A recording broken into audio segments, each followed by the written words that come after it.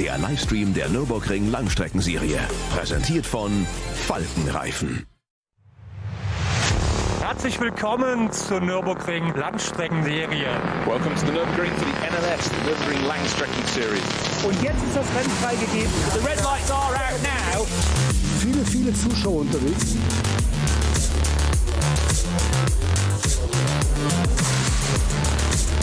I would think that's very, very close. Jetzt kommt er ran, zieht sich ran.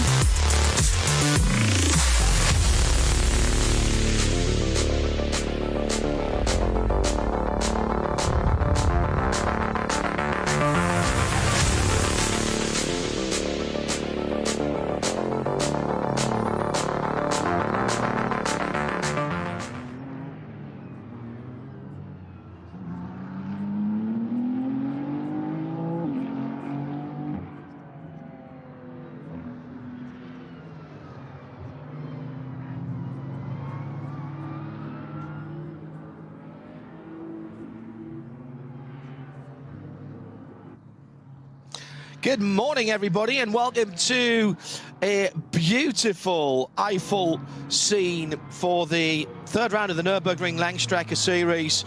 It is the 56th running of this particular race. If you're not sure about how all of the Nürburgring Langstrecken-Series works, the VLN and various clubs actually organise these races throughout the year. So we've got some very famous names in terms of the races. This is the third of the championship. We're building towards the 24 hours of the Nürburgring, which is not, of course, part of the championship, and we'll be giving you full coverage of the qualifying race weekend as well as the race itself. Can't wait for that in a very busy June. It is in fact the weekend straight after Le Mans. I said it's been beautiful conditions. It has. Qualifying took place this morning. We'll give you a rundown on that in a moment. In the Global Broadcast Centre today, John Hindorf on duty, and Johnny and Bruce with the Spa coverage later on today of the FIA WEC 6-hour race. And it's a busy weekend because we've got IMSA from the WeatherTech Raceway Laguna Seca later on tonight. There's no crossover there, and then again tomorrow. So plenty to keep you interested if you are an endurance racing fan, and why wouldn't you be, particularly on this circuit. This is the circuit, the ultimate circuit for around the world. Does a perfect lap exist on the Nürburgring Nordschleife? Not sure.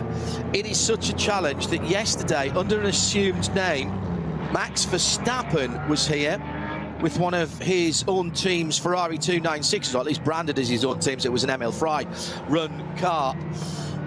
Herman, he had a not due cause on the side, which I thought was quite funny. The rumour is that he is going to try and qualify for his air permit, for which he needs 14 laps in a lower powered car.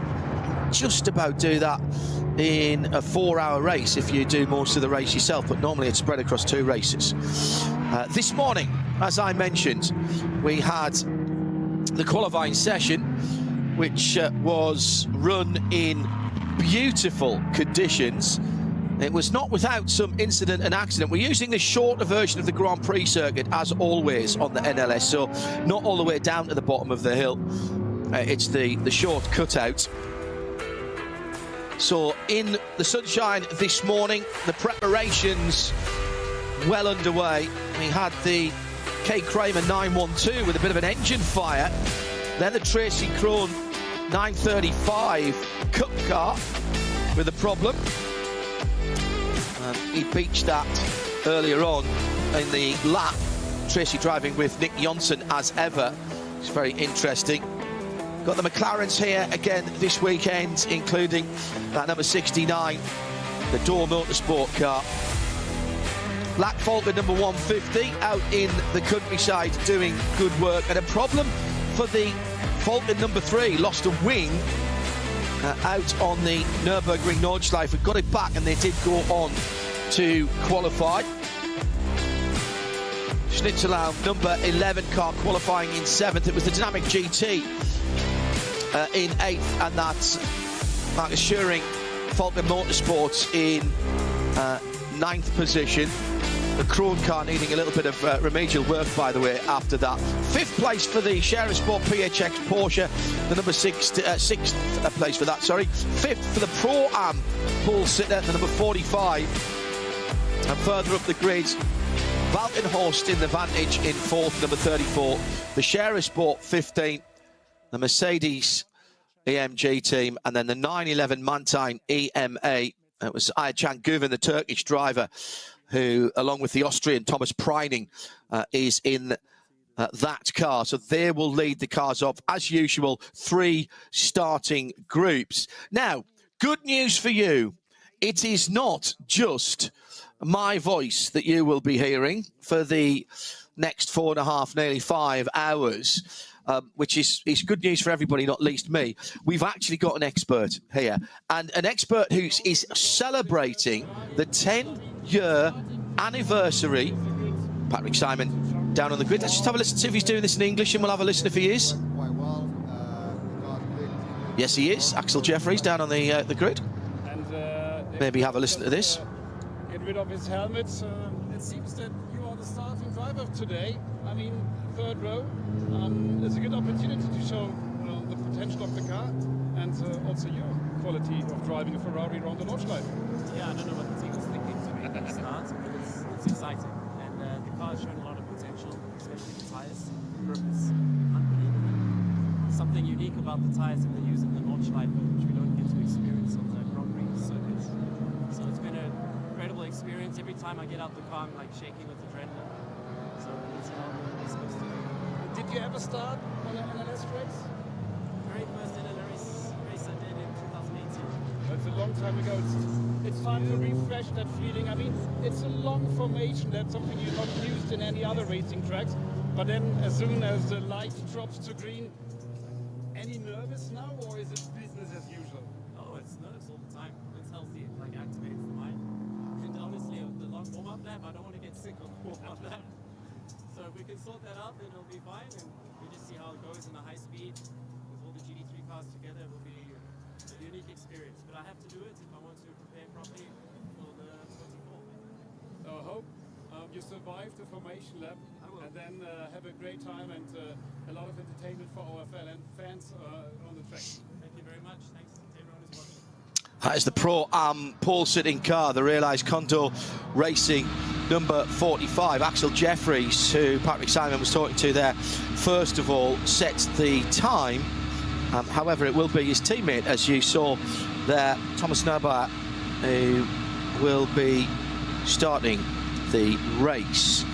Jimmy Broadbent on pole position, or at least his car is the number 150 in class pole position as well. I was about to tell you that my co-commentator, analyst and expert here is celebrating his 10th anniversary of winning here at the Nürburgring in the 24-hour race. Good morning and welcome to our NLS broadcast into the Global Broadcast Centre. The one, the only, the ultimate professional for performance driver is Andy Prio. Hello, mate. How you doing? Good morning to you guys. How you doing, John? Lovely to be here with you guys. And can I say thank you so much for everything you've done for motorsport over the last, how long? 20 years plus of Radio Le Mans, and giving us all the information we need. I'll take 20 years. It makes me sound younger. Thank you very much indeed. Pole position for Ayhan Guven in the Grello number 911 Manthey Porsche. Manthey, the family team, originally, now of course owned by Porsche, but still based at Moispath, just on the other side of the Dottinger Hurt, down where you come on for the tourist laps, for those of you who have been good enough to do that. The challenges of the Nürburgring Nordschleife are unlike any other racetrack in the world, Andy.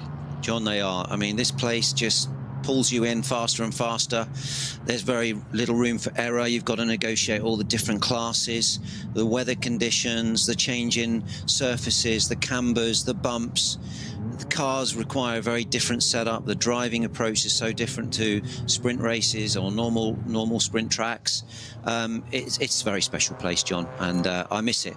How do you prepare for a track that is so long and has so many imponderables? Because certainly in the 24-hour race, the track can change lap to lap. It's 9+ minutes around, so you get to any corner, pick one, Brunchen, you're not back there till nearly 10 minutes later, and it could have all changed by there. How do you prepare mentally for that? Well, I think you've just got to be ultra concentrated. You have to do your visualization. Now modern race drivers do their sim work, but that doesn't give you the apps, as you say, that, you know, having all these multi things going on during the lap. You know, you're arriving maybe and there's oil on the track. It's being fully aware. And when I drove for Chip at Daytona, he said, you know, unless a meteorite hits you, everything's your fault. So you've just got to drive with that in mind, that, you know, it's your problem and you've got to deal with it. So you've got to be aware. I've seen all of your circuit racing career. I remember you subbing in British Touring Car Championship at Alton Park, where you just went and planted the car on pole position in your first ever proper circuit race at that level. Is there a little bit of a throwback in terms of the Nürburgring Nordschleife to the days where you weren't sure what the tracks were going to be like? I've got pictures, black and white pictures, of people like Sir Jack Brabham at Zandvoort drifting cars around because they were feeling for the grip every lap.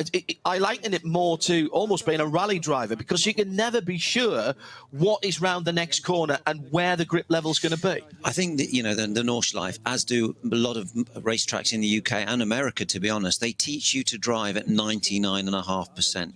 100.5% you're going to go off. 99% you're too slow. You learn to drive in that very small window of, you know, absolute ultra concentration and intuition without taking unnecessary risks, although you are taking huge risks every time you sit yourself in the race car around here. We had 134 cars on the entry, 133 set laps. The Dr. Stein Turton Motorsport BMW, the 116 car, didn't set a lap. It remains to be seen whether that car is actually on the grid, and I won't know that until everybody's started and gone through the start-finish area.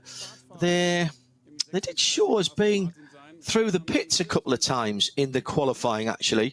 So maybe they just had a wee problem. Patrick Simon doing a great job down on the grid. Christian Cronjes will be starting the Aston Martin. Aston back with a vengeance here. And the best of them sitting well up to the sharp end. Front of the cars are the front of the grid's SP9s, of course. And they are effectively GT3 cars. A little bit of a change in specification. For example, actually, the Manthey 992 GT3R, which is the spec of car that runs, say, in the World Endurance Championship and in IMSA as LM GT3 and GTD. Here at the Nürburgring, it's always had the louvres over the front wings. It's not been the case for any of the other series. The new Evolution, which I was crawling all over at Spa a couple of weekends ago when it made its quote-unquote competition debut, actually running out of competition and out of homologation in the Creventic series. That has now got the louvres back in the top of the wing. So when they start going to customers towards the end of the year for 2026, that is one of the evolutions on that 992.2, if you will, or Evo 2 of the 911 GT3. Got Porsches, we've got Mercedes, we've got Audis, we've got Astons, we've got Ferrari, and the Condor racing car is the pole sitter, as we know, in Pro-Am. That's the Axel Jeffries car that we were talking about earlier on. But we have got Fords. Ford are back at the Nürburgring in the shape of HRT for performance, and the number 9 car sits in 11th position. Dirk Muller did the qualifying on that, and Ford have made a big commitment to GT3 over the last couple of seasons. Andy, you've been part of that project, and it's I mean, it's great to see Ford back here. They have won this race back down through, won the 24 back down through the years. Absolutely. I mean, Ford's commitment now to sports car racing is really, really exciting. Obviously, recently announced that also they will be going into the, the LMBH class. We've got a great feeder of vehicles, right from the Mustang Challenge right up to GT4, GT3. The GT3 car is a phenomenal bit of kit. It's new to the Nordschleife, and as I said, all of these tracks require very special, bespoke settings, and they've got to learn the car in a very short period of time right now to get it ready for the 24. They've got two very experienced drivers. Frank Stippler's joined, a Nordschleife legend. We've got Dirk Muller in the car here with his huge experience. Olsen also racing at Spa this weekend, where they qualified third and fourth in WEC, so making big steps. The first year was learning, and now we're ambitious, and I think the car can do extremely well. But listen, John, the GT3 class, let's not forget how competitive it is. These manufacturers have been in here for years, and it's as tight as I've ever seen it. So there's a lot of work to do, but we're making big steps, and obviously won the first race in Daytona this year in IMSA. So starting to show real signs of speed and performance. The Ford ladder pyramid, if you will, starts now with the Mustang Challenge car in SCCA racing. Maybe for people who haven't raced before, coming up through track days, it's the same specification of car that you can then take to the Mustang Challenge Series in IMSA. Then you've got the GT4, then you've got the GT3. Mustang Challenge, by the way, is part of our IMSA coverage this weekend. We are replete with Fords this weekend, both at Spa here and at WeatherTech. Jim Farley racing again this weekend. Now, Jim Farley is the man who sits behind the big desk. Yes, he is the top man at Ford Motor Company in Dearborn, at Detroit, and he is a racer, not just at heart, he is an actual racer, and he's out in the Mustang Challenge at Laguna this weekend at the WeatherTech Raceway. Beyond GT3 now, we're talking about potential of a prototype program. So we are talking literally taking potentially somebody in the next few years with the blue oval on their overalls and on their car, coming out of track days, working through, progressing their license, and potentially ending up at Le Mans in either an LMGT3 car or even a prototype. That's incredible for one manufacturer. Absolutely. The ultimate goal is there for these drivers now coming in at the junior level. The graduation, the steps, the staircase of talent, whatever you want to call it. Also being able to work with a manufacturer very early on in your career. It's so hard to get these manufacturer drives, and to have your name flagged up and promoted by a major manufacturer like Ford at the beginning of your career is a no-brainer. Yeah, and such great history. People forget. People talk about the guys in in Formula One with the Ford Cosworth engine, of course, going back to the DFE and the DFX. Jim Hertling just getting spoken to on the grid in this beautiful weather, so weather's not going to be an issue. We'll set off on the world's longest formation lap in terms of time and distance in a few moments' time, around about 11 minutes' time. Andy Preo with me, John Hindorf, in the Global Broadcast Centre at RSL_studio, if you want to get in touch with us. Good morning to those of you who are joining us just after 11:30 in the Eifel region of Germany, with the summertime looking like summertime, not even just spring at the moment, not like Patrick Simon to have his head turned by a couple of pretty girls going by. Patrick, a very, very accomplished driver, still drives, does a lot of classic racing as well, and has a gorgeous Ford, the Ford connection runs deep, a gorgeous Ford Granada estate car. And it's got real history because it used to be a course and rescue car at, I think it was Zandvoort, and he bought it and he's restored it. It's bright, bright Opel fruit orange. And I've seen it. because I've worked with him on a number of things, and he does drive it. He drives it on the street. It's brilliant. It was mid-restoration when I saw it. He drives a lot of old touring cars as well at things like the Spa Classic. Now, this is another English interview because that is the unmistakable voice of Aston Martin driver David Pittard. He's driving with Nicky Team.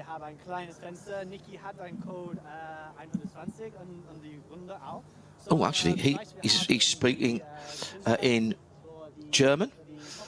That's impressive. Yeah, Frenchman who has an English name and speaks German. Very good.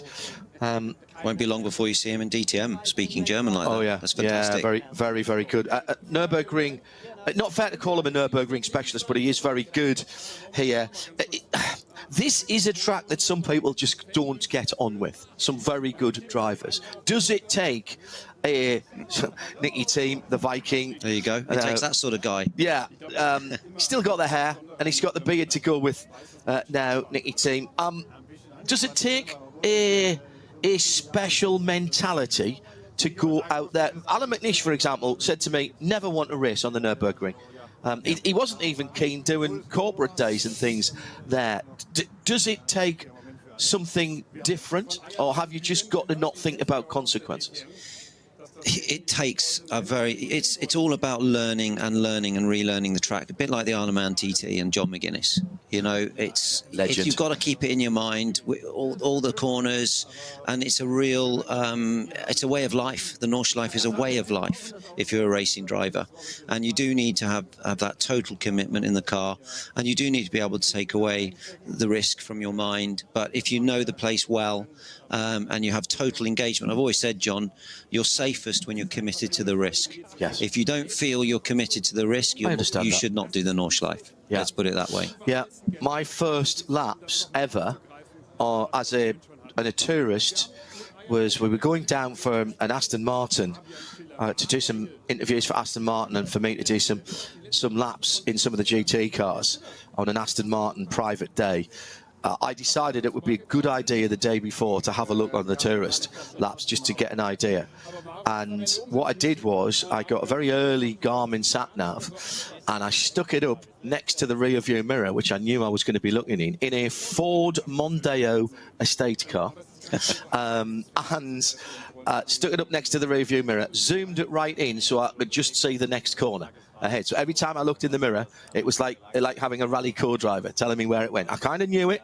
Yeah. Being on the, I was going to say Sims. There weren't Sims in those days. Gran Turismo is the platform game that really made this place a global sensation. And oh my goodness, you just can't believe it. I always say to people going there for the first time, whether they're doing tourist laps or they're doing something more involved on a track day there, don't think of it as a racetrack. Think of it as your favourite country road with nothing coming the other way. Because I think if you think of it as a racetrack and you are overcommitted, as you were talking before, you could come a cropper quite easily. Absolutely, and it really hurts if you turn in a bit early somewhere and you run out of road on the exit, and you combination corners, you turn in combination 1 and you have the problem on the exit of combination 3. You just carry your problems, and they're fast problems. But you know, you do. I always used to do visualization, and honestly, to visualize a complete lap of the Nordschleife, you always miss a bit. Oh, well, there's bits that look similar exactly. as well. Up to the carousel, I could talk you through it now to the inch. Yeah. After that bit when you come out, it was the same. When you come out of the Brunchen, big carousel, Hoacht, down through Hoacht, yeah. Brunchen, this area here. Yeah. That's the hardest. Back down to the Kleiner carousel. Yeah, there's too many bits that look the same there, and unfortunately, if you commit to one that you think is a 4th or 5th gear corner, and it's actually the 3rd gear corner that looks a bit like it, then you're not getting it back at that point. That was my area where I always struggled. It's strange. I could do the rest of the lap, and what you could do is break it down into say 5 or 6 separate circuits. Yeah, but I would only be fully down happy. The Kleiner carousel. Absolutely, I'd only be fully happy going into my race could I visualize the whole lap, Yeah. and then I would be fine. But that last sector is really tricky. Yeah, and then of course there's a little sting in the tail as well as you come down the Dottinger down to the Tiergarten and Hohenrhein. People think, we're on the way home now, but in a race car, the braking for that last chicane is so far up the hill. You are still on the throttle in a GT3 car, so far up the hill, beyond the left-hand kink. And when you see the onboards, if you go online and look at the onboards, you are aiming it at the end. You're aiming the car at the end of the left-hand arm core, because the pace you take there will push you across to the right. Incredible finish to the lap. And we have seen races in this series, in this championship, won and lost on the last lap, overall, and certainly in classes at that Hohenrhein-Tiergarten area, because it is insanely quick down through the Dottinger Hohen. Some of the smaller classes, actually, that don't have as much aero, Andy, are pretty quick down there. And the GT3 cars don't have it all their own way. No, I mean, I've driven in, GT4 races, and the cars moving around because they're so quick, through there. And obviously the GT3 has more aero, as you say, but you can easily get a false limit in the car if you brake a bit early, John. Braking early is not a good thing there. You've got to go into the compression, get through that, which is an act of faith, and then brake with total commitment. And you're looking at that barrier directly in front of you, and it's bumpy, it's there's just one line, and there's no room for error, so it's really hard. You can't relax towards the end of the lap. You get a little relax on the Dottinger unless you're not slipstreaming 4 other cars, which can happen.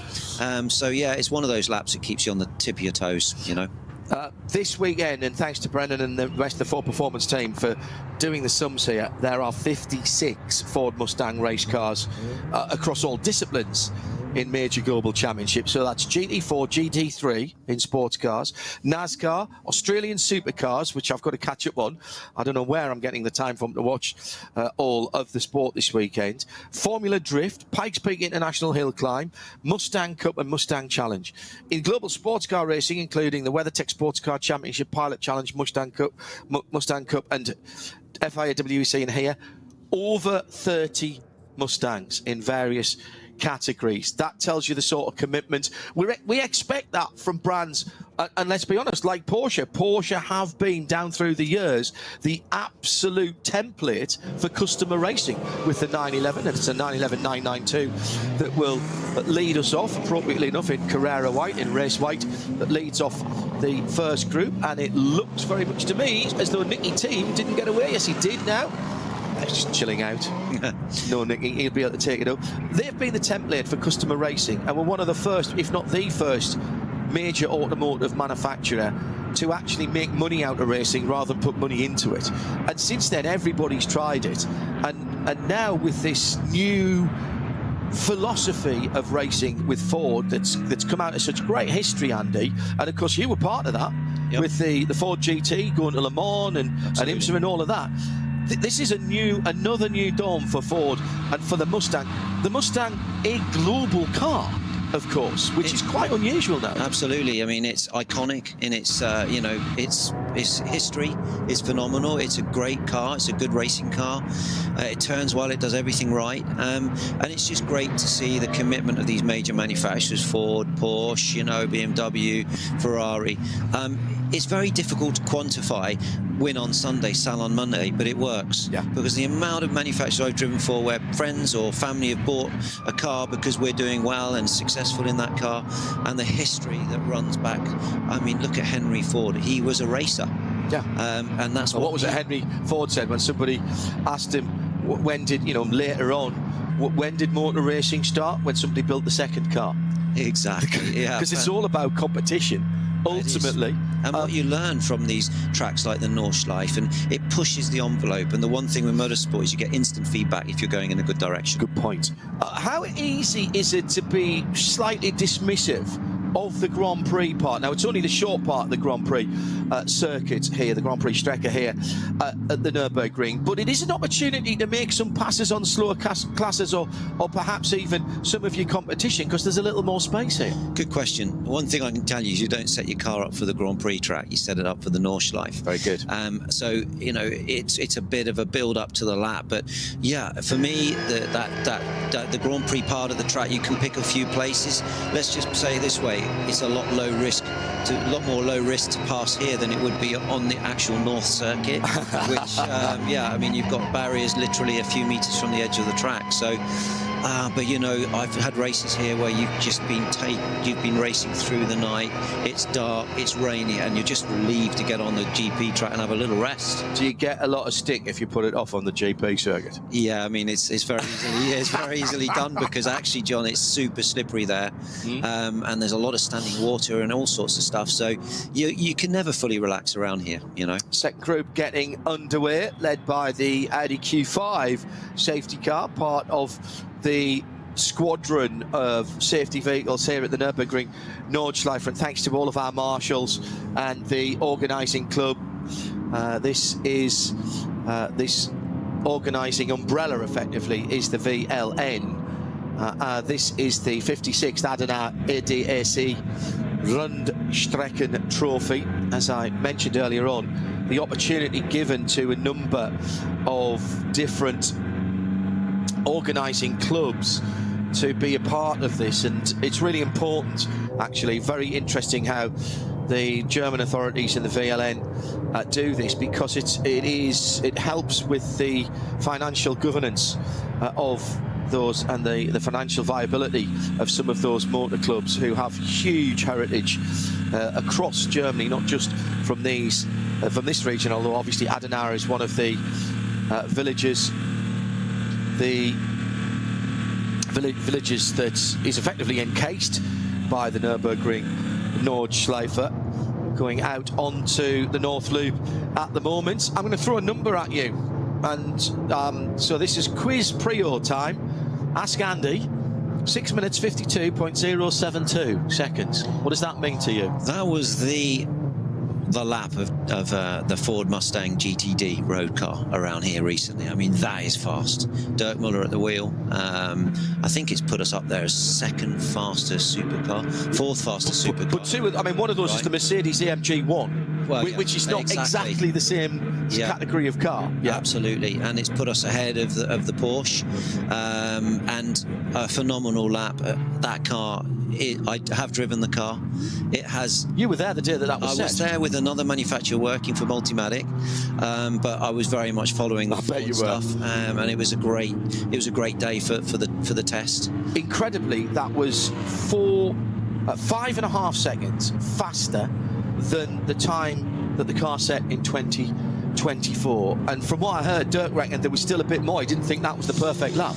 Yeah, I think they did the lap, and you know, that was it, kind of thing. They may have gone again. The conditions were perfect, but they really fine-tuned the car.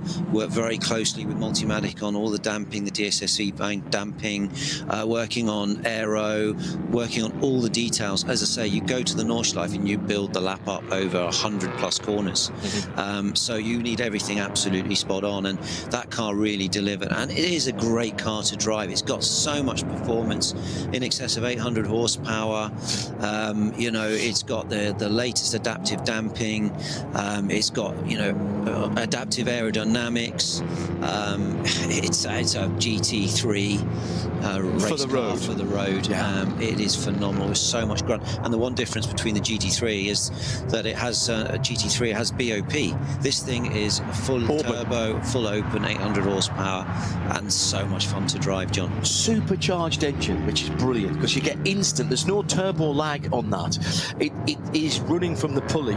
Some people say it's old-fashioned. I've driven supercars supercharged cars before. First of all, I love the visceral sound of them, but the torque in particular and the power, it's like stretching an elastic band. It's not so much a power and torque curve as a rocket shooting off. It's incredible, the response. It's an absolute dragster. You know, it's all bottom end, and yeah, I mean, but the thing is, you know, John, for a big car, the aero and the cornering speed, I mean, to do a 652 lap round there, that is fully fast, you know. Impressive, and well done to Ford for the commitment there. The more regular high-performance version of a Mustang is the Dark Horse. Yep. That is available in right-hand drive in markets like Australia and in the United Kingdom. And in terms of value for performance of your investments, it is incredible. Go on the Ford UK site and have a look. There's always a couple there. I was looking, I was just listening actually to a Mustang Challenge race that I commentated on at Sebring with Joey Hand, and we went off on a bit of a tangent in the middle because I found a very, very nice light blue one, and Joey was going, that one, you need that one hanged up. Do you know what? They're great cars. I've done a few demo laps in them in IMSA, and they've just do everything right. They turn in well. They're a road car designed for track days. But you can drive it to the track day and drive it home. Is it genuinely, I'm going to ask you this, is it a car you could genuinely use as a daily driver though? I believe so, yeah. Because it's still got the big boot, you can still get your shopman in there, it's got some back seats. It's a 2+2, we're not going to say you could have 4 big adults in it. But absolutely, no, absolutely, but it is. You can drive it as a daily, and you can go racing, well, not racing, but track days, and upgraded brakes, upgraded suspension. As I say, one thing that Mustang does very well is it has a very responsive front end. And Ford do everything right with the steering, the loading, and just everything feels good. It's precise, and it's great to drive. Here we are on the green flag lap, which is, as you say, a long lap. Long lap going down the hill to the bridge, and the old second entrance to the Nürburgring Nordschleife, just on the right-hand side. Used to be a very handy change of surface just before you turned into the right-hander that you could... It wasn't really a brake, it was just a lift off and maybe a brush up towards the infamous corner where Nicky Lauda had that unexplained incident back down through the years in, what was that, 1976, wasn't it? Yeah, I think of that every time because I actually drove this track with Hans Stuck, my first ever Nordschleife for BMW, and he was the first man on the scene to pull Nicky out of the car. That's a very good point. A formative moment. I mentioned Gran Turismo 7 or Gran Turismo earlier on about how it's really brought the Nürburgring Nordschleife to an audience. I remember talking to people in the States as Gran Turismo 7 is out now, which is even more realistic. I talked to some people in the States about going to go and work at the Nürburgring Nordschleife as late. I think we first did the Nürburgring, in fact, I know exactly when we did the Nürburgring 24 hours for the first time, because it was on the weekend of my first wedding anniversary in 2007 in June. And somebody said, I'm sorry, go to the Nürburgring. I went, yes. And they went, don't be stupid, it's not a real track, it's made up. I've seen it on the game, but it's not a real track. I went, no, it is a real track.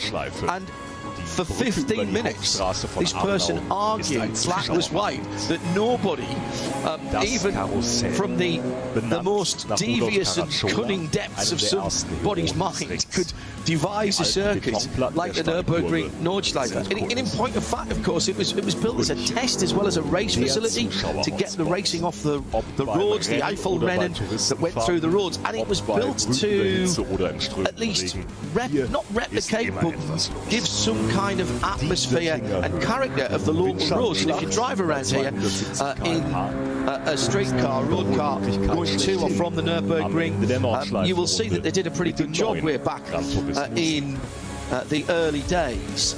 The test slope is not now used. That's where you go straight on at the end of the run up, just before you turn right to go up to the Caracciola Carousel. There was a test hill there, very steep. So the formation lap underway.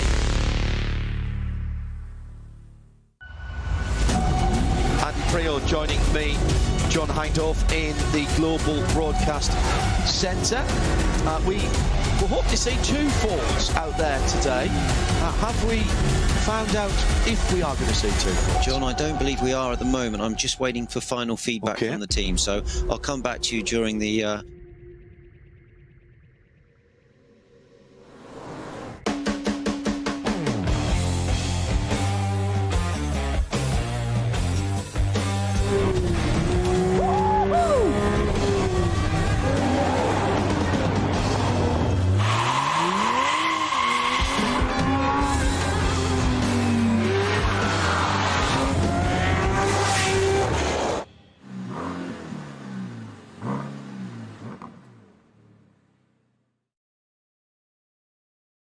Sie sagen, es ist nur ein Auto, aber wir sagen, es ist Herzblut, Schweiß und Perfektion. Denn wenn du schraubst, dann zählt jeder Millimeter.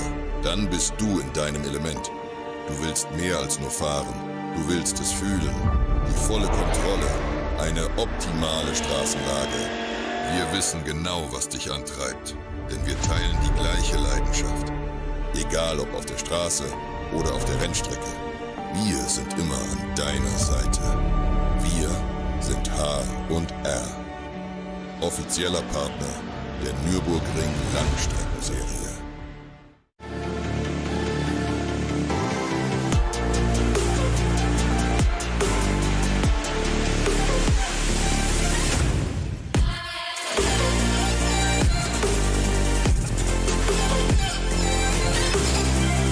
Faltenreifen.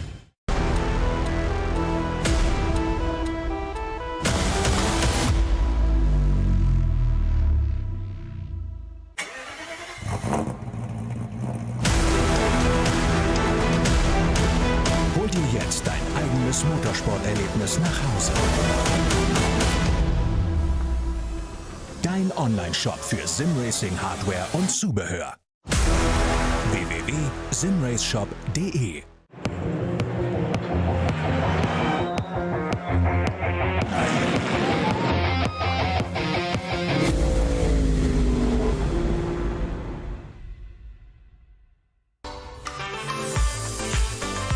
Liebe Fans, Lovely fans. besucht uns auf unseren Social-Media-Kanälen. Follow us. Auf Facebook, Instagram, YouTube und TikTok.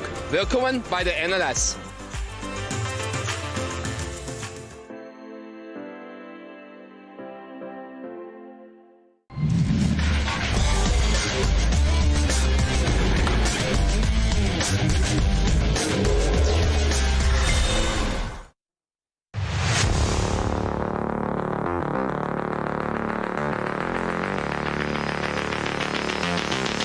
Comments. Coming up to noon, high noon, and it's time to go to work for the drivers and the teams in the third round of the Nürburgring 24-hour series, or the Nürburgring Langstrecken-Series, excuse me, for 2025. Andy Prior, for performance driver, mentor, all-round good guy, who I've known for a very, very long time, and me, John Hindorf, in the booth. We were talking earlier about Max Verstappen being here yesterday doing what he thought was a little bit of sneaky testing. Now, the fact that he is a super licensed former shall I try and do that in English? I only speak for a living. A super license holder and a Formula One world champion, multiply, actually cuts no ice on the Nürburgring, because this is a track like no other. And I know Martin Brundle had to go through the training. Everybody who comes here now, because of the unique nature of the track and also the safety with things like slow zones, code 60s, code 120s, has to go through the training, and that means doing some laps, doing some classroom work and doing some race laps in some slower cars, even for Max Verstappen. Is it really that different? It is, John. It's a minefield of information for you to take on board in those slow zones, how these slow zones are run, when you can start to overtake, what speed you need to be before, what speed you need to be during. If you go from one slow zone into another, when you can re-accelerate, there's so many aspects to it. And to be honest, you know, you're working with some 150 plus marshals, and it's knowing how to deal with all the variables as well, because it can cost you a race if you make a mistake. And more importantly, somebody could get hurt. really easily, particularly in the 24 hours. I have seen the permit is at the discretion of the organisers. A Class A permit is what you need to race a SP9 GT3 car. I have seen permits removed during a meeting so that a driver has been asked to come in during a practice or a qualifying session, or in one case, I'm pretty certain, I remember during the race, in the middle of the night, somebody blew through a slow zone well over the prescribed limit. It's all measured by GPS, so there's actually no measure of sticking a finger in the air here. The team were told to bring that driver into the pits, and the driver's permission to drive, his permit, was removed immediately, so that if he wanted to come back, he would have to re-qualify. But that's because there are no safety cars here. We use the respect of the drivers for the workers on the side of the track, which sometimes will include heavy equipment, cars that are in strife, and you've got to have that discipline, Andy. You do, John, and you know, you are neutralising a very dangerous race, and you have to take responsibility. Here they're coming now into the formation now, and they have this area here, John, where you're not allowed to weave. Yeah. You've got to form up and prepare for the start. 2x2 start, Chan Guven for Manthey in the Grello, number 9-11, as he will effectively become the controller of the speed right alongside the Bilstein sponsored number 14 Mercedes AMG, Audi in behind there, and Aston Martin make that 5 different manufacturers with the blue and white. Ferrari in 5th position, 5 different marks in the top 5, and not all German marks either. Little bit of slowing down at the front of the field causes a concertina effect as they go through. Guven from Stoltz, from Chris Haase, from Nicky Thiem, David Perel, Ricardo Feller, Joel Sturm, all going through. Jim O'Hartling in the 8th position in the Schnitzelbaum all Schnitzel all day restaurant car. There's already been a coming together at that first very tight corner. We're using the shorter version of the track. We don't use that at the Nürburgring 24 hours because we actually just go right and straight left, because where they've just driven round is actually being used as paddock area. The Falcon Tyres number 3 car right in the mix there, sitting behind the Schnitzelbaum car ahead of it, down to the braking area for the hairpin on the short version of the track.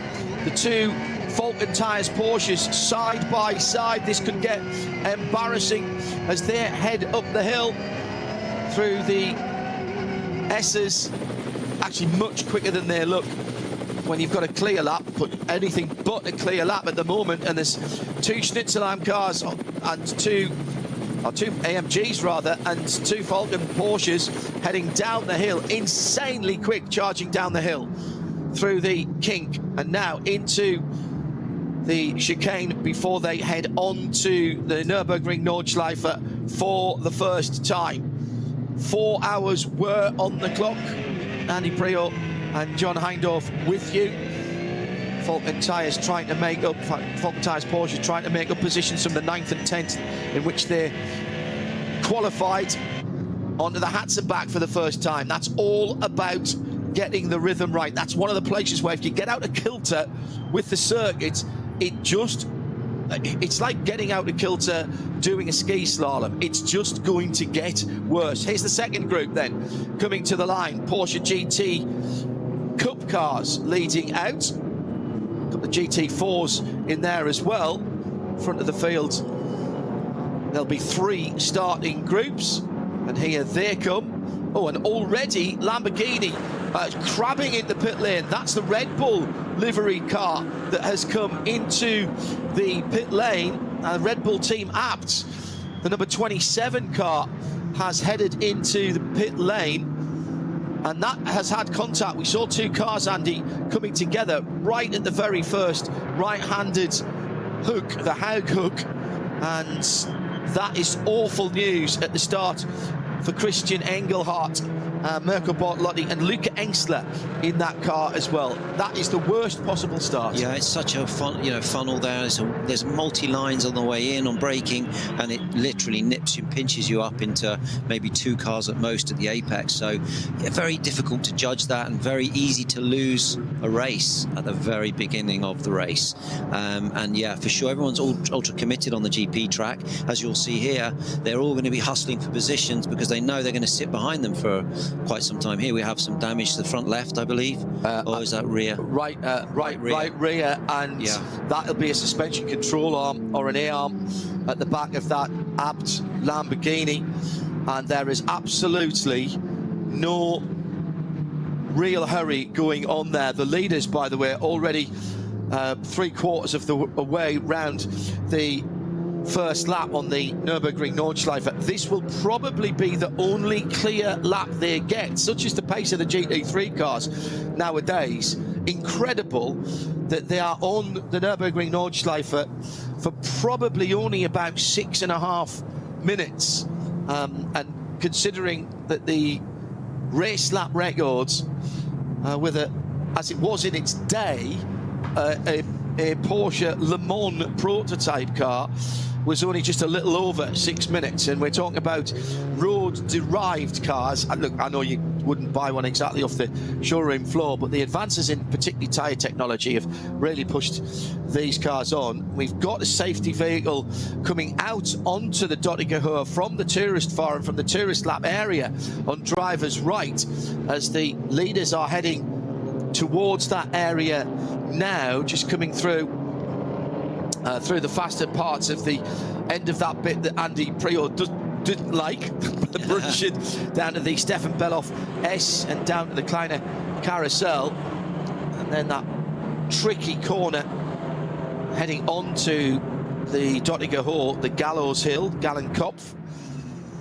and look for a moment like we might have a passing opportunity from one of the Falcon cars. Third group is underway.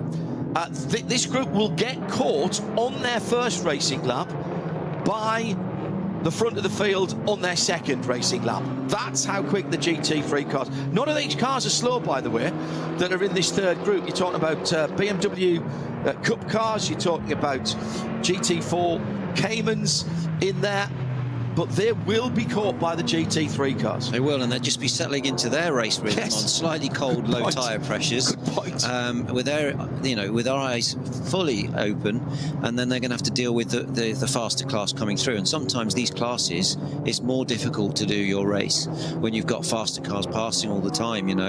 Going forward and just focusing forward is always much more. I'm not going to use the word easy, but it's more focused, and it's a slightly different way of driving. Whereas these guys have got full race going on here now, and they're going to be on their rear view mirrors very shortly. But you've got the big guys coming through in the GT3 cars, and it's a great opportunity to make up some space in traffic, or pull a gap to the guy behind you. So this high risk, this next lap. Live on RS3 for the audio this weekend. If you don't have the bandwidth to follow us on the international TV feed, or maybe you've got to go out and do something, if you go to radiolemans.com, click the player and hit RS3, you can take this commentary with you. The onboards and the overhead pictures, absolutely incredible. Big investment from the Nürburgring and from the VLN, who run the Nürburgring Langstrecken-Series. The whole circuit now has been connected by fibre, so that the cameras can just be plugged in. No long cable runs like it used to be. And we have a helicopter up today as well, which is just following the leaders, the Grello 911 Aychan Guven, just coming through to Gallenkopf now, which I can see on one of our split screens. Beautiful weather. High noon, the sun not quite at its zenith at the moment because of summertime, but the shadows are being cast. So the shadows being cast on the first part of the Dottinger by the trees on driver's left. And it's the leading pair that are coming through. Looks like the Lucas Stoltz GetSpeed car in second position. No, it's not actually. That's the Audi, isn't it? So that's going to be Chris Haase for the Scherer Sport Audi that's in behind. It's the blue car. Then the Bilstein machine. And then it's the Ferrari, the Conzo Racing Realised car. David Parrell behind the wheel of that. And still those Falcon machines in that light blue making up positions. During the Nürburgring 24, I always think the helicopter pictures when the GT3 cars get into traffic, Andy, I always think it looks like a police chase. I know. It's incredible. And it doesn't show the actual speed of these cars. They're super fast aerodynamic cars, which you say, tyre technology's come a long way, and it looks very equally matched here. They run, I believe, the SRO VOP regulations for this championship, and they seem to have it really close, you know, which is good. And the racing looks tight at the front. It is one of the few series in the Nürburgring 24 big 24-hour races that still has open tyre regulations. There's no mandated tyres, and we always do a little bit of an addition of all the tyres before all the tyre companies. I think we had 12 at the Nürburgring 24 last year. That's really unusual nowadays. It's really unusual, and it's nice because you get a proper tyre war. And you, as a manufacturer, you may be able to work with a tyre constructor and actually get a good tyre suited to your vehicle. Whereas other championships, you have to run a one-make tyre, which is suitable maybe for rear-engine cars and not front-engine cars. So this can make the racing more open. The other thing with the Nordschleife, John, is that it does push everything to the limit: tyres, dampers, chassis, and as a developer, you can develop a really, really good tyre around here. Falcon do exactly that, and I wonder one of a number of manufacturers of tyres, of cars, who have a test centre on the Gottlieb Daimler Strasse, which runs just behind the main road, which runs alongside the Dottinger Höhe. All of the tests and development and technical centres are down that road, and it's a who's who of automotive manufacturing. Falcon is slightly at a disadvantage because they are still making their tyres back in the Far East, and that means that it takes a little longer for them to implement any changes from the data that they got and get the tyres back. But they have made massive strides down through the years, concentrating on Porsches.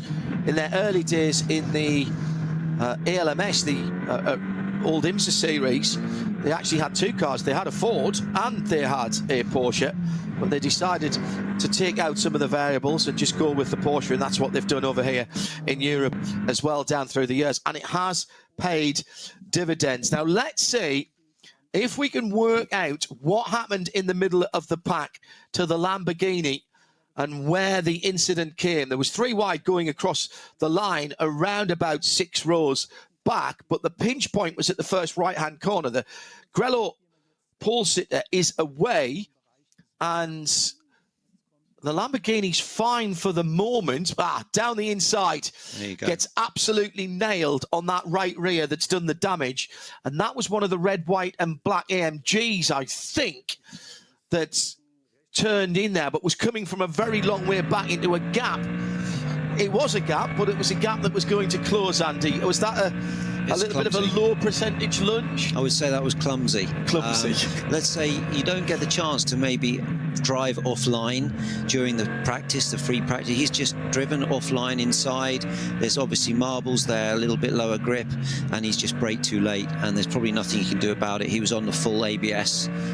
It's not that he just lifted off the brake or anything, but I always used to go offline on any in-lap to feel the grip, especially in touring car racing, because you need to learn what the track is doing in the other defensive parts. So yeah, unfortunate, big mistake there, and it has cost the youngster car a lot, and it's very frustrating because you don't get many races like this with this weather at the Nordschleife to go and test. So what they'll do is repair the damage, and I'm sure they'll get that car out there to do some running and prepare for the 24-hour, which will probably be raining, John, and it'll probably be -2 degrees.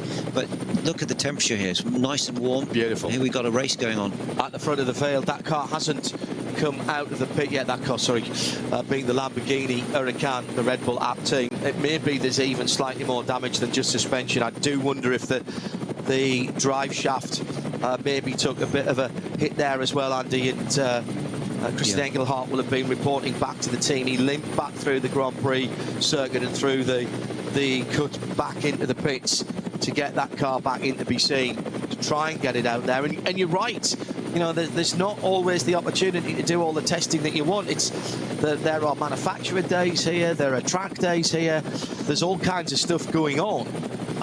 But you don't always get to go out there in your GT3 car and have a proper shot at it. So these early season NLS races run by the VLN are so important to your preparation for the ADAC Nürburgring 24 hours. Should just mention, by the way, when I'm talking about open tyres, that's in the top class. There are a couple of classes that do have manufacturers in the subclasses further down. Over 30 classes here this weekend. I'll try and keep you up to date with the class leaders as we go through, but obviously we're concentrating at the sharp end of the field, although we're keeping an eye on the M4 GT4 of Jimmy Broadbent and his team. Tom Coronel's in the Porsche number 927.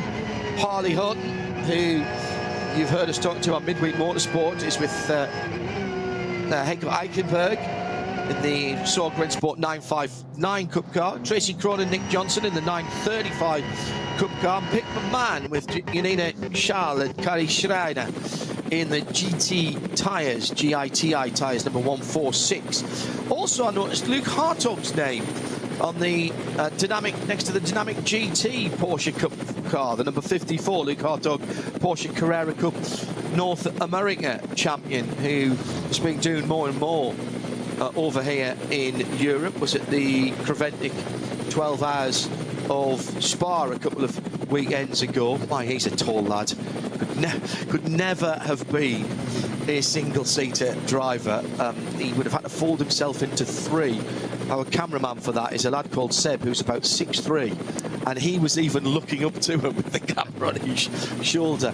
Really good prospect. Your son would have raced against Luke, wouldn't he? Yes, I believe so. And yeah, I mean, now these racing drivers come in all sizes. Luckily, in these modern GT3 cars have adjustable pedal boxes. Some have adjustable steering columns, so you can really fit all drivers, short, small. You know, in my day, John, when I was coming through, you had to be short, small, and light. But nowadays, the drivers are getting taller and taller. Here we've got a great race going on, a great battle down at the front of the field now. It's a real nice opportunity to gauge yourself against your competition. He's getting a good slipstream down Dertinger. Chris Harzer in the blue Audi. Defensive into the fast left. This would take a lot of confidence to go around the outside here. I don't think he will be able to pull that off. It's Chris Harzer, he can do anything. When you've got a name called Harzer, which is rabbit in German, he's likely to jump into any particular hole that he can get. There's a little bit of side drafting going on there as they came through. There you go. And he just couldn't do it. Aycan Guven on the better line. Yeah, I mean, inside line, and you don't want to be offline and outside there, John. But yeah, you could see that they were doing this this aerodynamic technique to put the wing and the front left into the rear wheel arch and to slow the overtaking car, and that causes you, like, it's almost like applying the brake. Yeah. It slows you up. Do you feel that in the driver's seat? Oh yeah, it's something. So you know when they're on the quarter panel. It's an old NASCAR trick, isn't it? It is. It actually doesn't make the second car any quicker, but it slows down the car in front massively. Absolutely. It's like applying the brake, John. It's crazy, and you're doing this all the time, places like here, Le Mans, and at Daytona, and it's sneaky, you know. It's the way to do it. We see a lot of overtakes, and a lot of people will watch Formula One. So we see a lot of overtakes in Formula One that is assisted by what I call the pass flap, DRS. Yeah. No, none of that here. That is just the aerodynamic effect, the hole in the air, effectively, that yellow and grello Porsche of Aycan Guven was making. That leaves a hole behind it, and that's what Chris Harzer was sitting in, and therefore his car is doing less work with air on the front of it because there isn't as much air on the front. That's right. Either way I look at it, you've got like 2 engines pushing 1 car, you know. So you're going to get some speed. But if you can imagine a boat, John, with a big bow wave, and you're using that bow wave to slow the other car by throwing the aero into the rear wheel arch, and it then slows the car up. It's a bit like applying 2 clicks of handbrake. It's that much. But yeah, you've got to find a way to get past down Dertinger because it's not an easy overtake. How close do you have to be? I suppose it depends on how much aero and how much of the wind, effectively, the front of your car's going. But it seems you have to be pretty close, and if you were being passed by that, if you just move away, does it mitigate it a little bit? Yeah, you've got to basically be quite clever. So what you do is you put your front left, say your front left into the wheel arch of the rear right. You slow the car up, and then as you're going down the side of the car you're overtaking, before you get to his bow wave, you then widen again. Yeah. So you've slowed him up, and then you don't get slowed up by the aero. You're saying all that, but of course you can't see that bow wave of air. Well, Adrian knew he can because he sees air moving. He doesn't need card or anything like that. But for the average person, we don't see it. So that's experience, Andy, that tells you, roughly speaking, where that is going to be. Or can you start to feel the turbulence? You build up an experience for each car, because every car's different. But you can feel it, John. You can feel yourself accelerating and then slowing the car up. You see you gaining 1 or 2 meters, and then you've got to pull out of the bow wave, and you just learn these tricks from many overtakes. But for sure, the Dirtingerhaar is one great straight to practice that work. And now you have 2 or 3 goals at it down there. You can, and let's say it's a lot less low risk to overtake them down the straight than it is somewhere else. So you're looking to find the way to slipstream past these cars. But when it gets really tricky is when you're in a multi-car slipstream with different classes, and of course you also have tyre problems and various other things going on. So you need to have eyes in the back of your head in that situation. A small but perfectly formed TCR category with just 3 TCRs, 2 Audi RS3s and a Cupra TCR. Now look at this, John. We've got the 2 lead cars in traffic now. The third guy is really we've got Stoltz closing in. Let's see who's got the metal here in the traffic, and also it's a little bit timing and luck as well. Keep an eye open for the best of the Pro-Am cars as well. It's Steph Perel in the Realised Condor Racing Ferrari. That one very easy to pick up in the blue and white. We've got the Grello car from the blue and black Audi of Chris Haase, then Lucas Stoltz in the yellow Mercedes AMG GT3, then the blue and white Condor Racing Ferrari. Huge victory at the first time of asking for the 296 for Klaus Abelin's outfit in the 24 hours. First time that a non-German brand has won for a million years. That's so fast down there, by the way. Vauxhall there, they're passing cars in that compression. I mean, that is just so brave through there. And look at them all. They're trying to follow each other through in the lower class too as well. But looking fairly constant at the moment. These guys are really earning their money at this stage of the race. What is the protocol if you're a fast car overtaking a slower car? The general rule of thumb in racing, and every race director and every race briefing, driver's briefing that I've been to, which is probably about 1/100th of the one that you've been through, as it looks like we've got the Ferrari just closing in on 3rd place at the moment, keeping an eye on that. Is it still, even in a place like this, is it still, or in fact is it even more important that the faster car has to make the move and make it clean? Absolutely. It's up to the faster car to get by. The slower car's got to stay on his racing line. You try to make it easy because obviously you don't want to lose time if you're being overtaken. So you can move a little bit offline, but you have to make no unnecessary moves. Anything stupid or chaotic at this stage would cause an accident. But the GT3 cars are just fully committed at this stage of the race, because you can so much aero as well. Absolutely, yeah. Now this is a really tight race at the front here with the Audi and the Porsche. They look very, very equally matched. Don't forget the Audi's following, so it pulls you along a bit on the long straights, but it's harder in the aero corners, And they've got a big gaggle of slower cars ahead, just going past one of the GT4 Caymans. They're heading up to through one of my favourite parts at Brunchen. Use all of the block paving on the exit of that, and now into one of those places we were talking about earlier on that all looks a bit the same. So they've gone through Icecarve, they're coming down through Flansgarden where the car gets off the ground, and heading down, building speed all through through to the Stefan Beloff S, which leads onto the little bridge before you come onto the small Kleines carousel. Well, this is insanely quick down through here, and picking your braking point at the bottom of the hill, really, really important. Fair play to all the slower class cars who are fighting for their own battles as well. as the leaders go through. And if anything, Ayhan Guven might have just gained a couple or three cars lengths now down into the really tricky Schwalbenschwanz left-hander before the Kleines Carousel.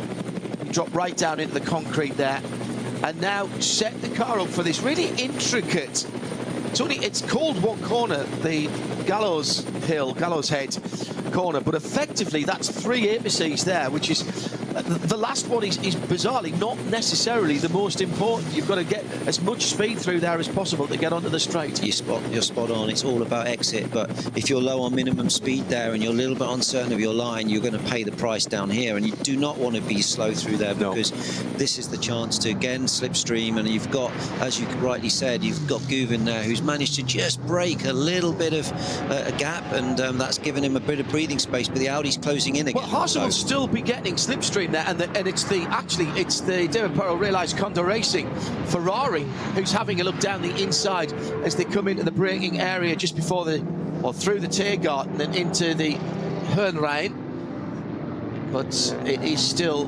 the AMG. So it's Porsche from Manthey, the Share-Sport PHX, formerly the Phoenix team, and then the team Get Speed Mercedes in third. So used to seeing that car in bright red down through the years, running in the Bilstein colours for a wee while now. Then the blue and white realised Condor Racing Ferrari. Then a bit of a gap back to Ricardo Feller, Ricky in the 16, the second of the Share-Sport PHX cars.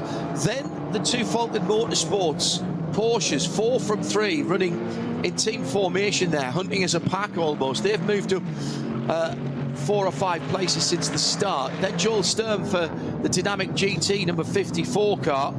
That's the one that Luke Hartog will jump into later on. And rounding off the top 10, Jimo Hertling for SR Motorsport, Mike Schmickner, and that's a Mercedes. And the best of the Aston Martins is the Valkenhorst car, Nicky Thiem in 10th position. Might as well go to 11th actually, because that's all of the top SP9 Pro cars are in there. And that is HRT, the Ford Performance car, sitting half a minute off the lead. Now, listen, if you were half a minute off the lead on a quote-unquote normal circuit, you'd be tearing your hair out. But half a minute round here is like a second and a half on a normal track. And we've not yet seen how the tactics are going to play out. 7-lap stints normally in these 4-hour races, but we have seen people come in early. And the reason you do that is there is a formula about how long you have to stand still in the pit lane, depending on how many laps you've done. And far cleverer brains than I, or even of Andy Prior, will have worked out which is the best way to break up this 4-hour time-certain race, Adam. Yeah, I mean, it really is. And I think it's all important about the strategy. The guys are working with their software and they know the pace of their car, the fuel consumption, the time in the pits, and they're working it constantly. And, you know, it also depends on track position as well. I think it's very close at the front, John, and they're running at 7:52 pace, which is similar to qualifying pace. Yeah. That was the best lap of the race. And that just goes to show these guys are absolutely 10/10ths right now. That's a good point you make there, actually, because on a circuit like this, what do you do different for qualifying? In the big 24, in the 24, we actually have what's called top qualifying, which is effectively 2 flying laps where you've got not much around you. Come back to that thought in a moment, because we've got the 2 Falcon Porsches fighting together. Yeah. It's the Heinemann car. This is Swedish ones, which is a fast left, very over the top of the brow. Yeah, well, and then obviously braking here, which is really you do not want a brake problem. Yeah. Now they're going to be in the foxhole, which, as you know, John, is so fast. Yeah. I've done this. I mean, I've only done this in a road car, Andy, but you're gathering speed through here. In a road car, you can't afford to hit the curbs at all. As you're coming down to the bottom of the hill, there is a feeling of thinking, I want to back off here because I'm not sure. They tried to slow it down as well with that curb on the left. That's but correct. They just made it bigger. Yeah. And that curb can actually cause problems. Oh, he's locked up on the rears. So this is what happens, John. You're coming from like 180 mile an hour into a 50 mile an hour corner, and he's just gone a little bit late on the brakes. Adenauer forced at the top of the hill. He's lost a little bit of rear grip there, but he's back into his rhythm now. But I love this section. Yeah, me too. It's so fast, and you don't want to get. You've got to turn in early. You've got to use the camber timbre of the road. It's very rhythmic in the way of driving. You're braking down here now, and it never feels like you've got front grip at this point because the road's dropping away, and then you have this fast compression, and this, to me, sends all the hairs up. It's without slower traffic, you are absolutely flat through there. The lead car is the number 4 car in that Falcon internecine battle. That's Tim Heinemann. Dennis Marshall did the qualifying for that car. It's Sven Müller and Maurice Schuring in the other car, and it's Schuring who's following his teammate at the moment as they are picking their way through traffic. There's so much about this track that is about rhythm and about stringing corners together, and the problem with that is that that's difficult enough, Andy, the voice is Andy Prior, by the way, that's difficult enough to do when you're on your own. When you are racing and you're coming through traffic, that is also having a race. I mean, for the lower classes, you're almost never on the ideal racing line, surely. No, you've got your eyes full, your mirrors full. You know, you're happy to get out the car at the end of your stint. It's exhausting. I mean, not only physically but mentally. We've got to have a slow zone here as well. So that's at Arenberg. So now, yeah, not only have you got to deal with traffic, you've got slow zones, you've got vehicles, intervention vehicles on the track. And yeah, I mean, it is a mentally exhausting race. And don't forget, 24 hours while you're driving in the dark with rain. You know, it's one of those races where you're just happy to get out the car without making a mistake. Opportunity for passing yes. here. So we've got 2 slower cars side by side. There's only one line, John. As you can see, they've got to fill, you know, wow, literally filter their way through the traffic. At this moment in time, you're just thinking, like, this is the first stint of the race, let's keep a good position. But during the later stages of this race, you might have seen somebody have a little sniff at that to try and pass. So that is going up the hill. So that's heading up through Kesselschön and Mutkurve and up to Klostertal before they get to the carousel. And the problem there is that is actually quite steep, the uphill. It's also very, very quick. But you don't want to lift off there, Andy, because you lose pace so quickly because it's the uphill. I think Mutkurve actually is probably one of the more difficult corners on the track because you cannot take the inside curve, and it looks easy on paper, but you don't race it on paper. No, you don't. And it's, as you say, John, as you know well, it is uphill, so you feel like you've got to really commit to the entry, but then you always feel like, oh, that was a little bit slow. The next lap you try a little bit faster and you scare yourself. So it's one of those, one of those corners where, yeah, we've got yellows. Oh yeah, they've got the Lamborghini out. Lamborghini is back out, having lost 3 laps to the lead. Now they won't get that back. But as Andy Prior rightly said, that Luca Engsler started the number 27 apt Red Bull team car, nailed in the right rear corner, actually right on the right rear wheel, on the first corner. Absolutely not of their making. I think it was one of the AMGs that did that. And they are out gaining data, basically experience. Every lap, every meter around here that you can get, it's never time wasted. You've got to get the drivers up to pace and in their rhythm. The team has to know the car. These cars are changing. Maybe the team changed this year with the Lamborghini, and there's so many variables that you need to learn before the 24-hour. And the pressure only goes up, John, at the 24-hour. It's massive, you know, with all the major manufacturers there. It's a big race to win. You have to do your homework on this place. You just can't arrive and be competitive. Maurice Schuring still staring at the back of Tim Heinemann, his teammate in the battle for 6th and 7th. I suspect if they weren't teammates, that would have got a little more fractious, as there's now a yellow flag on the Grand Prix circuit as well at Valvoline, which is the cut through. And the 2 battling Falcon cars having a go at, I think that's Ricardo Feller ahead of them in another one of the Porsches. And if it is, that is a battle. Yes, it is. That is a battle for 5th, 6th and 7th, 4th, 5th and 6th in their class. One of my old teammates, Tom Chick, there on the having a chat on the live feed from DTM. Yeah, I mean, these three Porsches are a really locked-in battle here, and there's Tom Heintrich. He's a good mate of mine, Thomas. So yeah, what we want to do is we want to see this Porsches. They're very equally matched, and they're on different tyres, the Falcon and the Michelin, I guess. Yeah.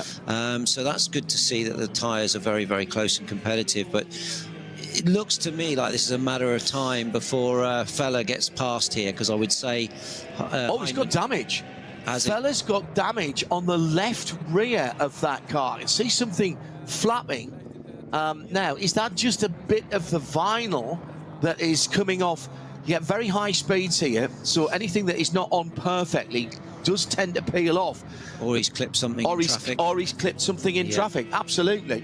And it doesn't take much as they go past the slow BMW 3 Series in one of the lower classes on the Grand Prix circuit. It doesn't take much to ruin the aero in some of the quicker places here. Yeah, just on the rear wheel arch, I mean, just behind the rear wheel arch on the left-hand side. Well spotted.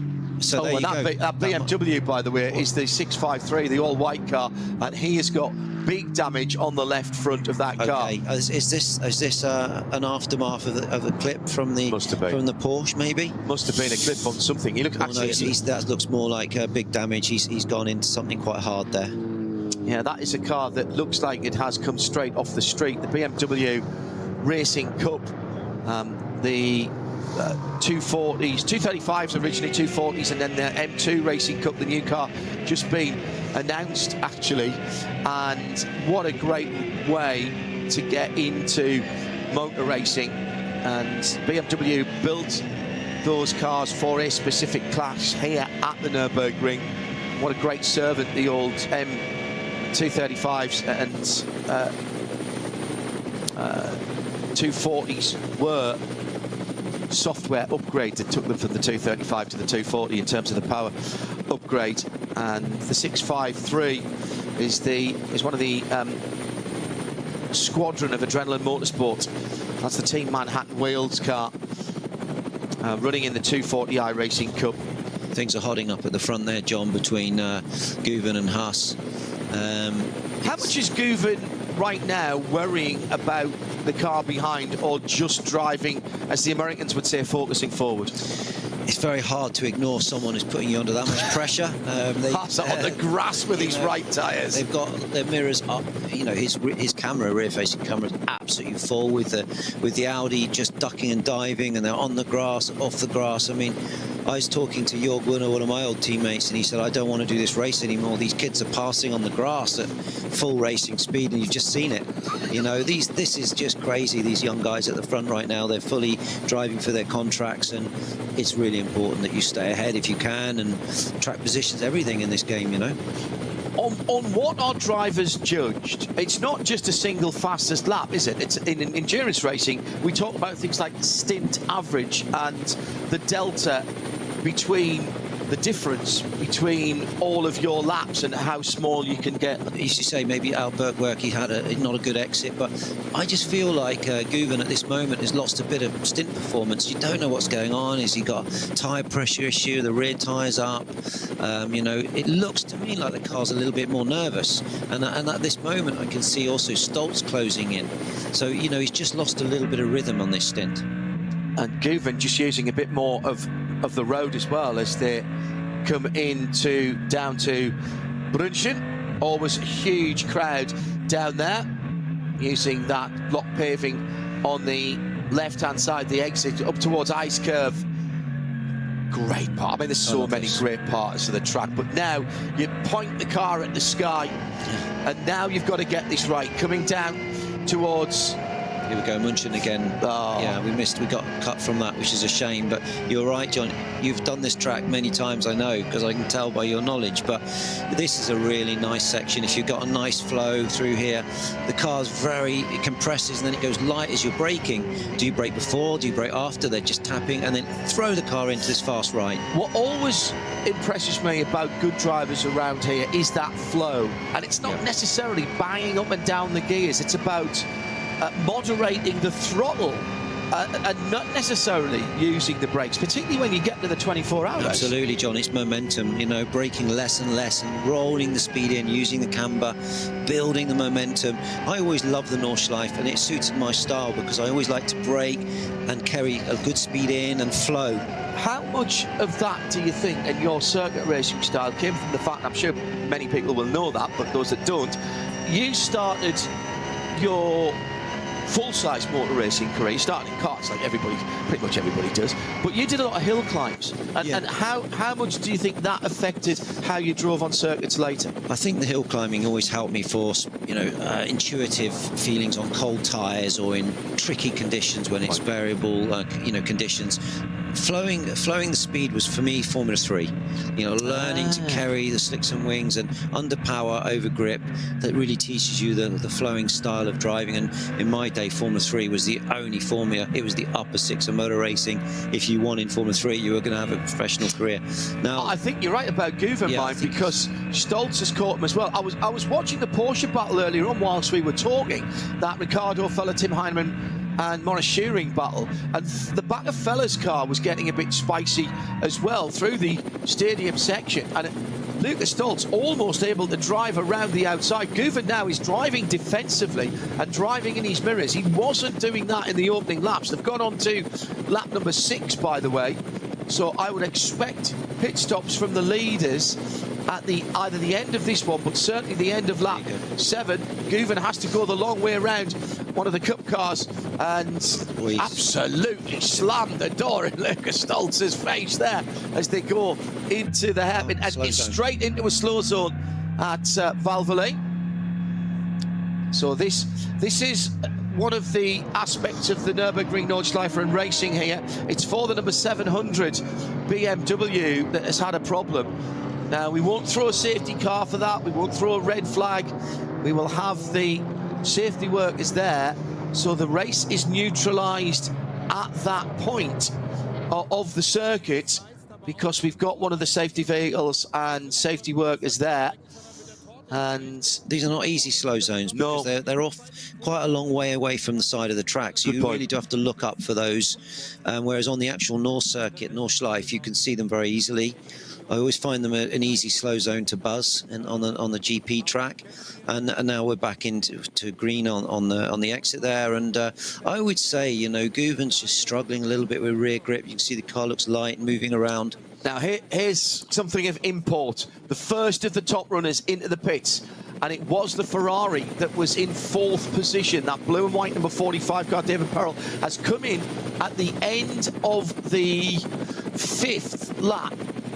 So note that down. Note that down somewhere, because that is going to become important later. Absolutely. Because we know that they are now on a different strategy.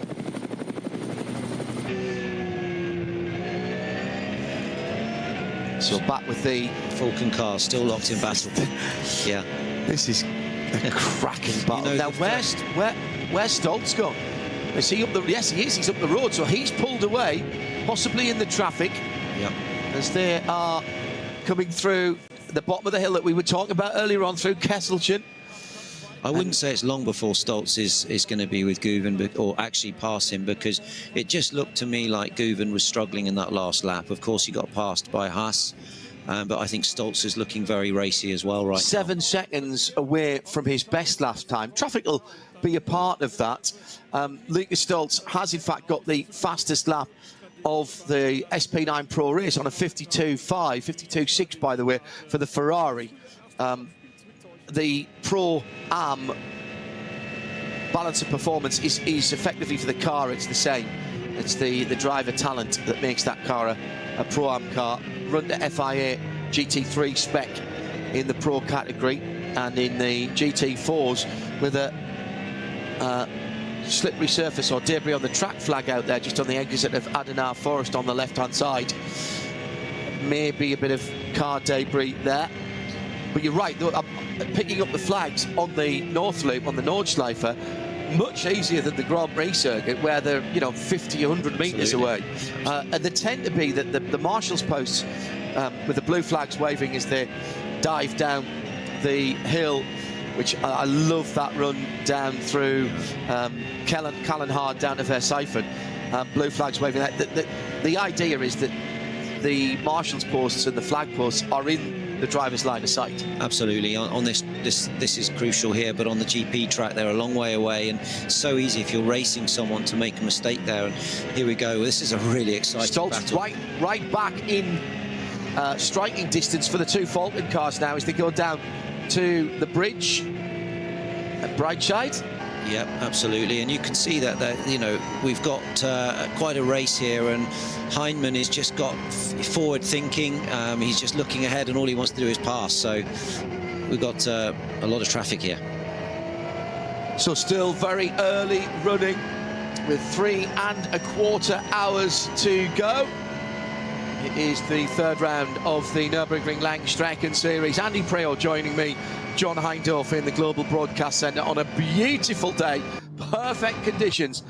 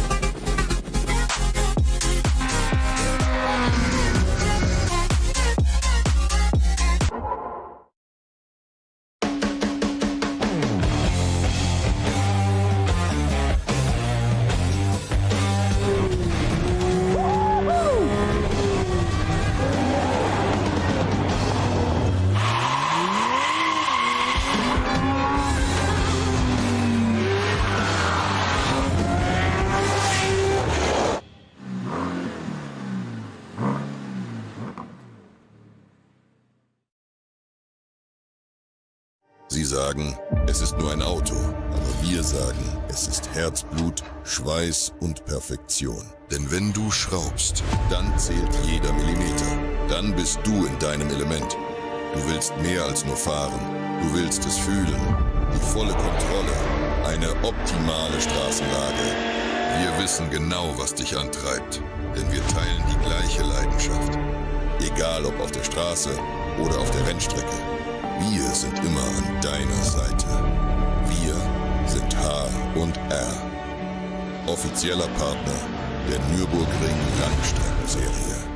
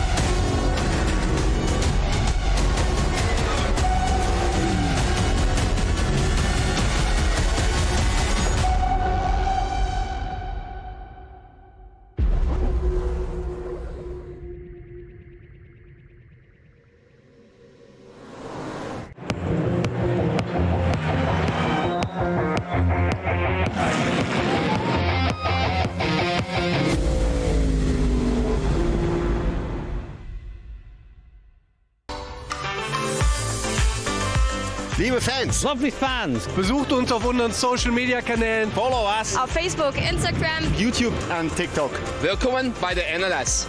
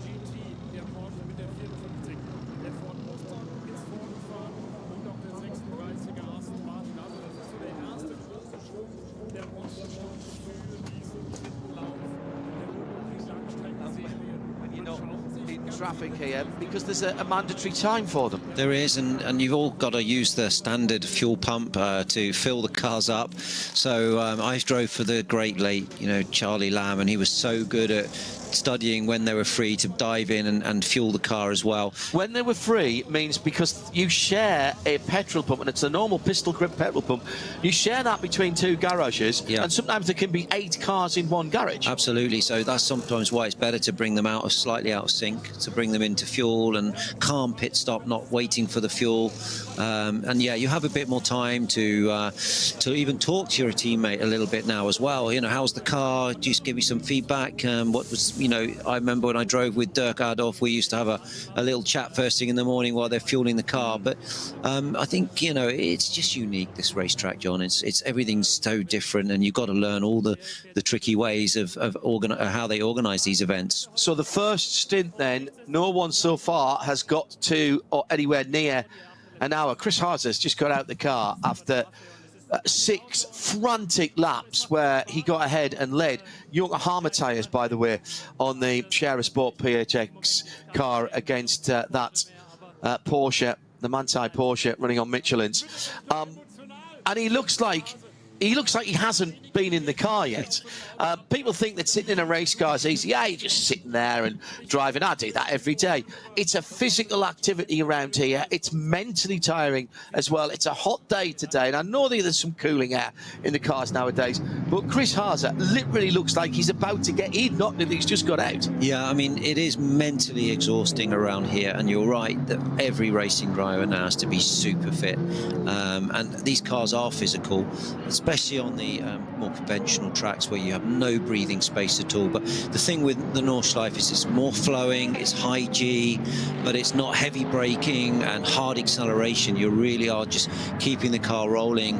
And so from the physical side, at that moment, you know, in first stint, and it's cooler as well, it's a little bit less stressful on the body. But the mental concentration required around here is really what's required. And here, look, we see how this close to, yeah, they touched actually. I don't. So that's the Falcon number 3 Porsche at the end of the Hatzenbach, heading into a place where you can use the curb, and got into one of the M240i class BMWs. I don't think he touched him actually. No, I think he just decided to go straight. It's quite bumpy through there, John, as you know, and the rear sometimes just bounces, and it looked like it sort of speared him off left actually. So I don't think there was any touch. So now we've got to work backwards from the end of the race and see if we get 7 or who can do a 7 on their first run. So Guven is going to do a 7-lap run on his first run. So he's going to be close to the hour. So that looks at this point like a slight fuel advantage or a slight tactical advantage, but it will that will play out as the race goes on, because we've still got, as I said, just over 3 hours to go, and that there is a table of how long you must be stationary between coming into the pit and leaving. It's not actually stationary time, it's pit in to pit out. So you've got to know the transit time down the pit lane as well. That's all stuff that you do in the early sessions, isn't it? It is, yeah. You learn your pit in, pit outs, you calibrate all your software, you get everything so you know exactly what these things take. Fuel time, you know, you need to, I mean, there must be some advantage in just also carrying a little bit less fuel, but mostly I would say it's about fuel time. Here we go. This is not for coming up the Fluitplatz GT4 traffic there. And that GT4 car was holding its own very well. And I suspect the, in fact, actually that was a Cup car. It was a Cup 2 car, sorry. Yeah. They're almost as fast in a straight line, if not a little bit faster, to be honest. So. Well, the times that we saw when we first got the new Cup car in, and in fact, Carrera Cup North America was the first to get it. The times weren't that far away from a GT3 car, quicker than a GT4 car. Absolutely, yeah, and they maybe have a little bit more top speed, and yeah, I mean, you know, not easy to pass any car around here, let alone one that's pretty close to your speed, and very easy to spend a little bit too long behind a car like that and lose a lot of stint time, and that can really hurt you during the stops. So you've got to dispose of them quickly. So Chan Guven has stayed out for a lap longer than the cars he was battling with. That promotes the number 15 Audi with Luca Ludwig driving that car from the start to second. Fabi Schiller is up to third in the Team Get Speed number 14 AMG. Ricardo Feller fourth in the first of that 3 Porsche battle, the Scherer Sport Phoenix car, then the 2 Falcon Motorsports Porsche. So 16, 3 and 4. Half a minute between, in fact, not even that, 25 seconds between those 5, and it's Dennis Marshall in 6th place. Yeah, half a minute, let's call it, 26 seconds. The BMW, by the way, that got clogged on the left front has also broken an intercooler, a radiator. That looks like it might have been an oil cooler rather than a water radiator. So there may be damage to that 6-cylinder engine. Trying to find out from Patrick whether that was a mistake by Matthias Beck-Vermette, who was in the car, or whether he had a bit of assistance to damage that car. We did have, was that the 700 car? That, I think, no, that was the Sagermeister car. That did hit the barriers on the Grand Prix circuit earlier on, and we had the VW Scirocco R number 475, the Legerman Rost and Rost car in the gravel bed at Arenberg. That was why the slow zone was there earlier on. That was damaged tyre and damaged front rim for that number 500 BMW, the 330i car. I don't see any tyre barrier marks on the car. That has had contact with another vehicle. Car. Yeah. It couldn't just be, no, I was going to say it couldn't just be that the tyre exploded. It could be, but I did notice that the front left wheel was at a somewhat non-standard angle. Into the pit lane for the leader, the pole sitting Manti Grello, number 911, number 911.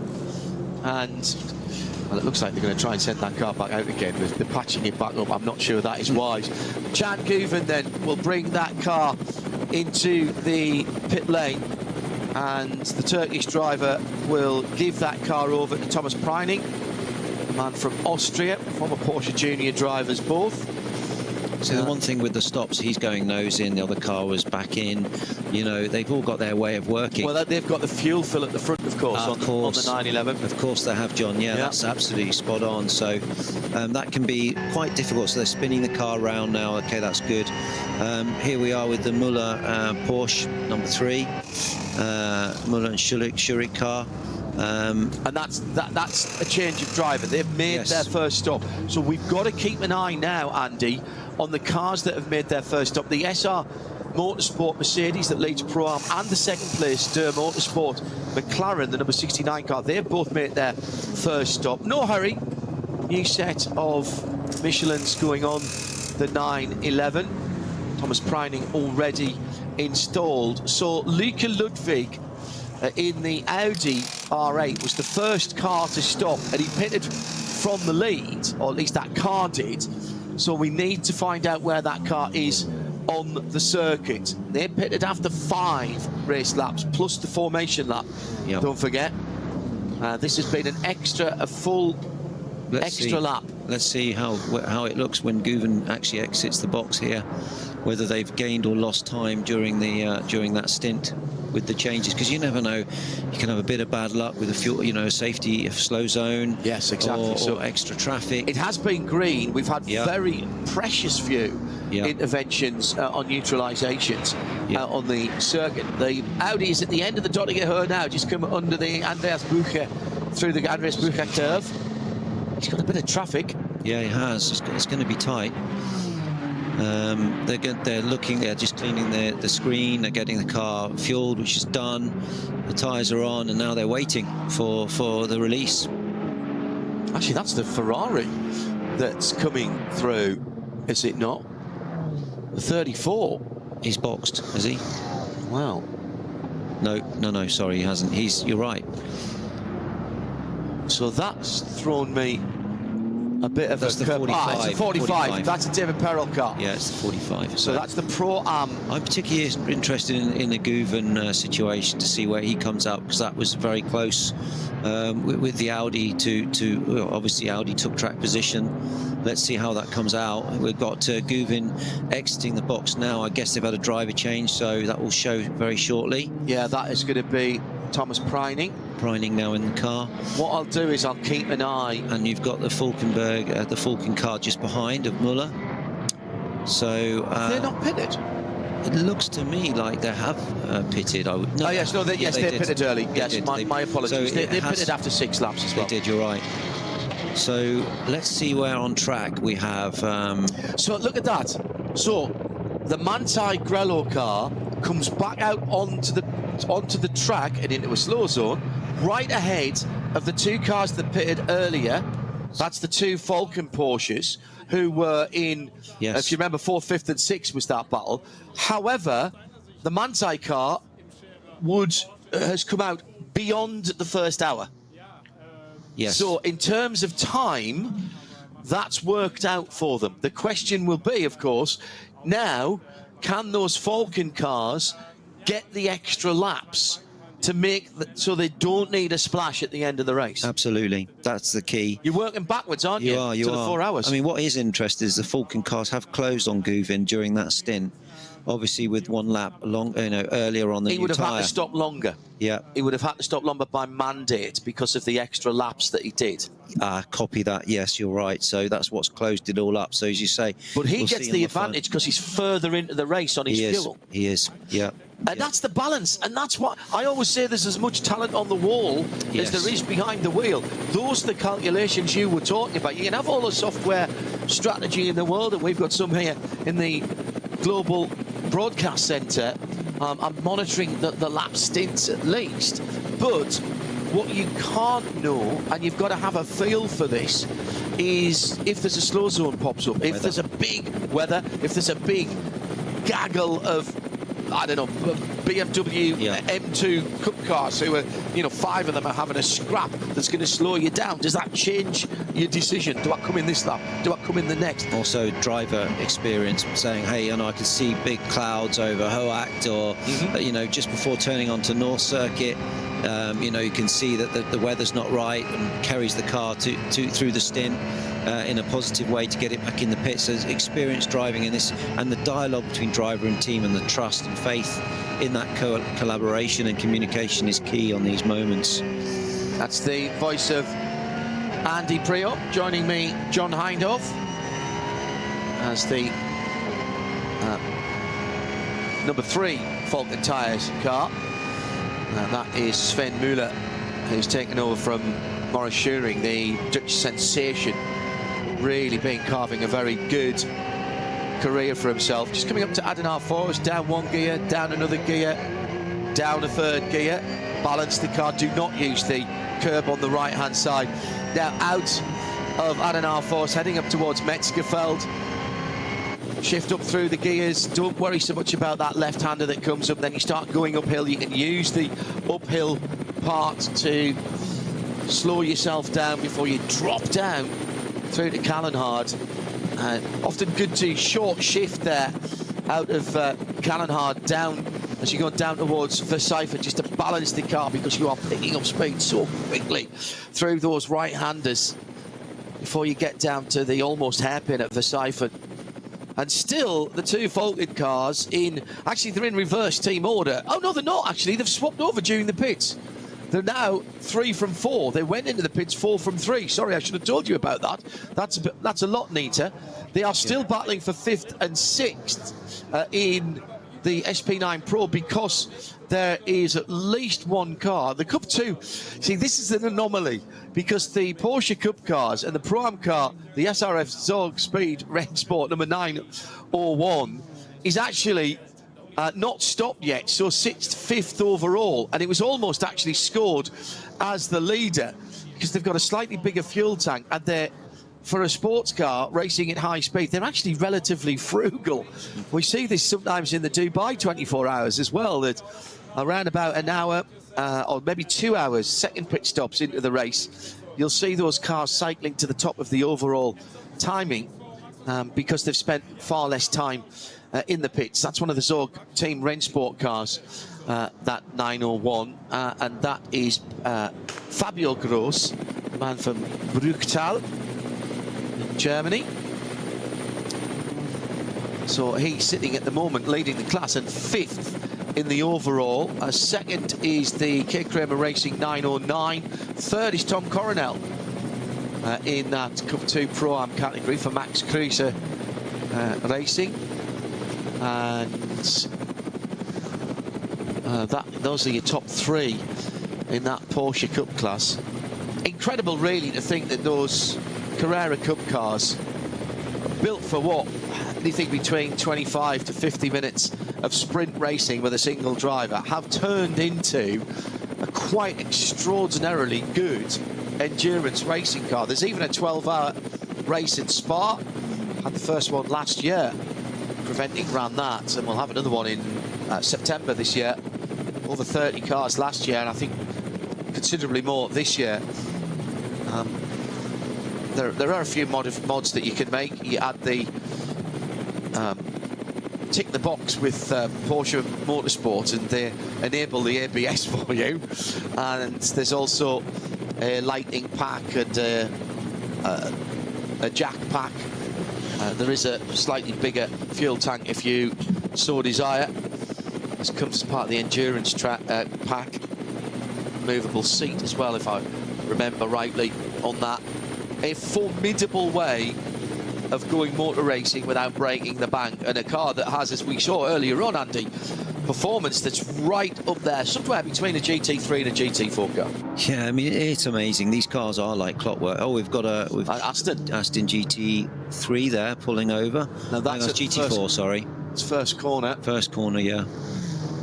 So I don't know what's gone on there. Some sort of mechanical failure, which means that will be a slow zone. I think I see some witness marks behind that might suggest the left front tyre has been locked up, as if there's either been a puncture or a coming together just on the green paint. Yeah, very well spotted. I often find, you know, that the tyres tend to blow on Dirtingerhoch. You do some damage, you nip a curb, you run wide, but it's actually the high VMAX, the centrifugal force that just pops the tyre after the long, fast right onto Dirtingerhoch, and it just stresses the tyre, boom. I've seen that many times here on the Nordschleife, and that is going to be a slow zone.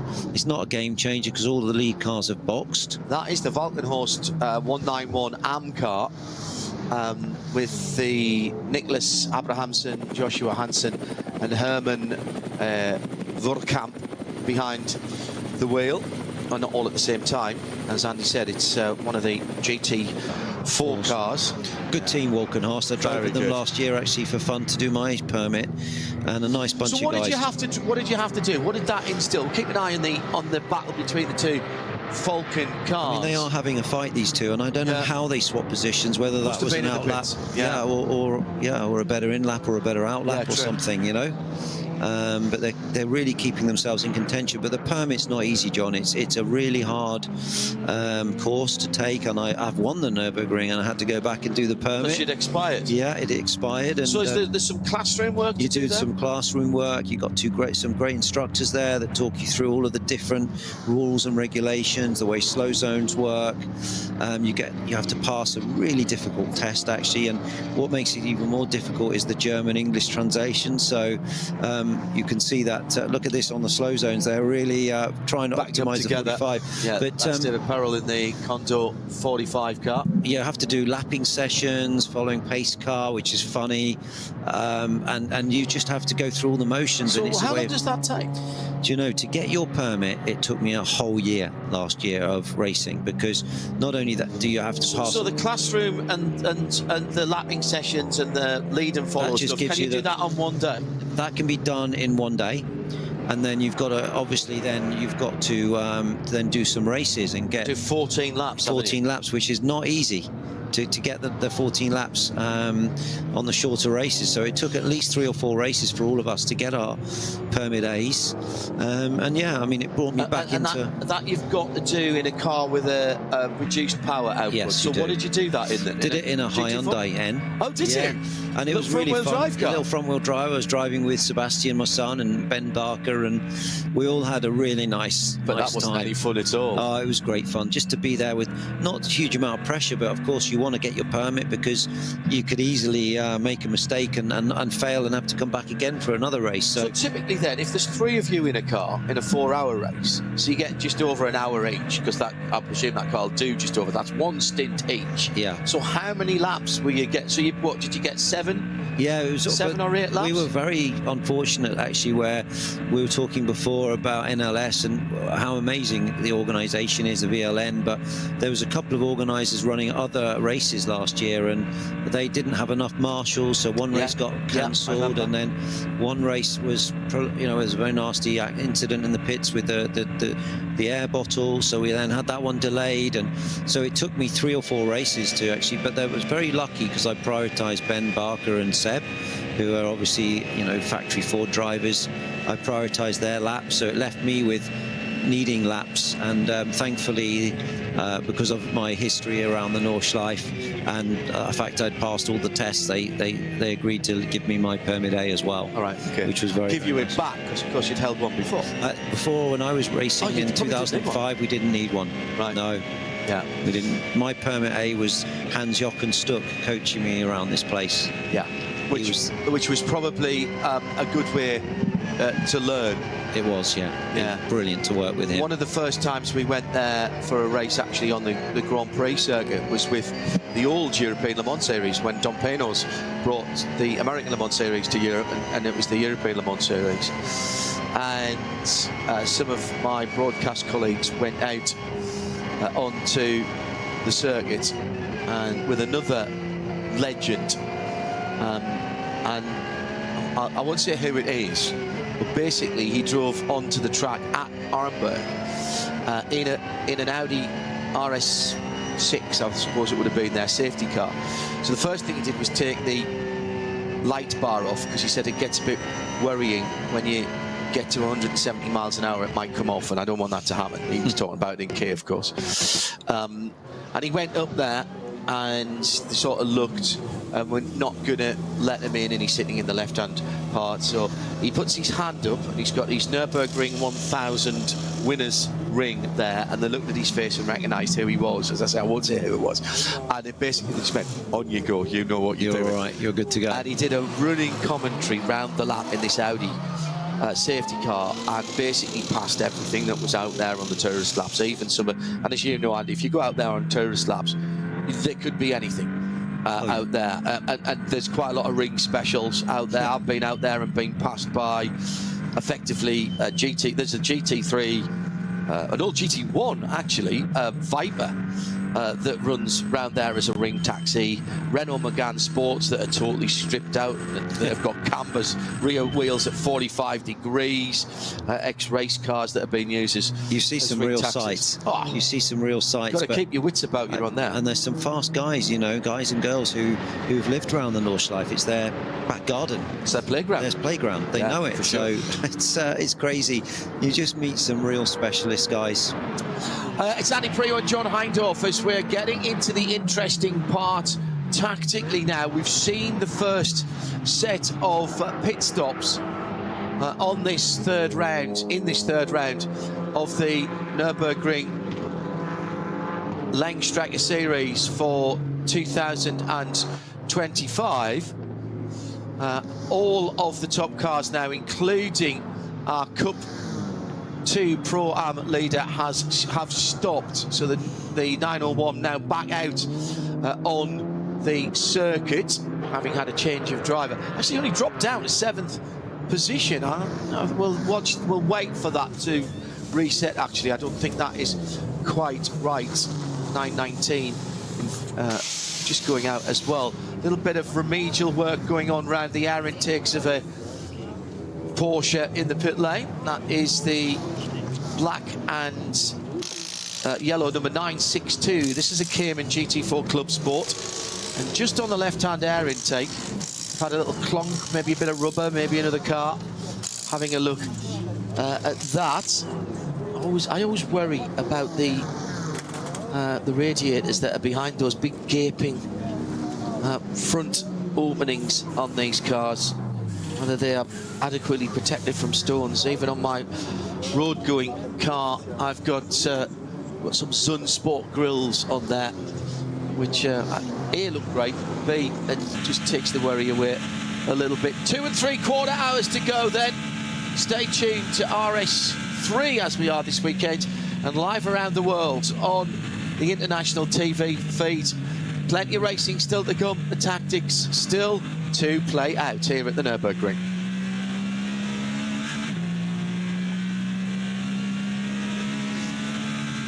Coming across the line, another Porsche Cayman GT4 RS Club Sport. RS CSM, so that's the RS rather than just the Club Sport. That's got the louvers in the top of the wings. It's still the Club Sport, the CS. So racing pedigree, bit larger rear wing, and the M is for Manthey. Anything Porsche that's got an M behind it, be it road car or race car, has had the not inconsiderable knowledge, Nürburgring knowledge of the Manthey organisation. Olaf Manthey formed the company way back when. Olaf Manthey actually was the first ever Porsche Carrera Cup champion back in 1990, which I'm guessing would have been, was that a 964 in those days? I should have had Peter Mackay here, he would have told me. Olaf built up such a reputation, Andy, for racing all over the place, but particularly here. He just got the handle on it, and you set up a car for the Nürburgring Nordschleife. It's a lot smoother than it used to be, but it's still not a standard racetrack. But Olaf just seemed to be at one with the circuit, and people would look at his cars and go, why are you setting it up like that? But then they realised he was setting it up like that because he knew how to drive it and how to get his drivers to drive it. That's absolutely what he doesn't know about the Nürburgring isn't worth knowing. No. You know, and yeah, Manthey has built a phenomenal business model. They're very, very experienced Porsche dealers in the Nürburgring area there. And yeah, I mean, they've got an amazing history and an amazing knowledge of how to run these cars. And look at their track record. They're always at the front, near the front, winning races or fighting for big wins at the Nordschleife. And, you know, very experienced company. According to the timing and scoring at the moment, our leader is the SP9 Pro-Am number 45 car. That's the Realized Condor Racing with Rinaldi. That was one of the earlier stoppers. Came in at the end of 5 laps, just at the start of its 6th lap from memory. It's built a 7-second lead. Yeah. It must have happened on the share outlap or something. So stopping early has definitely helped them in this way. You get a shorter pit lane time by stopping early. So that Ferrari 296, it's the blue and white car. Then it's the Share Sport Audi, which is also a blue coloured car in second. They are 5 seconds ahead of Fabi Schiller in the number 14 Mercedes-AMG GT3. So they get speed car. Then the pole sitter, some 20 seconds back. Now it's still showing Chan Guven behind the wheel, but I'm pretty sure I saw Chan get out of that car and Thomas Preining getting in. You don't always get the change of drivers on those cars. So actually it was David Pearl who started that number 45 car as well. So it may well be that either Axel Jeffries or Thomas Neubauer has got in. David Pearl, the South African, starting.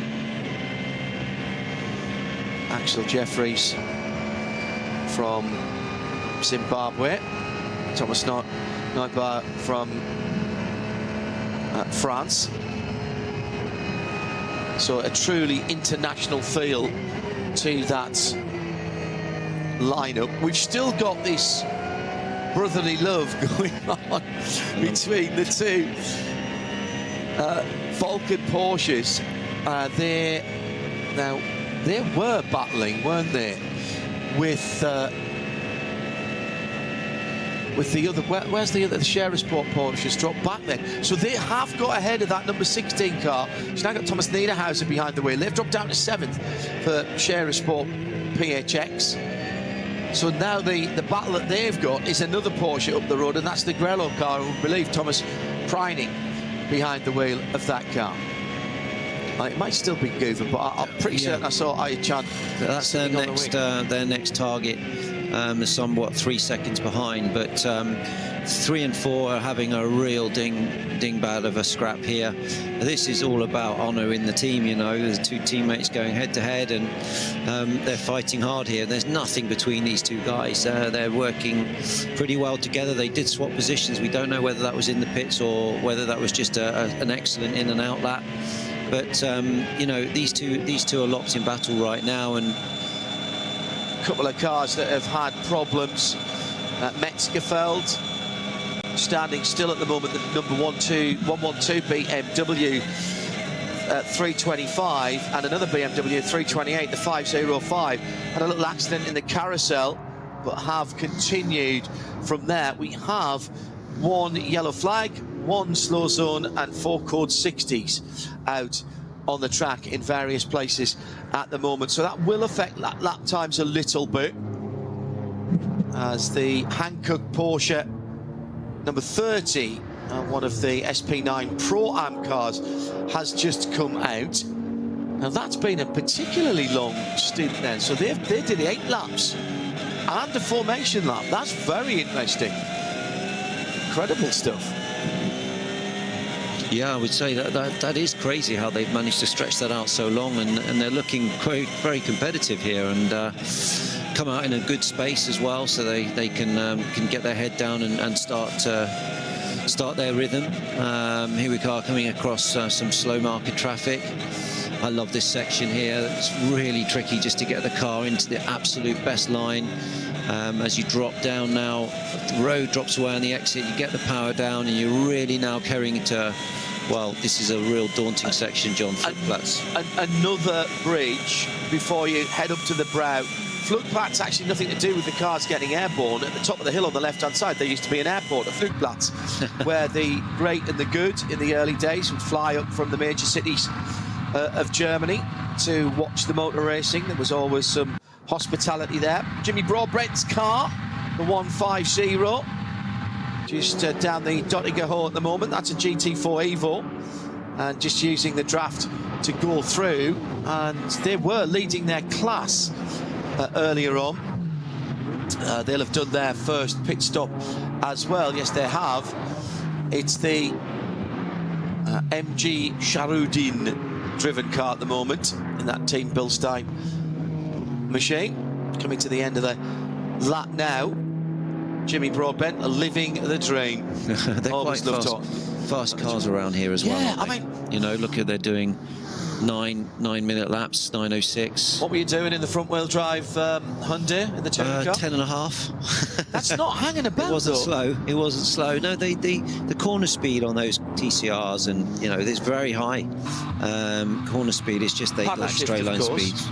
Yeah, they paddle shift, and they were just a fun car to learn to drive. No ABS on those TCRs? No, not. To be honest, the Hyundai N that I drove had ABS. Oh, did it? Yeah, it did. But great little car to learn to drive around here, and to learn, well, to get back in the rhythm, and to teach both Ben and Sebastian the tricks of the trade around the Nordschleife, which was something that I had a lot of fun doing. Both those guys are driving with Ford, and you know, Ben Barker's at WEC Spa this weekend, and they've qualified really well, and yeah, Sebastian in the IMSA. So, but it was nice to spend time with them on the road trip, and going to the Green Hell and showing them what a curryverse tastes like. Oh yes, absolutely. We're coming right into the asparagus season as well, which is absolutely lauded in Germany. White asparagus, Sprügel, very nice, and with a bit of sauce on there, a bit of Bernays or Hollandaise sauce. Yeah, very nice. They love it over there. They do. They do. Very nice area as well in Hockenheim, where I used to spend a lot of time, and there was always asparagus in the hotel. So this time of the year, it's just coming to the sort of middle to the end of May is the end of the season. We're very fortunate enough at home that we've got a fabulous asparagus farm just up the road. You can go and buy it from the farm gates, pick that very morning. Up it's just in between us and Peterborough. Across the line then for the number 4 Porsche. I just paused there for a moment because he didn't have his teammate in front of him, and he should have. 3 seconds now, the gap between those two. He's pulled away. Yeah. So that's very interesting. That could have been a slow zone, it could have been traffic, or he's just got his head down and managed to, but most likely that will be interference from something.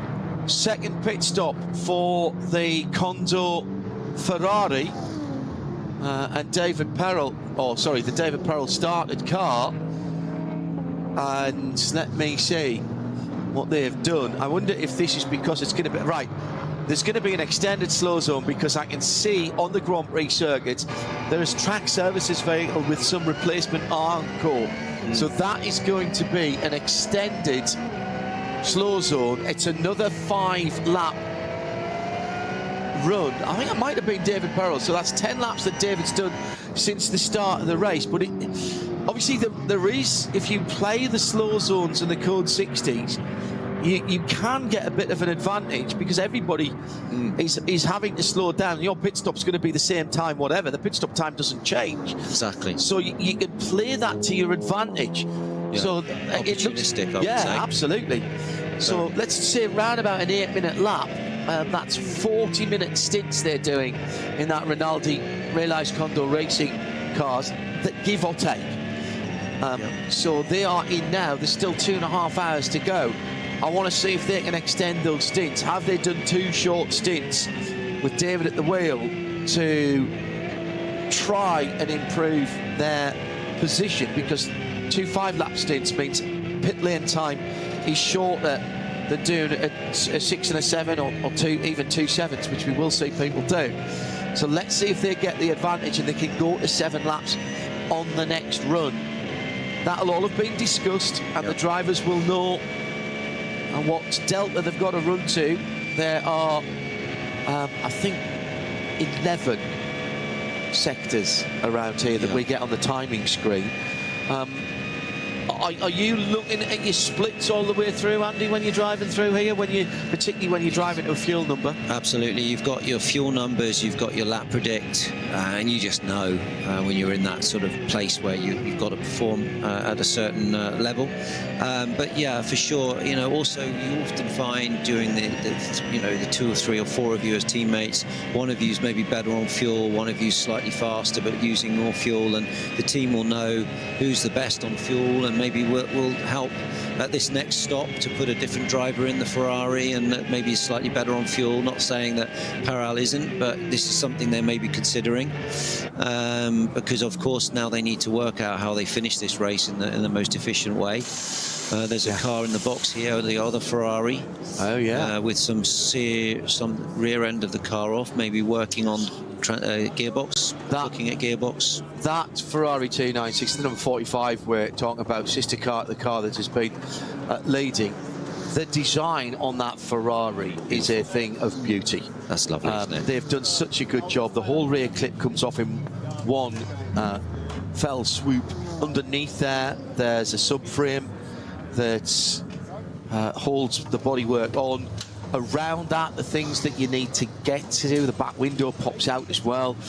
So when I say things you need to get to, so things like the alternator, all of that sort of stuff, that's all on the back of the engine, so you can get into it. It's really been well thought out, and they've kind of used the thinking that you'd normally see on a Le Mans prototype, actually, on designing that car. Yeah, I mean, yeah, absolutely. And the Ferraris, as you say, it's an excellent car, sports car. Oh, hello. Yeah. Finally, we've got now this is a cup car, the RPM car. Now I'm not sure whether Tracy or Nick Johnson started that. That is the Krone car, the 935 heading up towards the bottom of the carousel, and behind him is the, well, I thought that was one of the, I thought that was the Guven. Yeah, sorry, yes, it was the Guven car, wasn't it? It was, yeah. I believe 911. So it's a shame we didn't get to see the Cup car in that section, because they'd probably be quite a bit faster up out of Birkwork and in that particular run up the hill. But here we've got, we're on board here with the Porsche 911 GT3 of Hart, Ludwig and Rosenberg. That is fourth in the Cup 2. It is. Third. That's a Black Falcon car. Black Falcon, another team who know which way is up around here. Coming to the end of the hats and back on that car with one of the older BMWs ahead. Do you go left? Do you go right? You don't go anywhere through there, John. You follow. You follow, mate. But, yeah. There speaks the voice of experience. Does that suggest, Andy, that you might have had a little nibble there in the past and realised it probably wasn't the right thing to do? We've all thought about it. We've scared ourselves, and you can see the spectators' whites of their eyes when you know you've got it a bit wrong through there. So, yeah, you've got to apply some real discipline, as you know, around here, John, because there's certain places where, you know, you just have to sit behind a slower car and take the pain, you know, and wait for the optimum time to overtake. But you can often see the cars as you're approaching, and you know what's coming, and you're looking ahead, and you kind of maybe squeeze a little bit more to pass them in a faster section, or to just wait and flow the car and save fuel at some moment. And that takes a time for you to like get that rhythm during a race. Bad start to the race for the Red Bull Team Abt Lamborghini Huracan, the Mirko Bortolotti driven car as it is at the moment. Sits 10th in SP9 Pro and all the way down in 120th position. They lost 3 laps at the start of the race.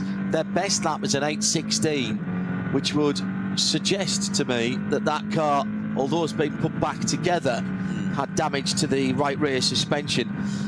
It would suggest that it possibly isn't quite tracking straight, that car at the moment, but they're still out there getting important laps in for their driving squad. It is Mirko Bortolotti, Luca Engsler, and who's the third driver now? I'm going to have to look now. You know, one thing, John, with this... Christian Engelhardt. You don't want a single half a millimetre out on rear toe around here. You will go out the window with the car, and that is confidence, and confidence is lap time. You know, it's like Le Mans, it's like these long, fast racetracks. You need perfect setup, you know, to do the good job. So they'll be carrying a problem. That's why they may be off the pace. But so why would you stay out there then? In that, are you still learning? I think you're still learning. The drivers are learning, the car, the team is learning how to work and keep the rhythm going. You're learning to race. You know, just to have 4 or 5 preparation races before you go into one of the biggest endurance races on the planet, the 24-hour of Nürburgring, you need to be in that rhythmic way to be able to perform at a high level. So they want to test mechanically the car, maybe different you know, areas of opportunity to develop, like TC, you know, all these things. So you're constantly working on improving the package. Ludwig's gone through, now just 1.1 second the lead. Back to Fabian Schiller, then another 8 seconds back to Ayçat Guven. Audi, Mercedes, Porsche, then the 2 Falcon Porsches. Müller from Dennis Marshall in those 2 cars, 3 from 4. That Condor Racing Ferrari still in the pits for its second pit stop, so that will drop down. So David Pittard will go through into 6th position, and in fact he has just done that, although he's just been passed by the second of the Scherer Sports Porsches, says Hindhoff. No, that is the 16 car, sorry, that's the Niederhauser car, but Pittard has been passed. So the Aston Martin now in 7th. Next to come through should be the Schnitzelbaum SR Motorsport Mercedes.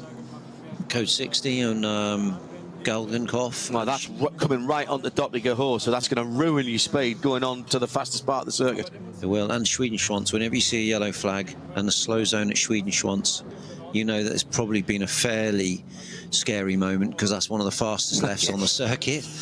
But code 60, if you're in the box at this moment, would be quite a relief, I would say. Could be opportunistic for, who did you say is still in the box? The Kondo Racing. So maybe they've benefited from this. Well, they were leading the Pro-Am category. They've just lost that to the Schnitzelam Mercedes-AMG GT3. Schnitzelam is a chain of restaurants in Germany that only serve schnitzel. We were talking about asparagus earlier on. You go to the Eiffel, if you are not having a schnitzel at least a couple of times whilst you are there, you are missing out. 110%. You've got to have a schnitzel. In the Lidner, just around the corner, they do a good schnitzel in there. I know from the last 2 weeks or 2 weeks ago when I was over. But I miss the German food, John. I spent a long time in Germany, 12 years with BMW, and you know, many times in Munich, doing the Brunchen and as they say, Mahlzeit, the sausage as well, the white sausage. So some good memories here. And I would say one thing about the Nordschleife, you know, you can win all the championships and races for a manufacturer, but the Germans only truly respect you when you win the Nürburgring. Interesting. Yeah, this is where they do all of their, you know, their work. And this is a very proud moment for all the manufacturers to win around here. So 10 years ago when you won, 10 years ago this year when you won the 24,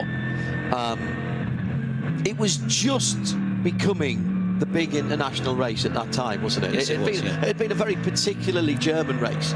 Correct, yeah. Before that, but again, talking about Gran Turismo, the original Gran Turismo, and every version, we're up to version 7 now of Gran Turismo, believe it or not, really brought it to greater attention. And the German manufacturers took this to their hearts very early on, right from the start. But it has become, in some ways, and I think this is a nice testament, and nicely honouring the original concept and the original builders of this circuit and designers of this circuit. This has become the ultimate test of car, whether it be race car or straight car. The Nürburgring Nordschleife. Now, you can argue whether the times mean anything, but Ford wanted to come here and beat their time that they did last year in a 652.0 from a road legal car on road legal tyres is an extraordinary feat, and it has become the world's automotive test track. It's the acid test. You won't have, if your car's not good, you won't be quick on the Nordschleife. Right. You'll be found out. You'll be found out. It'll expose weaknesses in the car. Interesting. And you know, it's just the nature of the circuit. It's got everything, though. It's just got everything. It's got camber changes. It's got bumps. It's fast. It's flowing. It's just hard on the car in all areas. So from a sign-off for industry pool days, you've got the sign-offs here. All the big manufacturers will do their sign-offs on this track, especially from the sporting side on the dynamics, the vehicle dynamics of the car.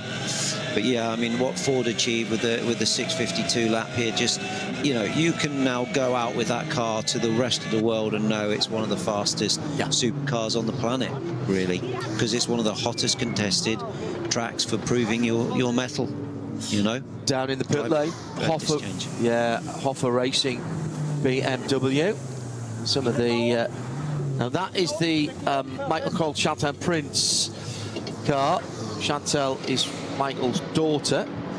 They had a brilliant win at Spa a couple of weekends ago, and Chantal's husband is Alex is an absolute star.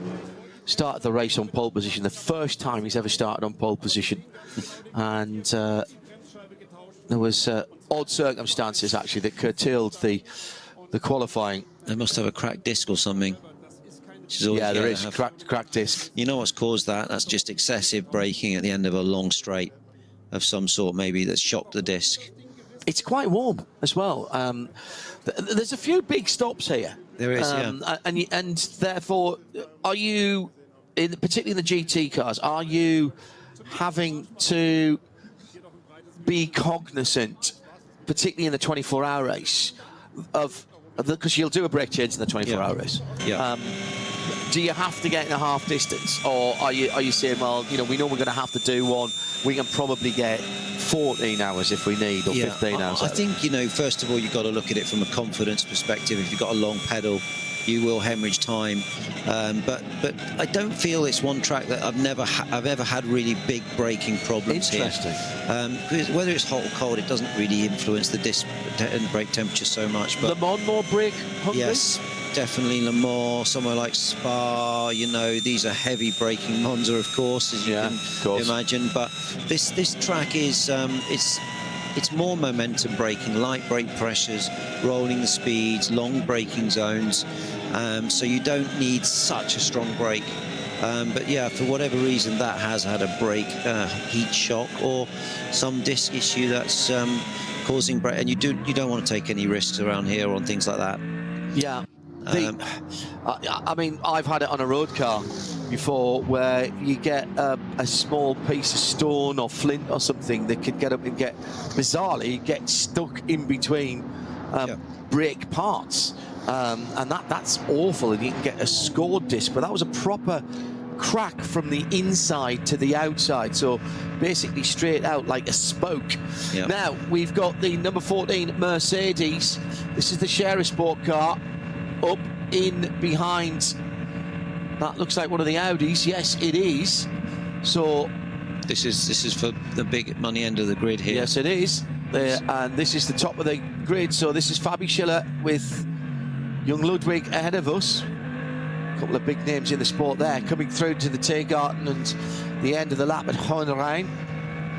Across the line. I mean, the Audi's moving about at the back, mid-engine V10, normally aspirated against the front-engined AMG. Down the inside into the Houthoek. Oh, he's gone down, he's got alongside. They both are going to go way wide, and both are actually off the circuit. The inside line to the next left-hander will belong to the Audi, but the AMG powers through with a bit better grip from the rear tyres. Now, that will be looked at, but I think given that both of them went, this is not Formula One, so given that both of them went off the track there.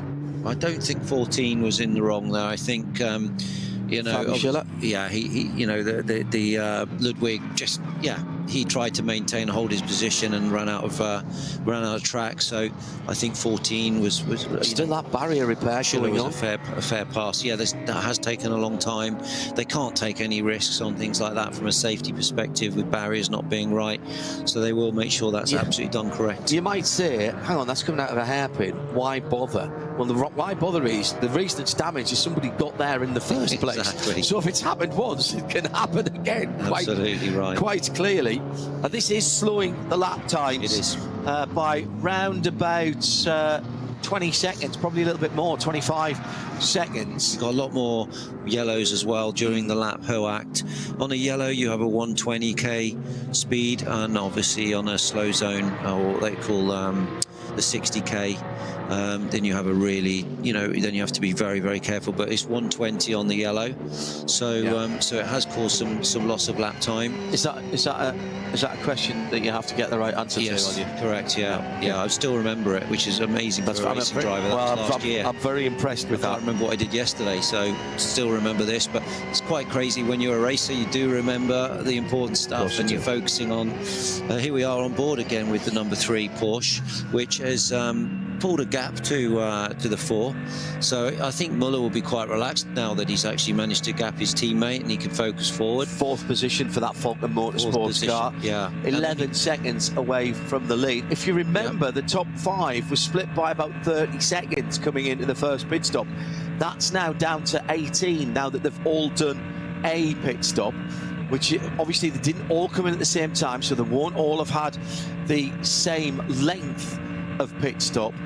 And this is the ebb and flow of racing on the Nordschleife.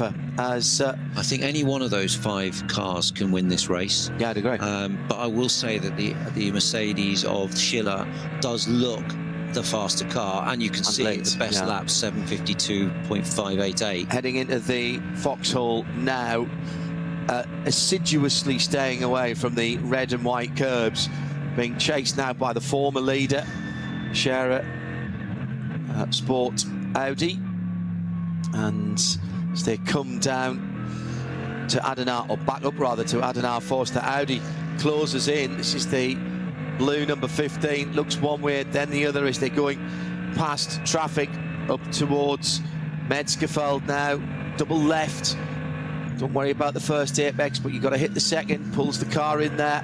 Audi getting very, very squirrely in the hole in the air, made by the leader at the moment. Use the hill to help you brake there. Now diving downhill towards Callenhard. Through there, short shift. Not being funny, John, that the Audi you said looked a bit taily before, but when it's following, maybe picks up a bit more understeer and improve the balance a little bit. Yeah, that's a good point. Focus forward, you know.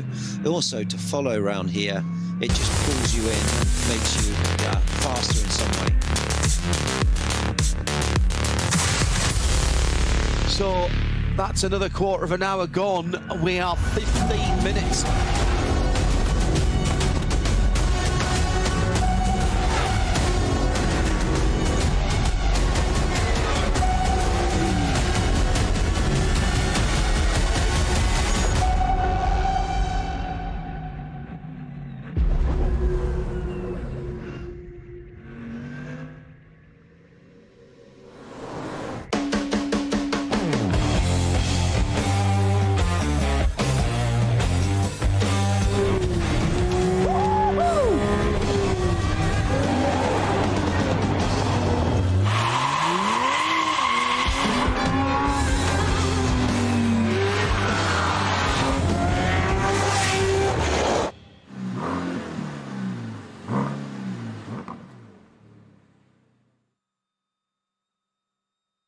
Sie sagen, es ist nur ein Auto, aber wir sagen, es ist Herzblut, Schweiß und Perfektion. Denn wenn du schraubst, dann zählt jeder Millimeter. Dann bist du in deinem Element. Du willst mehr als nur fahren. Du willst es fühlen. Die volle Kontrolle. Eine optimale Straßenlage. Wir wissen genau, was dich antreibt. Denn wir teilen die gleiche Leidenschaft. Egal ob auf der Straße oder auf der Rennstrecke. Wir sind immer an deiner Seite. Wir sind H&R.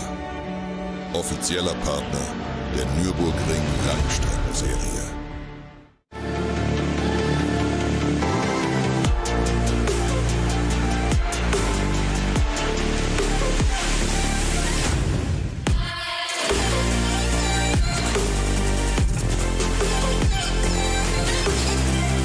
Falkenreifen.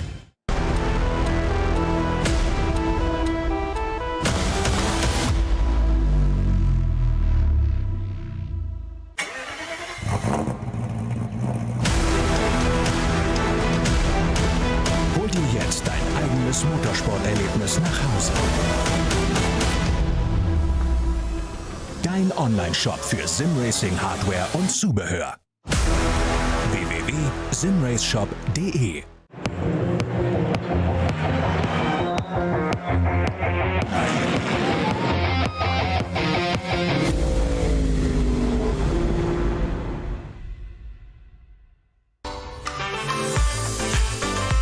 Liebe Fans, Lovely fans. besucht uns auf unseren Social Media Kanälen. Follow us. Auf Facebook, Instagram, YouTube und TikTok. Willkommen bei der NLS.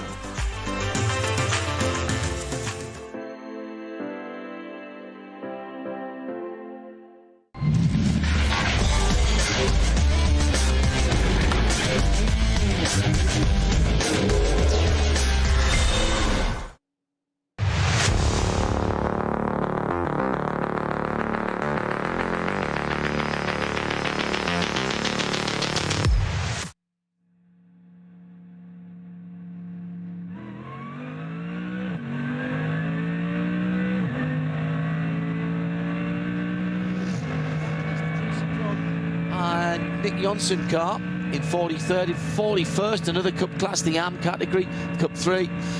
That is SRS Team Zorg Red Sport, another Porsche. Max Kreuzer Racing in the 80, the alternative fuels class. The number 76 car is in 38th, one place ahead of them, the SP10 AM. It's a GT4 category. It's the 170 Toyo tyres with ring racing car. Cup 3, Schmickler. Performance by Ravenol as we're running through the class leaders at the moment, keeping an eye on the battles on class as well between AMG and Audi as they come to the end of the lap. And the Mercedes now leading ahead of Nico Ludwig, and they will change as they come across the line. That's not the way they came through last time around, but Fabi Schiller now leads by all of half a second. SP3T RPM Racing in 28th. Team Bilstein by Black Falcon leads the SP8T class with their 150 car. That's the Jimmy Broadbent machine. Spanish Racing in the Cup 2 ARM class are in 24th with their Porsche 910. Max Kreuzer Racing in the alternate Fuels 2 category in 20th with the 644. Kate Kramer Racing, Porsche 909. In 15th lead the Cup 2. In 13th the Cup 2 Pro-Am is the Black Falcon number 900 car, the Team Zimmermann machine. Equipe Vitesse is the SP9, the GT3 AM class, the number 50 car. In 12th, the Pro-Am leader is SR Motorsport by Schnitzelheim in their AMG number 11, the black and yellow number 11 car. In 9th and leading overall, as we know, it's the Scherer Sport cars. The lead battle hits that slow zone that has been going on for a little while. Barrier repair just coming out of the cut through at Valvoline. So that's how they stand. We're coming down to half distance now. Dare we start making some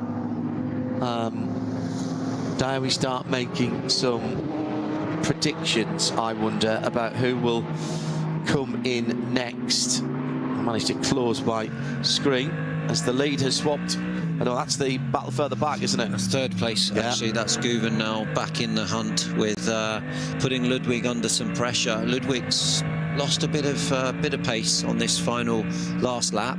He's been passed. And just noticing the different driving styles between Schiller, or different way of driving the cars. Ludwig had to plough a lot more speed in, but then his exit's not so good, and the Mercedes tends to, let's say, turn a little bit deeper and has a better exit, so he's able to sort of gap the Audi right now at this phase of the race. And Guven's come back into play in the Manthey Porsche 911, and so this is really the race for the lead, for the win today, I would say, between these three cars. And they have stopped on slightly different strategies, only by a lap here and there, but that could make a difference when we get to the end of the race. Ideally, you want to get well inside the last hour of the race and then have a new set of tyres to go to the end, and either a driver who's dialed right in or a driver that is absolutely raring to go. Yeah, and I think, like you say, John, it's all about that last stop now, and who's in the best rhythm, who has the best stop on fuel. And yeah, I mean, if you're lucky and you box and there's a slow zone, you can benefit also with track position. Typically in the 24-hour race, would you do a double stint and do a couple, or the better part of a couple of hours? Yes, you can, for sure, if you're in a good rhythm, and also if the weather's... Oh, they just touched there, the Audi just touched the slower car there, which was very lucky. Yeah, you can. It depends on track conditions, fuel. If your driver is in a good rhythm, you can keep them in for another session, another stint, and it can actually help. So yeah, it's very often that happens over at least 1 or 2 hour stints. Yeah. The two Falcon Motorsports cars, and they are running on Falcon tyres, those cars. That's not just a livery. They are developing the Falcon tyres. A myriad of tyre companies from all around the world. There's been there's a big difference now between the 3 and 4 Falcon Motorsport cars. Some 20, well, just under 20 seconds. Now here's a question: could that be down to? Could one of the things that could be down to a bit of fuel saving by the second car? You've got to do an awful lot to save a full lap here, but if they were on the cusp between say a 6 and a 7 or a 7 and an 8, but you can't start doing that mid-stint, can you? You've got to do that right from the start. I think he's been a bit unlucky, to be honest. Like that, and maybe he's dropped back 3 or 4 seconds and picked up a slow zone. Yeah. You just don't know. But 20 seconds is a lot to lose in less than an hour. So something's influenced that, whether it's a slow zone or you say it might be a stop. Here we've got an intervention car towing. This is typical Nürburgring here, that you have, you know, trucks on the track and people who watch Formula One, and this goes back to the Max Verstappen question. Max, if you're just joining us, was here yesterday, although not under his own name, in a test session prior to this race, which presumably he didn't need an A permit for, though he was driving a GT3 car. However, to race here, he will need to get his A permit, and there aren't, as far as I'm aware, any exceptions for this. But, you know, people who only watch Formula One will be going, oh my God, there's a truck on the track, oh my God. But the guys expect this. We sometimes have road cones put out on the circuit if they're working replacing barriers. Absolutely. If you've got a waved yellow, you're down to 120. So, you know, and a stationary yellow, you can go at full racing speed. Of course, you don't overtake. Yeah. I believe I saw waved yellows there. So they were and a white flag as well for slow moving vehicle. But, you know, John, you do have to respect, you know, the safety side of the Nürburgring, they are very strict. And this is why they are very strict. And thankfully, you know, there's a good conduct between all the drivers. Yeah. That Chevy pickup truck has been here for donkey's years.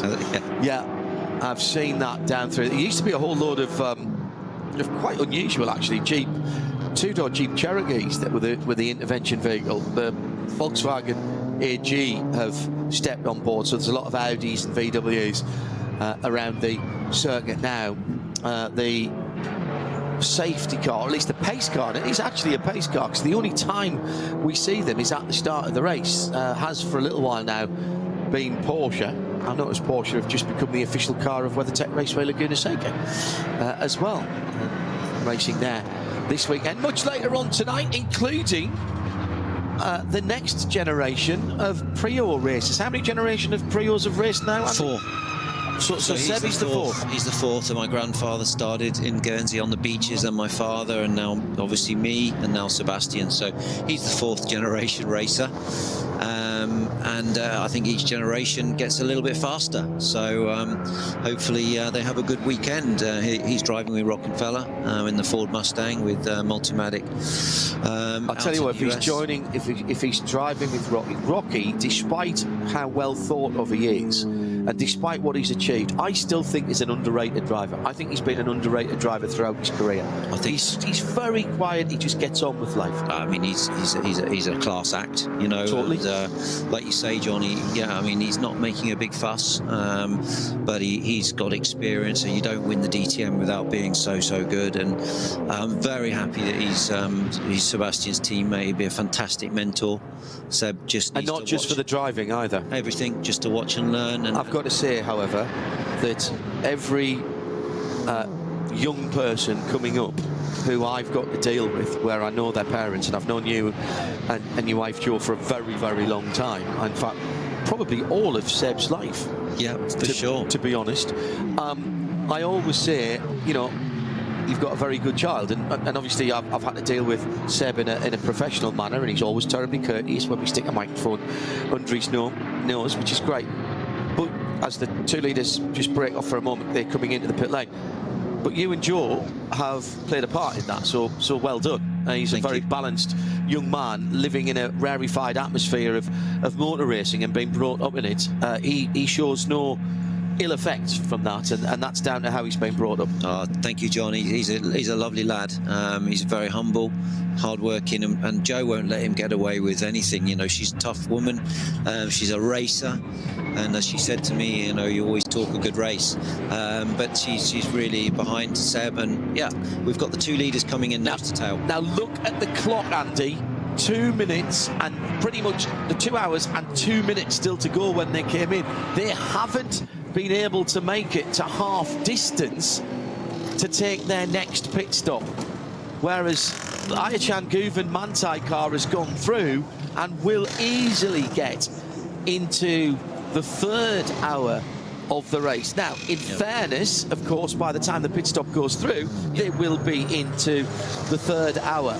But this is still to play out. I'm not counting out that Manthey number 911 in the Grello colour. I think I just saw the Hoffa Racing H2 leading car, the red, white and black car, being ruled back out after its brake change as well. That clearly needed a little bit more than they were prepared to do safely on the pit apron. Now that was a driver change for the Scherer Sport car, number 15. Yeah, so that would have been Luca Ludwig getting out, and was that Chris Haase getting back in again? Because we definitely had Haase in at the start, and we know he got out because I saw Patrick Simon talking to him. They're definitely going to be okay. I think they're in that 1 hour, you know, 2 hour bubble now with 1 hour stints. But yeah, you don't want a stint to be slightly stretched out for whatever reason. You know, you're compromising slightly your options, I guess. Yeah, the tyres. Yeah, the thing is here that if you have to do the extra lap, it's going to cost you. All right, we are at half distance. Thank you for joining us. If you have just popped in, Andy Priaulx and John Hindhaugh, let's take you back to earlier on today. Qualifying was in beautiful conditions. Ayhan Guvin slapped the 911 on pole position as the cars came to the green lights, or at least the red lights being extinguished. He jumped away. What was going on behind was more interesting, and sadly not good news for the Abt Red Bull Lamborghini in elegant isolation, coming to the first corner, minding its own business, down the inside, absolutely nailed. Just haven't really worked out which one of that car. I thought was one of the red, white and black AMGs that came from a very, very long way back. Suspension damage to the right rear of that car, lost 3 laps. Has rejoined, but hasn't been yet up to pace. The two Falcon Porsches, 4 from 3 as it was in the early stages, started moving forward. They'd qualified just at the bottom end of the top 10. They finished the first of the stints in 4th and 5th position. Bizarrely, coming to the end of the stint, Chan Guvin seemed to lose a bit of pace. Lost the lead and then lost second place, but did get an extra lap. The BMW M2 Cup car with contact with the barriers on the Grand Prix circuit, that took that car into the pit lane. Chan fought bravely, couldn't hold back the AMG, which went into the lead. That was the number 14 car. But again, I will just remind you that they're on different pit stop strategies. The Bilstein Getsby car going very well indeed. Not great news for the second of the Ferraris. Their first car did lead the race, David Powell staying in and going long. Lost the lead again to the AMG down at the Hooked for the number 15 Scherer Sport car. Chris Haase started that machine. And as it stands at the moment, it is owing us a pit stop. The SP9 number 911 Porsche via Chan Guvin and Thomas Preining. The Engen, Schiller and Stoltz a Mercedes in second by just 6 seconds. No, I'm not sure about that actually, because we haven't had interim times and they've just made their second stop. So I'll just give you the positions rather than the gaps. The Haase and Ludwig, number 15 Audi next up, and Chris Haase has just got back in this car. Maurice Suring and Tim Heinemann behind the wheels of the 3 and 4 Falcon Porsches in 4th and 5th, just ahead of the Scherer Sport Porsche, which was ahead of those cars in the early running. It's now dropped down to 6th position. That's how they stand at the sharp end of the grid. The dynamic number 54 car just going back out again. Luke Hartog, the young tall Dutchman, driving that car for the first time in the race. Half distance now. These 4-hour races, I mean, really, they fly over. You're talking about 27 or 28 laps around here at the sharp end of the field, just depending when time elapses. Andy Priaulx alongside me, John Hindhaugh. We've actually seen some pretty close racing here. It's not always the case. It's sometimes a little more tactical. But once again, we've got a battle here between Maurice Schuring and Chris Haase, and this is for the third step on the box. Yeah, they've closed up a lot in that stop. The Falcon Motorsport Schuring car of the number 3 car is really in the money now to get on the podium, and the Audi's got its mirrors full. Come out probably out the box on a colder tyre. Well, it's obviously the tyre warmer, but the tyre's still got to come up, the pressure's got to come up, and the car's got to come into balance, you know. So the Falcon's on the hot lap and making every little. We got a waved yellow there, but you can still, and then we've got double wave yellow, which means 120. So they're now at 120, and they may go into a full-on slow zone, which, yes, there you go. 60. 60. Or so 60, the purple signs at the side of the track. Hold position, no overtake. Will these guys have different speed limiters, or are you just literally going by either the rev counter or the speed, or do you have a speedo? You have just pit limiter, right? The actual, you can see there, the other class there was actually too slow under yellow, under the slow zone. So these guys were right falling over each other, and then of course the Audi made a good jump exiting the slow zone. But you've got to go down to your 60k on your pit speed, right? And that will be. But they are all slightly different. How much risk do you want to take? And is that down to where that is set by the engineers? How it's calibrated, yeah. So, but you only have one, or do you have a 121 as well? You have a 120 and a 60. So you have two, effectively two speed limiters. Yeah, yeah. Interesting. Yeah. I've been wanting to ask that question for a long time. Then there was something on the track right there. Oh no, yeah. Looked like something was on the inside of the track, some debris, maybe some body work of some sort, but it's way off the racing line, so it won't cause a problem. Here we are, Birkwork, which is bumpy on the braking. Oh yeah, I love this corner. It's all about carrying the exit speed, and we just cut now to Lamborghini in the pit lane. That is no, it's not Lamborghini. The bright yellow Schmidtmann driven car, and that is the 786. No, you were right. It was a Lamborghini. Yeah, you're absolutely right. A little bit further down the field, but everybody racing for something. The champions of this series last year were not a top-class car. It was the BMW 240i Racing Cup machine of Adrenaline Motorsport. Team Manhattan Wheels. That's why they're carrying the #1. There's a very complicated, as in comes the leader, 1 lap later than everybody else. So Chan gave it into the pit lane. There's a very complicated points scoring system that takes into account how many cars there are in each class. So you can't just enter something that you know is only going to be a single car class and win the championship. There's a points coefficient effectively. If you think of things like ice skating or diving, where the degree of difficulty actually multiplies your performance up.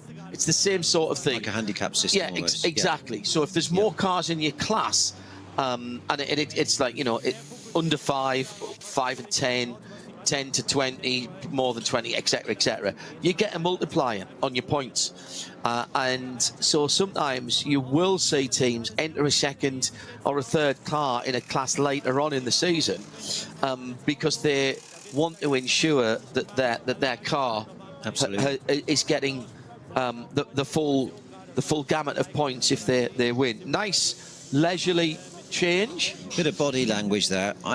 They're talking a little bit. You can see the nodding of the head, maybe talking a little bit about balance. So that is Thomas. That is Prynan getting out, I reckon. I think that was Prynan getting out. I just want to see that helmet again. Was there and Guven getting back in? I think that was the Austrian getting out of that car. It looks like his body shape and his eyes. I don't know all the helmets as I should. No, it's difficult. For which I apologise, but the eyes would tell me. Let's have a look, see if that's Chan in there. Typically, he's got the shade band, so I can't quite see it. It's very difficult to see them in these cars because they've got so much safety, as you said before, around them with the seats, the netting. Now, interesting, Niederhaus has come back into the pits as well in the Porsche number 16. So that's another stop for them. They're taking now their second stop. This should be a 3-stop race, but it's not as simple as that, because it's when you take the 3 stops as to how long you have to be in the pit lane. The pit stop will be over and done with long before they need to move. One of the reasons for having the mandatory time, by the way, and why it changes because of how many laps you've done, is about the fuel fill. As we mentioned earlier on, and Andy knows all about this, it is a pistol grip fuel fill. So it's like pulling it up at your local service station, getting out, and the only thing you don't have to do yourself is the driver doesn't have to get out and fill the thing themselves. One of the teams allowed to do that. And it is very, very difficult, even with current digital technology, to get all the pumps to fill at exactly the same level as they're threading the needle through the TCR cars. And this is the battle for 4th and 5th. The blue Audi of Chris Haas and the Falcon Motorsports car. It's Marcus Shearing trying to go around the outside, and he'll ride the berm on the outside, if you will. Oh, that was a bit too wide. Yeah, so they try and mitigate the difference in fuel flow, even if it's only tiny. So deliberately, the pit stop mandatory time. So if you do 4 laps, let's say for sake of argument you do 4 laps since your last pit stop, then there will be a pit in to pit out time. I'm going to make this up because I haven't got the table in front of me, but let's say that's 3.5 minutes. If you do 5 laps, they'll add another minute or minute and a half onto that, because you know you're going to have to put more fuel in. And that's how it's all calculated, and it's done that way just to make sure that where you are in the pit lane and the performance of the fuel delivery from those pumps is not race defining. Yeah, that's very good. I think that's a fair rule, and it's very German. It is. It makes sense. It's very pragmatic. It's very common sense. Yeah. It is. And the other part of it that I love in the 24-hour. I remember the first time I went to the 24-hour race in 2007. And when we had finished, I mean, remember there can be up to 8 cars in a pit, and 2 pits share effectively a petrol pump, so that can be 16 cars. So you have to have a bit of etiquette as to who's using the pump at what time, and it tends to be who's doing better in their class, not the overall positions. That's an unwritten rule. So at the end of the race, we're walking along the balcony at the back of the pits, having packed up all our gear and wearily heading back to the cars in the... but happily, the park permit is right underneath you as you walk there. And on the right-hand side, there's a load of offices at the end there. It's the pit-in end of the pit building. And there's a long queue of what I immediately recognised, because I knew some of the people, of team managers. And they're standing there, so I stick my head in. It's cool. They've all got sheaves of paper in their hand. And there's about half a dozen or 8 of the organisers sitting behind the desk with, and I worked in a bank when I left school at 16, with the, what I would call now, old-fashioned accounting machines with the buttons, and you pull the thing, an adding machine. And I'm thinking, what is all this about? And what is it about is when you fill your tank with that pistol grip, there's obviously a readout to say how many litres you get, and there is an official with a clipboard who stands there, and he looks at it and he goes, you know, Andy Prio's car, right? It's the Ford, it's the number 6 HRT Performance, and he took 75.4 litres. He writes it on, he writes the time on, the team manager or a representative has to sign it, you get the yellow copy, they take the pink, or whichever way around it is. And at the end of the race, they are all put together and they end up in this office, and the team manager brings their copies. And what these ladies are doing are adding up how much fuel you've used. And the reason for that is, before the race, each entry has to put down a deposit, a fuel deposit. And what they're working out is, do you owe us money, or do we owe you money? So did you use more fuel than you've paid for, or less? And that's all done on paper. Nice. And it's like, only in Germany could you do that and make that work? And you know what? It's never changed. I bet it's perfect. And it is. And you don't get any. You don't get There's hacked. no argument. You don't. That's a very good point. You don't get hacked. There's never any problems. Everybody's got a copy. So if there's any discussion to be had, you can compare the copies and go, yeah, oh no, sorry, I've misread that. You're absolutely right. The teams will have done their bit of addition as well, and so you know, good. It's brilliant. It's just, if you've never been to the Nürburgring for an event, the 4 and 6 hour races are brilliant, and we will have a 6 hour race again, of course, this weekend. We've got a double weekend for the qualifying races coming up. We'll have both of those. The Saturday race for the qualifying weekend for the Nürburgring 24 hours, not part of this championship, but will run into certainly the gloaming, probably the dark. And that is going to be brilliant. We'll have coverage for that for you here and on the Radio Show Limited network.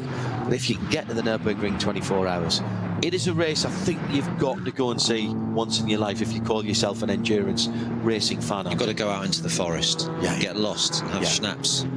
And bump into people who are burning things and barbecuing things and with axes. And they're all lovely. They're lovely, and it's a particular audience, but they are real thoroughbred races. You know, they love it. You get to see that at Bathurst. You get to see that at Le Mans. Very good point. You get to see it at Road Atlanta, sorry, and for sure here. And these races, these historic races, have such a special atmosphere, particularly the Nürburgring. I loved it. I was blown away when I first drove it for BMW. It's like nothing else, is it? And particularly the start of the race. Le Mans is all about the end of the race as a 24-hour race. And I think probably Daytona as well and Spa. Yeah. At the Nürburgring, and again, this would only happen in Germany, the start of the race is incredible. I remember the first year we were there in 2007.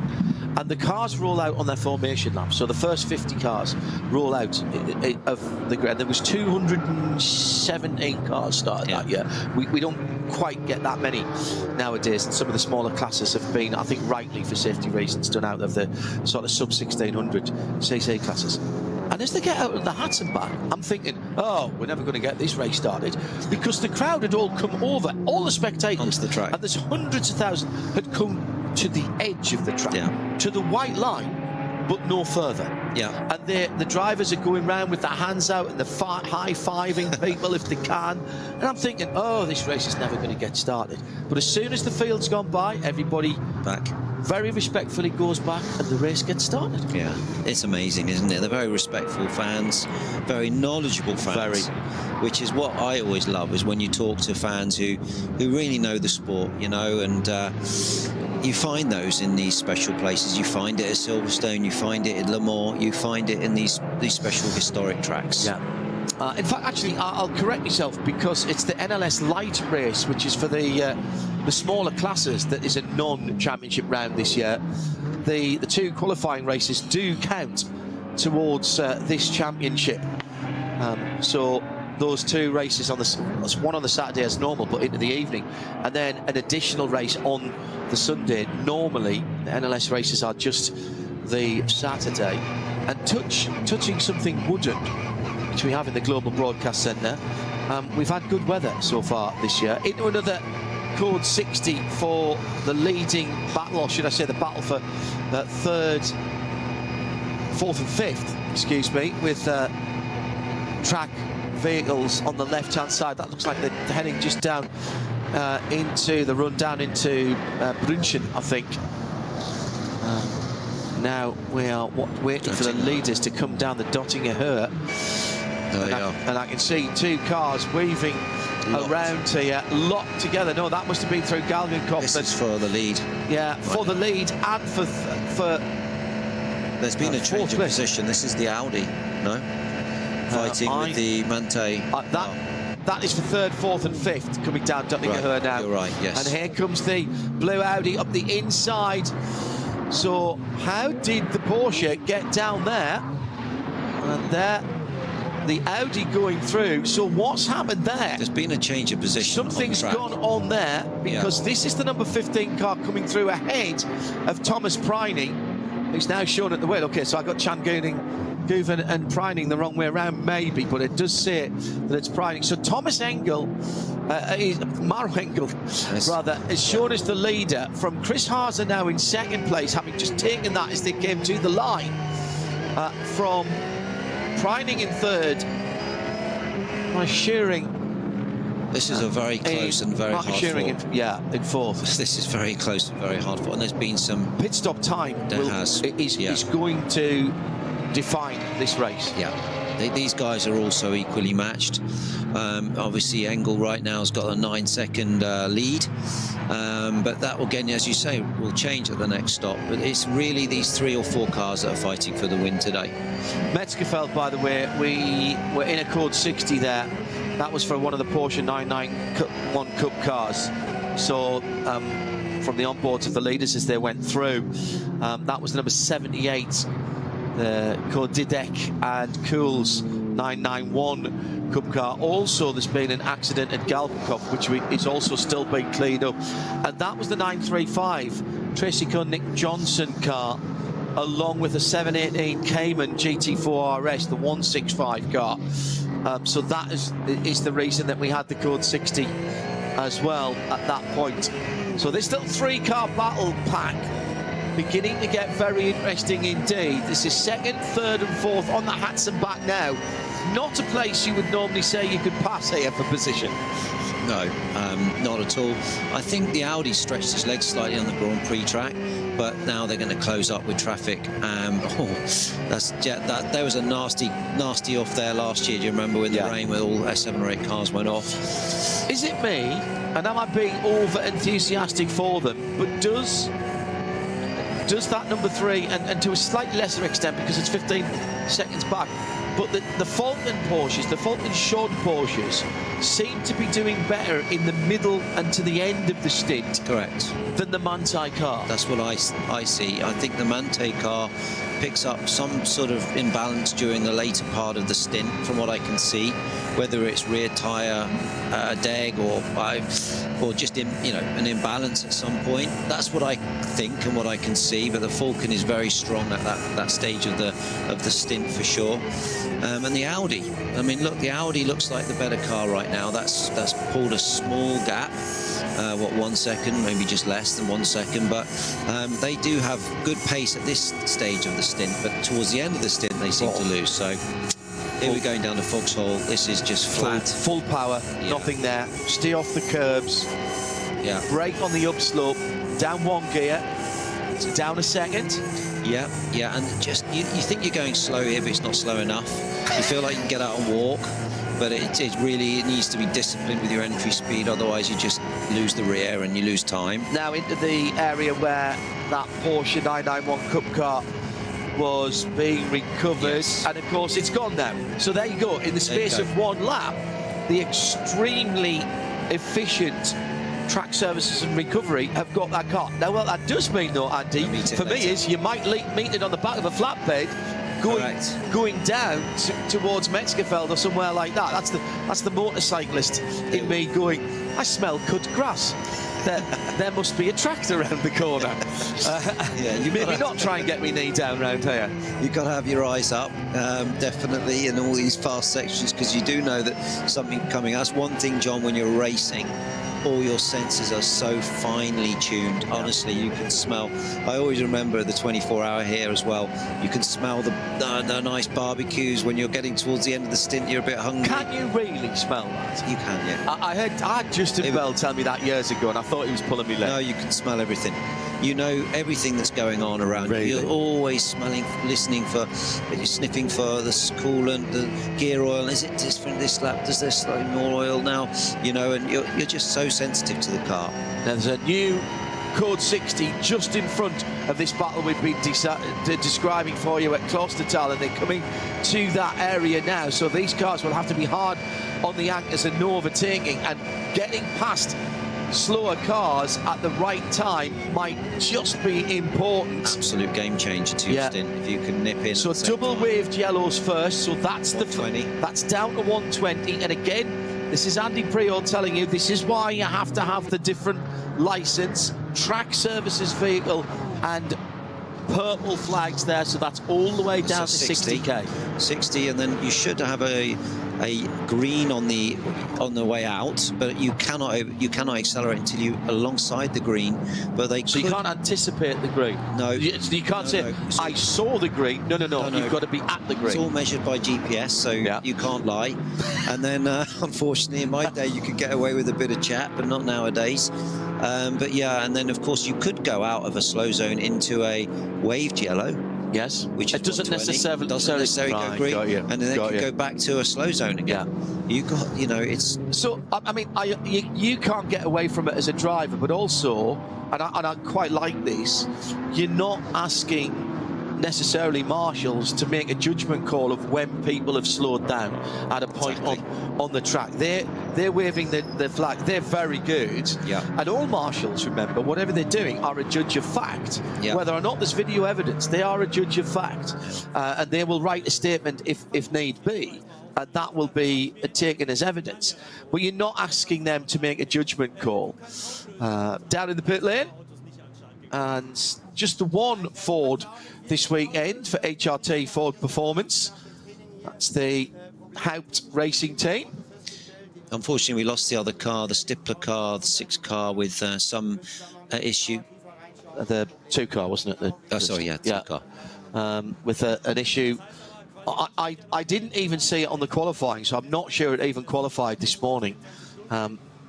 Before you rocked up for your sausage sandwich, I was watching the German feed this morning, and the early morning light at the Eiffel, absolutely incredible. Sitting in 9th in SP9 Pro, 11th overall at the moment. That's number 6. Dennis Feltzer, Vincent Kolb, Dirk Muller. It's Patrick Assenheimer behind the wheel of that Mustang for Mustang GT3. It's a big deal, Ford coming back to the Nürburgring Nordschleife, and particularly to the 24 hours. And now the question is, you'll have split loyalties that weekend, because Sebastian will be racing in the Salem 6 hours of the Glen on the same weekend. So are you going out to the Glen, or are you staying at home and following it? Following it all from home, unless I'm doing something else for Ford. I need to look at my diary. I'm probably doing some GT4 or something for Multimatic. But yeah, I mean, I'll be following them both closely. I think that I spoke to Dirk this morning, and he's very optimistic about the pace of the car. He thinks that they've got a very strong pace, and the car is really beginning to stretch its legs around here at the Nordschleife. Where does a car have to be good, in particular at the Nürburgring? Because it took a very long time before a Ferrari, despite the fact that Ferraris had been here before down through the years. Not a lot of them, I accept.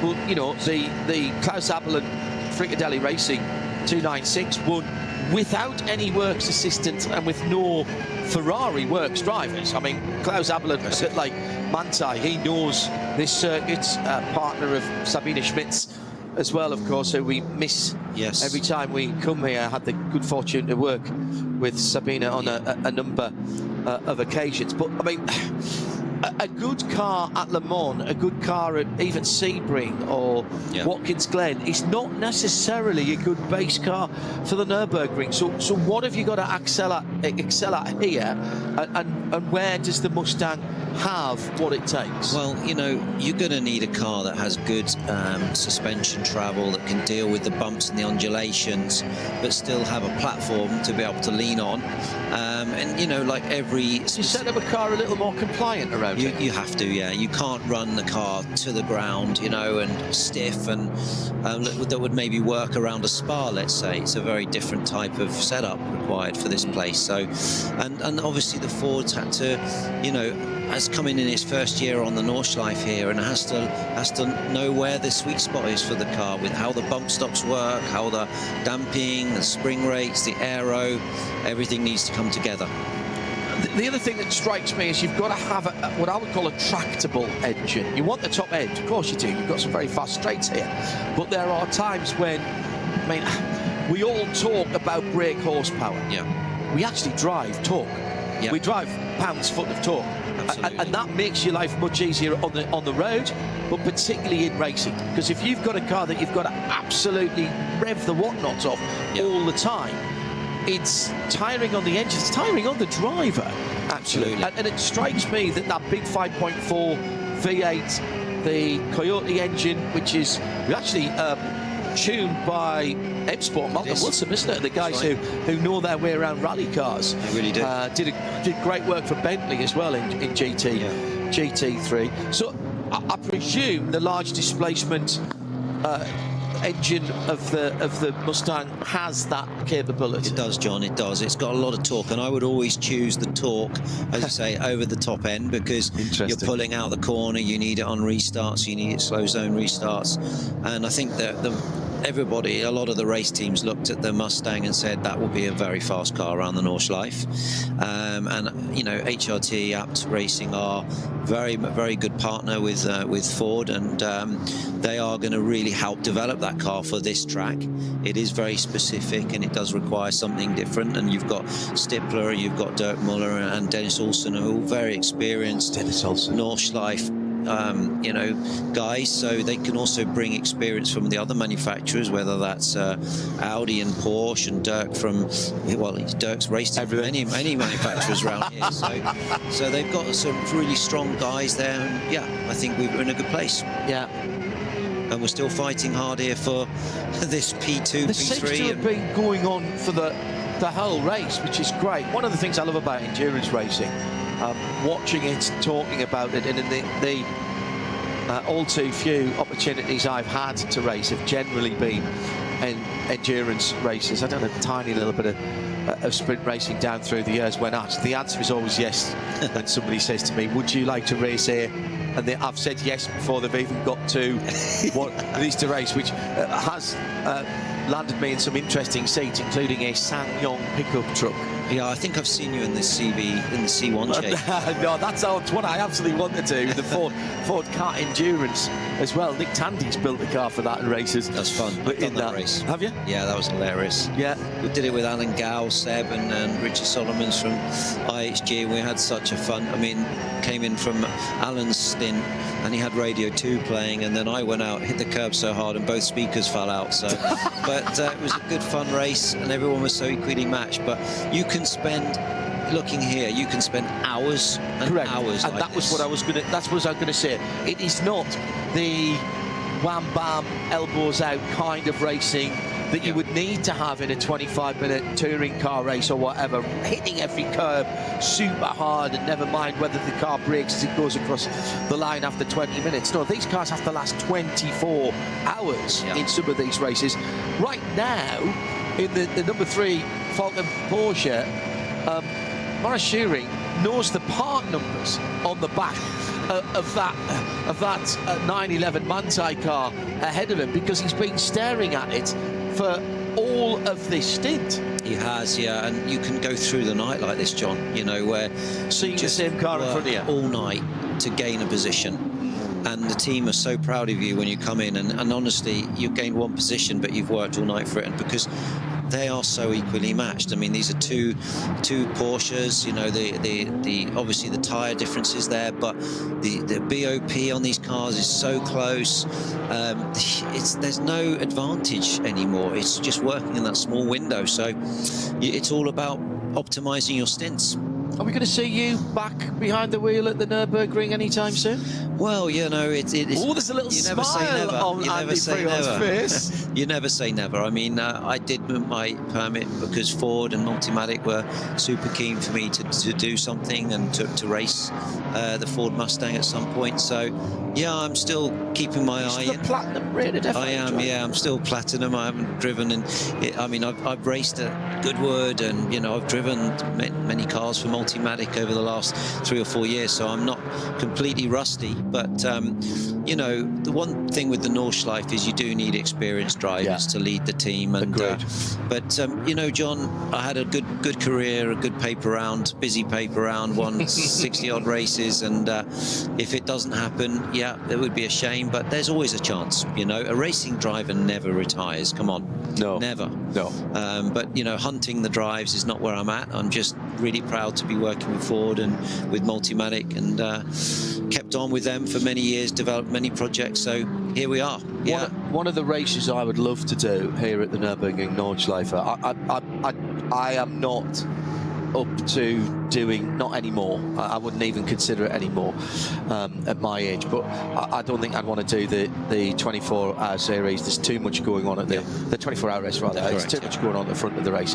The later races in the season, in this championship, the 4 hours and 6 hour races maybe. But the one I'd love to do, really love to do, is the classic race that supports the 24-hour race. They used to call it the young timer race. Yes. 160, 170 classic cars from the 60s, 70s and 80s. That's right up to the 90s. And there's everything. First of all, there's every BMW that's ever raced and some that haven't. There's a version of it. There's little front-wheel drive hatchbacks. I didn't even know before I saw this back in 2007 that there was a car called the Audi 50. Do you know what the Audi 50 is? No. No, the Audi 50 was Audi's version of the original VW Polo. Really? Never came to the UK.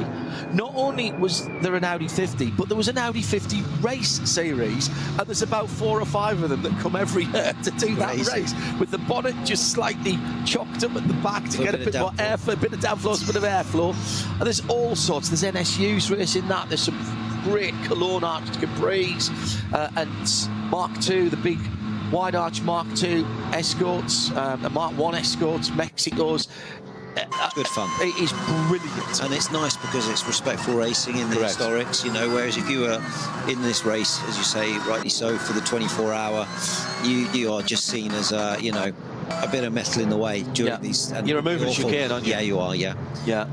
So, I mean, I think you'd love, I mean, you have raced around the North Side? No. I've done many laps. I've done lots of laps, and I've done it on closed days as well with manufacturers where, you know, I don't think you're ever going flat out round here. You said this earlier on. It is one of the places where you're always keeping something in reserve because of what we talked about earlier on. You never know what's round the corner. I've been out there with Aston Martin Lagonda when there's only 16 cars out there. But even then, you can't take any liberties. No, you can't. You've got to keep your eyes up. You've got to be alert. But you are fully committed.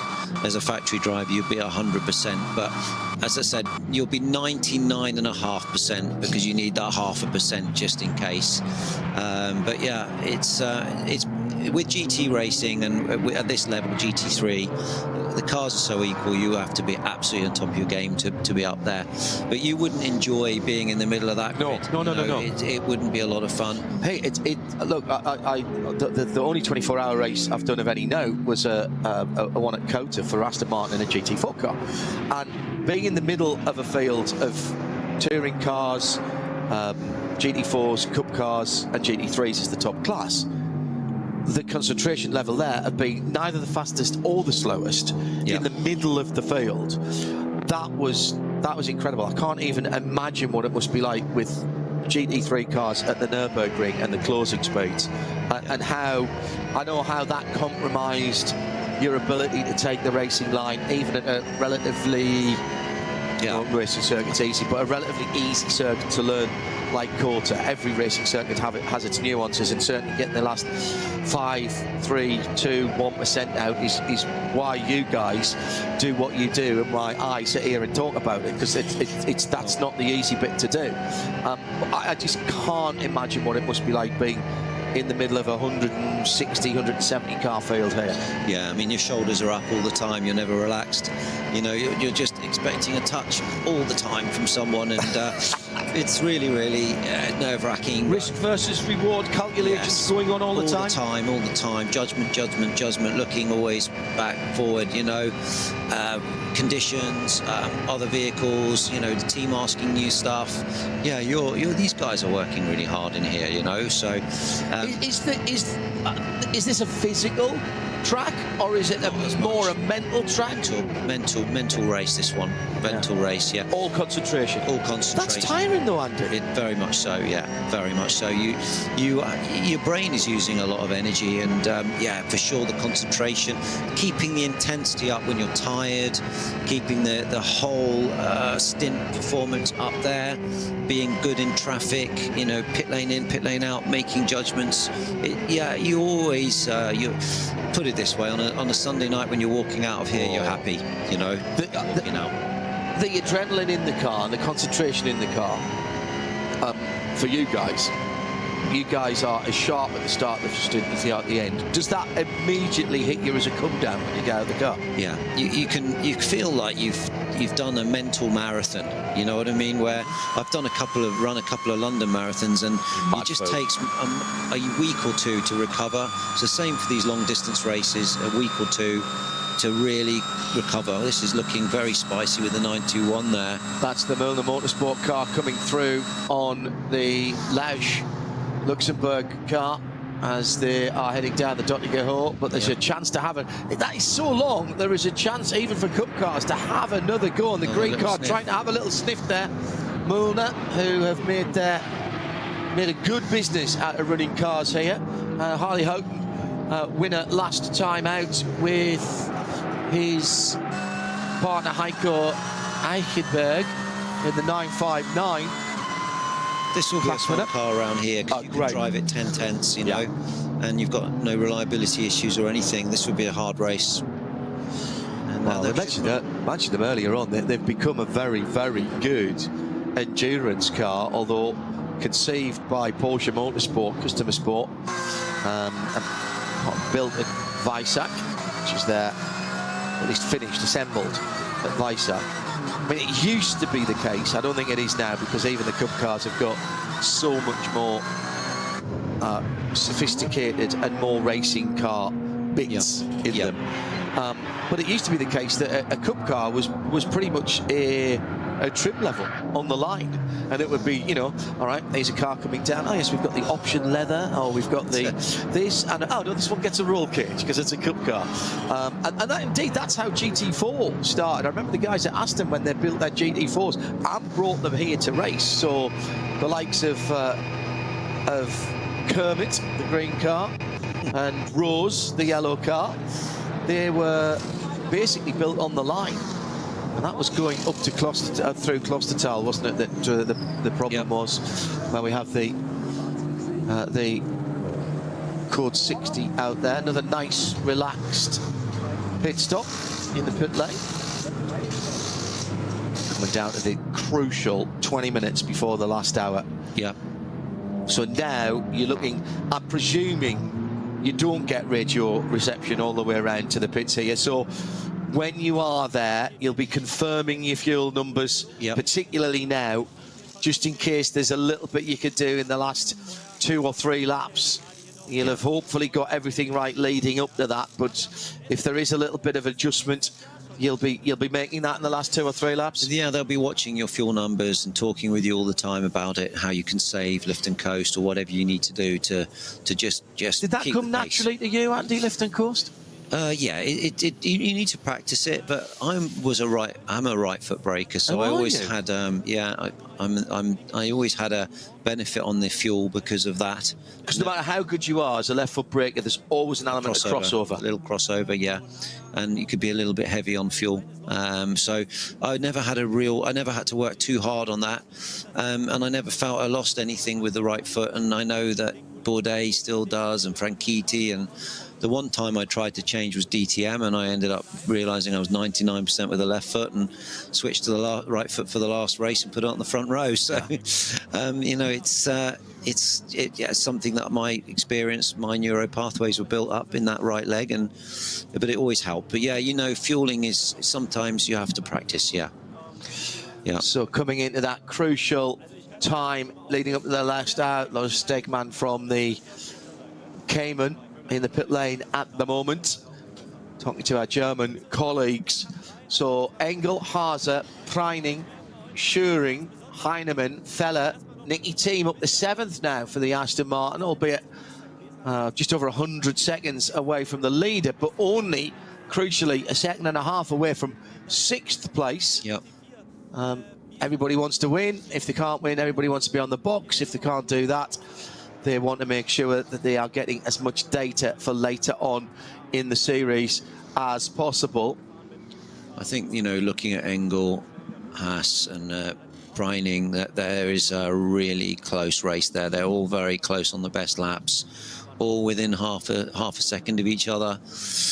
And it's going to come down to that final stop now and track position.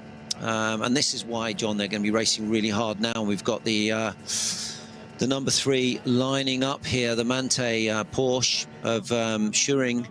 This is race on, John, here, and I would say this is now when it starts to get really hot, and really spicy. So the Falcon Porsche does look strong at the end of the stint. You say they're coming towards the end of that stint now, and look, the Mante Porsche is just looking a little bit weaker in this position at the moment. Golf in front, sorry, BMW in front of that battle. No, it wasn't. Actually, it was a Hyundai. So let's just keep mentioning cars. Down the inside, and the Falcon Porsche takes the Manthey Porsche, runs wide through the Habs hook, but gets the inside line into the next 2 corners, crucially, as they go through the arena section, and immediately starts to move away. Now, that to me looked like, I don't think Thomas Preining did anything wrong. That just looked like a grip advantage. It did look like he had a lot of extra grip on the braking. People think about having advantage of grip is coming out of corners, but it's the stability under braking, and being able to take a little bit of extra pace to the apex. Brake and turn with, you know, if the tyres dropping off, you can't brake and turn with so much braking force. You have to ease off the brakes, and then you have to brake a bit earlier to get the front end into the corner. And the Falcon car looks like it's got quite a lot of, well, just overall grip at this phase of the stint.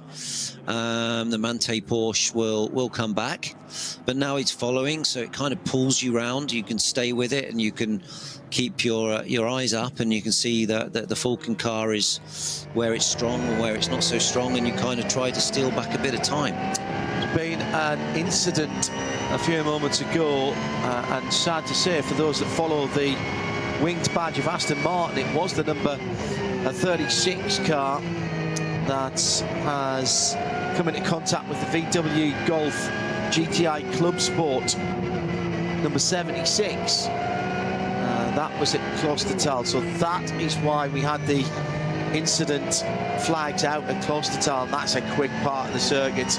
They've come together side by side there and speared off into the barriers. Well, that, I'm not surprised that there was a major clean-up going on at that point. 2.8 seconds at the front of the field, coming in towards the last pit stop window in about a lap and a half, 2 laps time. So what we're talking about, though, is, you know, 8 to 12 minutes time, maybe a little bit more. I'm intrigued now, Andy, to see what Manthey do and how far into the last hour they can get. Or do they go opposite everybody else, and the minute that they know they can get to the end, they do a shorter pit stop, leading fewer litres of fuel, and therefore, instead of doing 7 or 8 laps, they do 5 or 6, and then take the time advantage getting out the pit stop first. It's highly possible and highly likely that they will try that. I think that's where their strategy, and Manthey particularly, would be quite clever, I would say, because they know this place pretty good. But yeah, I mean, just looking at ultimate pace, I just feel, I don't know, the Manthey car maybe just had a little bit more of an issue towards the end of the stint, and I'm wondering if the Falcon car now can try to really gap them, and try to make some real time up right now. This is where, if I was driving this car now, I'd be thinking, right, I need to be putting 4 or 5 seconds to him now in this part of the race to make sure I give myself track position for the final stint. It's the voice of Andy Preo alongside me, John Hindhaugh, in the Global Broadcast Centre. Just diving down the hill. This is as far away as you get from the pits. It is where Tim Heinemann is now in the Falcon Porsche number 4. And these consecutive right-hand corners that get ever tighter before the left-hand hairpin that's banked to the inside. Then diving down the hill, up through the gears, down towards the bridge of Breitscheid. Look for the road on the right-hand side that comes in. That's just about where you have to be thinking about braking and turning in, but it's so late now on these GT3 cars, Andy. Yeah, it is. It's downhill as well, but it's fast down there. And there's a very hard wall on the exit, or actually more mid. And then Lauda here is very fast. This is flat, but very bumpy. To brake in the kind of middle of the road, you always creep a bit more to the left, but you can easily get it wrong, but exit is everything here. Bergwerk stay away from the apex curb, and then these left-handers that you can actually come from the middle of the road. It's the last one you've got to get right. Yeah, and you know, they're all flat, but you've got to, let's say, take the line of least resistance to let the car run on the exit and not put too much steering in, and just keep the speed you come out of Bergwerk is determining your speed all through those very fast kinks. But that's a very blind section, and I always feel like you need to have preparation there, because you know, any issues with another vehicle off on the exit or oil or whatever could be a problem through there. I'm starting to think to the end of the race now and work out whether this is going to be 27 or 28, 26, 27 or 28. You're talking 8-minute laps, so how can I not know that? Because it depends when time runs out and where the leader is at that point. And you know, obviously, if the leader's gone through and 10 seconds later it drops to 0. Yep. So this has also got to be brought into your thinking. Yeah. Yeah. One of the more street-looking Caymans with the fixed rear spoiler and the number 440 in bright orange, cruising through the first part of the lap.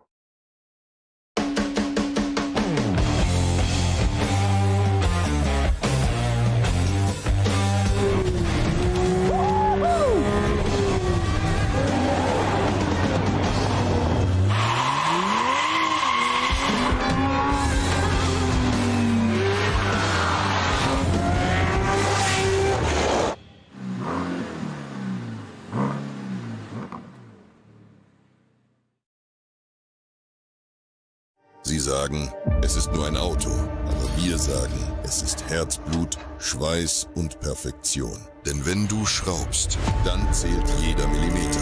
Dann bist du in deinem Element. Du willst mehr als nur fahren. Du willst es fühlen. Die volle Kontrolle. Eine optimale Straßenlage. Wir wissen genau, was dich antreibt. Denn wir teilen die gleiche Leidenschaft. Egal ob auf der Straße oder auf der Rennstrecke. Wir sind immer an deiner Seite. Wir sind H&R. Offizieller Partner der Nürburgring Langstrecken-Serie.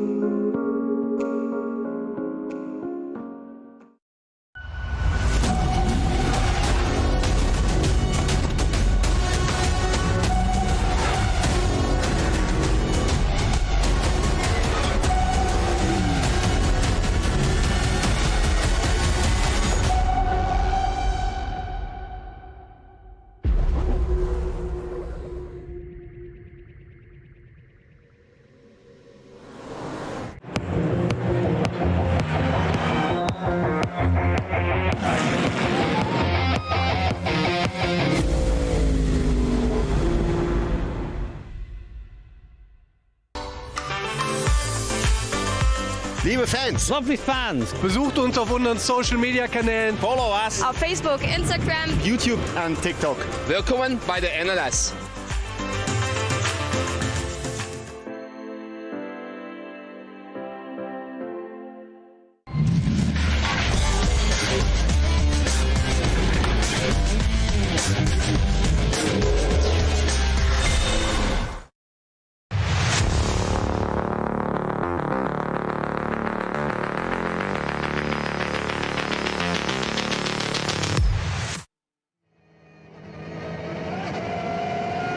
So coming into this crucial window for the final pit stop, Andy Priaulx and John Hindhaugh, and we have been waiting for the stagger to unwind as far as the pit stop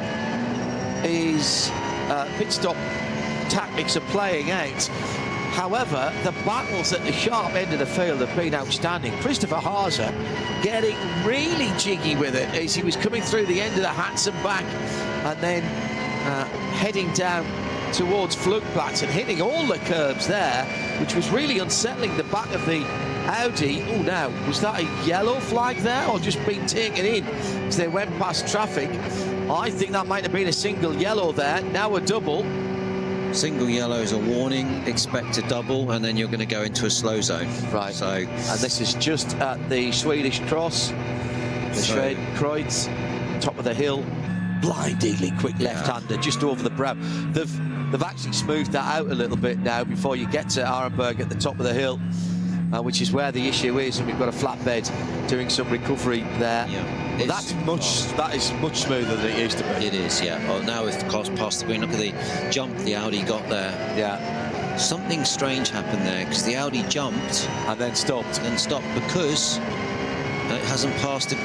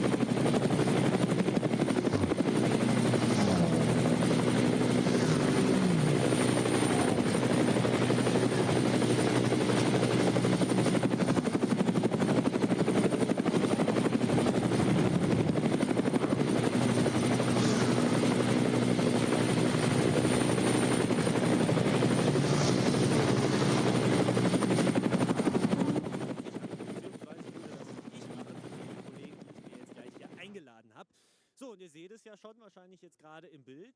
Wir stehen hier bei Rotax Deutschland. Die sind nämlich an diesem Wochenende hier zu Gast. Zusammen mit dem Porsche Rundstrecken-Trophy Nürburgring Talent Pool ist man gerade so ein bisschen dabei und beschnuppert sich hier, habe ich gerade schon rausgehört mal. Denn es steht hier ganz im Zeichen der Juniorenförderung, was hier angegangen wird. Und ich habe mir dafür den passenden Gesprächspartner dafür eingeladen, weil wir wollen da jetzt mal so ein kleines bisschen hier durchgehen, wie das Ganze denn so aussieht, von Rotax-Seite aus, aber auch von Seiten der Porsche Endurance Trophy Nürburgring. Und mein Gast, den ich mir dafür eingeladen habe, ist Andreas Mattis. Erstmal schönen guten Tag und schön, euch hier am Nürburgring zu haben. Ja, hallo, vielen Dank. So, du bist als Vertreter von Rotax hier. Ich habe gerade ja schon gesagt, ihr seid so ein bisschen hier, um euch gegenseitig so ein bisschen zu beschnuppern, weil ihr macht ja in Sachen Nachwuchsförderung sowohl von Porsche-Seite, aber auch von Rotax-Seite aus relativ viel. Ne? Erzähl mal, was macht ihr da?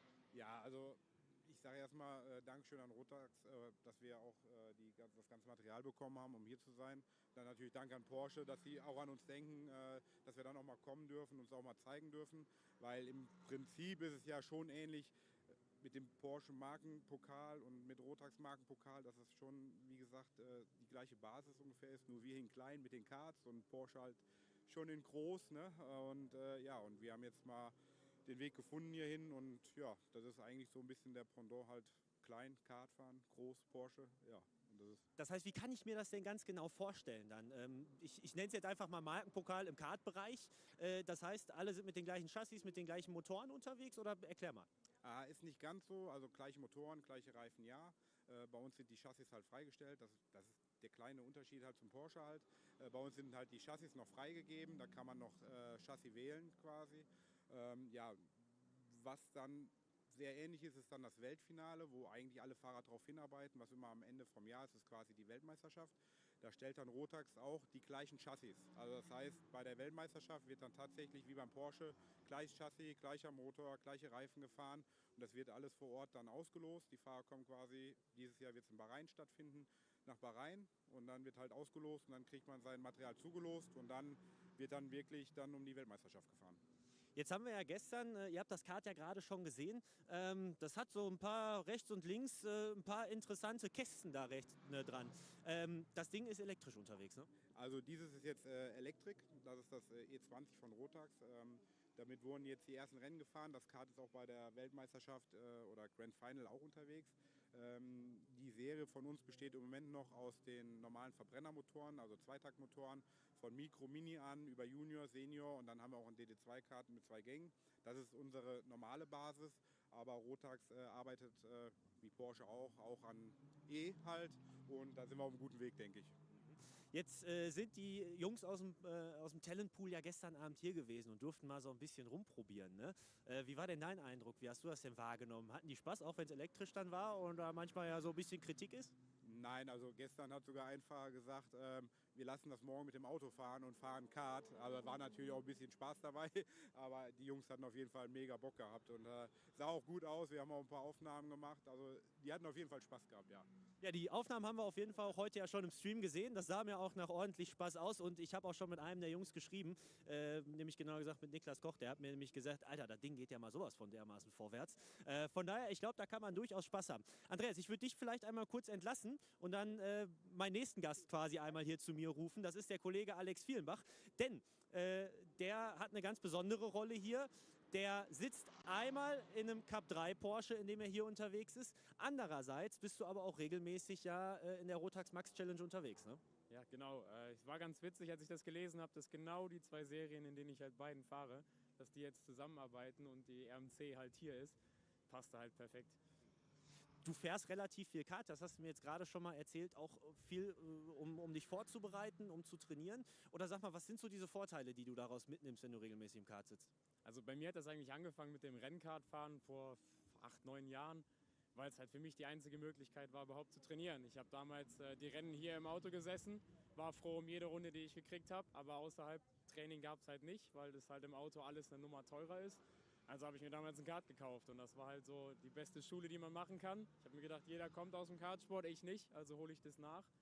Ja, und was soll ich sagen, es hat sich halt über die Jahre so ein bisschen dazu entwickelt, von anfangs nur ein paar Runden im Jahr bis hin zu jetzt. Love it to stay green right to the end and have full racing, to have a full fight to the end without any factors that could influence the strategy, because that would be really good for us to see who's got it. Fella, that's Shearing in the number 3.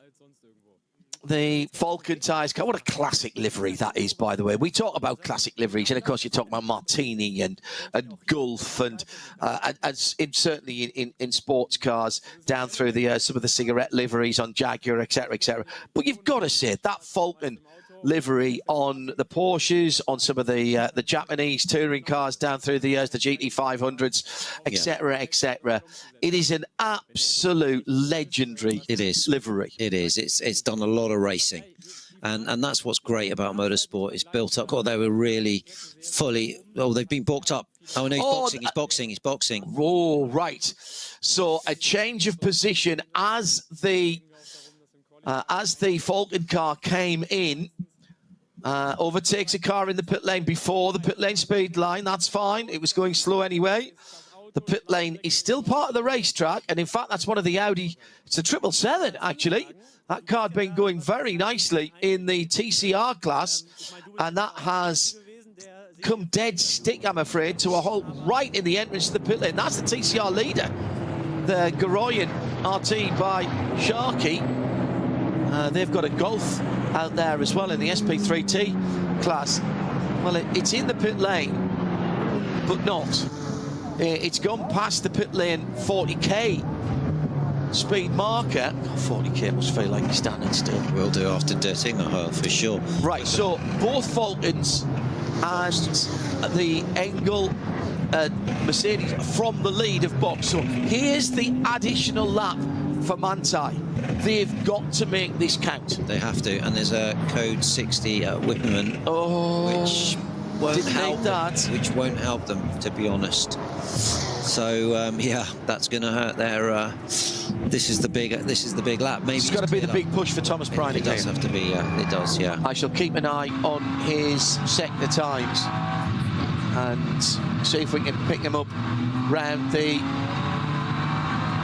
circuit. He's gone off the Grand Prix circuit. Wasn't a great run through there. Must have hit some traffic at 106.2. You'd expect to be down in the 105s, mid 105s, really, on a very good lap. The Broadbent car, as we're calling it, the 150 Black Falcon Bilstein GT4 Evo. A couple of laps off the main leader, but winning at the moment, leading at the moment in SP8T, and in a very creditable 22nd position. Jimmy Broadbent freely admits to living the dream. Sim racer turned real world racer. We've seen him at this race track before, and in the 24 hours, had him on Midweek Motorsport. We've seen him down at Barcelona for the 24 hours for the Creventic races. Absolutely loving it, and is very generous with his time. Love talking to him. Absolutely an enthusiast, and keeps pitching his. Oh my goodness, this is a slow moving Audi. Is that the 15? Yes. It is the 15. Yep. That's the Haase Share a Sport car. Yeah. Oh, out of fuel? Surely not. This is the end of the 7th, or has he had a problem? So was battling with one of the Falcon cars, wasn't he? And there was side by side coming up to a Porsche Cup car, going one way then the other. They split the cars. Here comes the Grello car as well. He's just slowing to go through, and he's just slowing. Just slowing. Haase just slowing, as if someone threw an anchor out the back. And I think that was, where was that? Was that going good curve? I think it was. It was, yeah. That's a very fast section, but he's still got drive. He's getting it back. In that flurry of pit stops, I failed to notice, and I apologise, that car had dropped out of the running. That is an extraordinary turn of events. inside the last hour with a car that has been showing real speed and was... Yeah, that was one of the contenders. Absolutely. Has to be a contender. Yeah. So something's happened in the stop, maybe. Now, as he comes back along the pit lane, just looking at that car, was on its out lap. Yeah. As you rightly say, loose wheel nut? Has he felt that? I doubt it. I doubt it. I mean, it could be anything, you know. It could be, obviously, the engine stopped and started. They had hazard on. I mean, is there some sort of potential software, you know, electrical issue, like a pit speed limiter or something strange like that? I don't know. It's you know, these cars are so complex now. Preining has turned up the wick a little bit on this extra lap that he's getting. This will be the end of his 7th lap. The rest of the cars, excuse me, this will be the end of his 6th lap, which is when everybody else ahead of him stopped. So he stops at the end of this lap and he will have the same length of pit stop as the cars around him, but will have less laps to go to the end of the race, if that makes sense. So then you have the choice of how much fuel you put in it and how good your tyres are going to be. They'll be a full lap better than everyone else's. Yeah, I mean, did you notice that, Andy? Is a tyre advantage, a 1 lap tyre advantage going to show? There will be, but it's not, for me, a high deg track on the tyre. It's yeah, I think you're just going to make your money on the stop here and the amount of fuel you take and the time you spend in the pits. So this is just going to be, look, he's had traffic as well on the in-lap here, so if he boxes this lap, I'll be very interested to see how long he spends and what fuel he takes in this final stop. So the cars we're going to have to look out for were the cars that made their final stop 1 lap ago, and we know that the first car of them in was the car that was leading, which is the Mercedes-AMG Team Get Speed car. The number 14, Maro Engel, Fabian Schiller, Lucas Stoltz. We believe it's Engel back at the wheel of that car.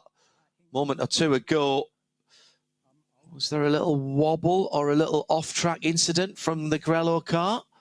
Yes, he was. That was lucky. Over-committed, going up through Mood's curve. That's a very fast corner. That's super quick. What's that, 4th, 5th? Yeah, that's 5th gear, and you carry a lot of speed. That you could easily have got that twisted up on the exit and ended up bouncing off the fence there. Just, yeah, that was a big commitment. You have no accident or a huge accident there. And you can see how hard he's pushing on his inlet. He knows this is it. This is where the race is either won or lost, to be honest. So to believe Preining in here, it was a double at the start of the race, we believe, for Aychat Guvin, and this would be a double for Preining to take it to the end if the timing screen and the sensors on the car tends to be on the plug-in for the drivers. Yeah, Chris Haase is out of his car down in the pit lane. He's got the car back, talking to our German colleagues, and we'll try and get the word from that. Oliver and the rest of the team listening intently to Haase talking to the German pit lane commentators, and the leader is in. Preining is in for the last stop. So this is the defining pit stop, and is it a win? Is it a podium, or have they got their sums completely wrong? I would suggest not the latter. They are in the conversation, undoubtedly in the conversation. A fairly empty pit lane as he peels right-handed, nose first, to get the fuel in the front fill of the Porsche 911, number 911. And so that car comes to a halt. This will feel interminably long. So that is at the end of his 6th lap, I reckon. for Preining. Just check that. And the track is green, so this means that both Engel and Muller in the Falcon Motorsport. My apologies, it's the end of his 8th lap. Everybody did 8 apart from Ricky Feller, who did 7 to his last stop. That 16 car is sitting in 4th position at the moment, but they've all done 3. Oh, actually, no, Ricky Feller hasn't done his last stop yet. Ricky Feller coming to his last stop at the end of this lap. Yeah. Right. Okay, that makes sense. So nice and easy, no need to rush, lads. And I didn't see Preining get out of that car there. I think they're leaving him in. There's a little bit of scuffage on the left rear wheel arch. Yep. On the yellow part of Grello. He's already in 1st gear, ready to go. He's watching the pits timer, which is counting down in the car. So much to look at. Tyre pressure sensor reported a pressure drop, and they believe they had a slow puncture for Chris Haas. How unlucky is that on his outlap after his final stop in the number 15? That is incredible. So the tyre that they put on the car was not... Yeah. That's annoying. So annoying. The car's gone back out with Luca Ludwig behind the wheel, but any chance of a decent victory has evaporated, thanks to Oliver Fragstein. Manthey's made it in front of the Falcon. They've made it. They've made it. They've jumped him in the pits. So thanks to Oliver Fragstein for the translation there. Through comes the car that was leading before the final pit stops, the Mercedes. And the number 14, Bill Stein, gets speed car. So the Manthey maths are magnificent. They've done it. Yeah, they've made the, and they've got quite a big gap, actually. I would say at least 2 or 3 seconds. Yeah. So yeah, let's see if the 14 can reel them in. Well, they've got to push now. They have to. Yeah. They have to push because they'll have more pressure and heat in the tyres on the AMG. The tyre warmers allowed? Yes, they are. They are, but you've still got to bring the pressure up, and you've got to bring the tyre, the pressure and everything together. But by the end of the Grand Prix lap, you should be, before you turn onto North Circuit, you should be in a window that you can really push. Ricky Feller just fails to get scored as the leader in the blue Scherer Sport Porsche. A little bit of damage. So that was a bit of damage to the left rear of that car that I saw some stuff flapping around in the very early part of the race. That's been there right since the early part of the race. Yeah, that's happened maybe the beginning and the start or whatever. Yeah, but, bit of rough and tumble. Not enough to do anything serious. And I think the diffuser on these cars, although it works, you can still operate even with some damage on the diffuser. So yeah, this is going to be a scrap now to the end, John. I don't know quite what the delta is between them at the top 3. We'll probably see more clearly at the end of this lap. But it looks to me like Manthey have, as you say, really come up with the goods in this final stop. Yeah, and I think it's Preining that has stayed in that car, so he's dialed in, if you like. There. He is, yeah. That's a safe bet, keeping them totally, keeping the driver that's really hot in the car. What is now 39 minutes remaining of the race, and yeah, it's not easy to pass around here either. So if they have a healthy enough gap, they should be able to maintain that to the end. Round about 5 laps, I reckon. Which, if you remember, they started with 2 5-lap stints, if I'm not mistaken. So this is very interesting that they've done it slightly different from everybody else. Still 3 pit stops, but it's the position of those pit stops relative to the table that tells you how long you've got to be standing still. This has been a Manthey masterclass in how to run the race. We saw that car, we thought they might have a problem, they eased their pace. Were they just saving a little bit of fuel throughout the race so that the stop at the end, they would know that they would have plenty of fuel? Because you're not going to use every drop, of course, when you come back in, not when there's a lap of the Nordschleife that is so long. You'll never really want to be getting down to the dregs of that, because it's you get that wrong, that is catastrophic for your race result. Yeah, you definitely don't want to be making mistakes like that, but these engineers are really sharp. They know exactly all of their parameters they have to work with. They've got software everywhere. The other thing, Andy, is they've got him out into a fabulously clear space. He's just coming down the far side of the circuit, and this is the first time he's hit any traffic. Priming leads the race by I think round about 7 or 8 seconds, and the first car that he's hit is at the bridge at Breitscheid. That, I mean, again, is there a bit of good fortune there? Are they watching the traffic? All of the above. Well, you do get, you know, GPS on these cars, so you can track it. It is impressive if they can. I would say it's unlikely, but yeah, it has worked out well for them. They've definitely optimized their race stops, their race strategy.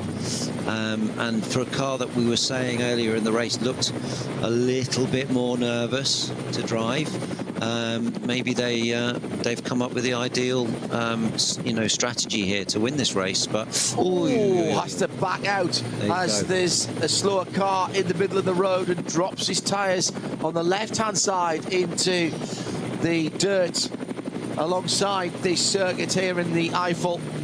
But that can happen, and again he's over the edge of the circuit as he climbs the hill exactly where he was off the circuit last time around. I would say he's in the zone. Yeah, I'd agree with that. He's driving to the absolute optimum track. He's using everything.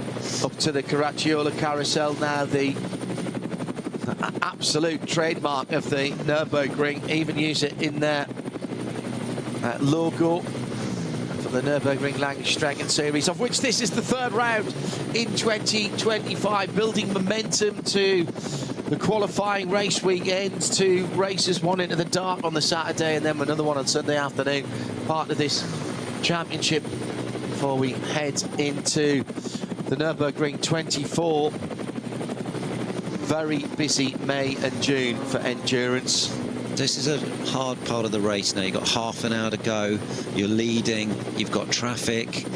How much risk do you take? Yeah. You know? How much would you want to be told by your team about what's going on with Niederhauser in second? You need to know. You need to know, you know, what the delta is. I always find this is the time when you're going to make a mistake. It's better to almost be the guy hunting than the hunted. Yeah, you know, because you got nothing to lose. Nobody's going to criticise you if you make a mistake because you're driving flat out for the win and to chase someone down. As I said before, you know, you've got to be committed to the risk, and in traffic, if you're a little bit out, you know, you're likely to make a mistake and touch another car. So let's see what the gap is over the start-finish. We've still got another 2 or 3 minutes before they end the lap. Maro Engel in third, breaking up the Porsche, the pride of Porsches at the front. And the dominance, Porsche, Mercedes, Porsche, Aston Martin, David Pittard and Nicky Team have done their work very nicely. Just haven't seen much of them, haven't had to. They've not made that any mistakes. New slow zone at Wippermann. Been a busy part of the track today. Has. Yes, it has. And heading in towards Brünchen. Yeah, that Aston, I think they'll be reasonably happy with that. They've gone about their business nicely. Ultimate pace, a couple of seconds off the fastest lap of the race. But again, fastest lap of the race is fine. Don't get any points for that. I always thought you can never rule Aston out. They always seem to come good when you know, for the big races. Yep. They're always competitive. So Walkenhorst are also a very good team. So you never rule them out, but for sure today that race has been between Porsche and Mercedes, particularly the obviously the Mante car, but also the Falcon car. Been a good battle in the SP9 Pro-Am as well, and it is the Durr Motorsport McLaren 720 GT3 Evo that holds an excellent 7th position. J-Mo Hartling behind the wheel of the Mercedes Schnitzelbaum car number 11 in 9th place, and 3rd down in 16th position is the Hankook Competition Porsche, the number 30 car. So those guys are all battling in the SP9 Pro. Hello to Alan Boddy, who, thank you for your comments at RSL_studio. Andy Prio is doing a great job. He wants you back.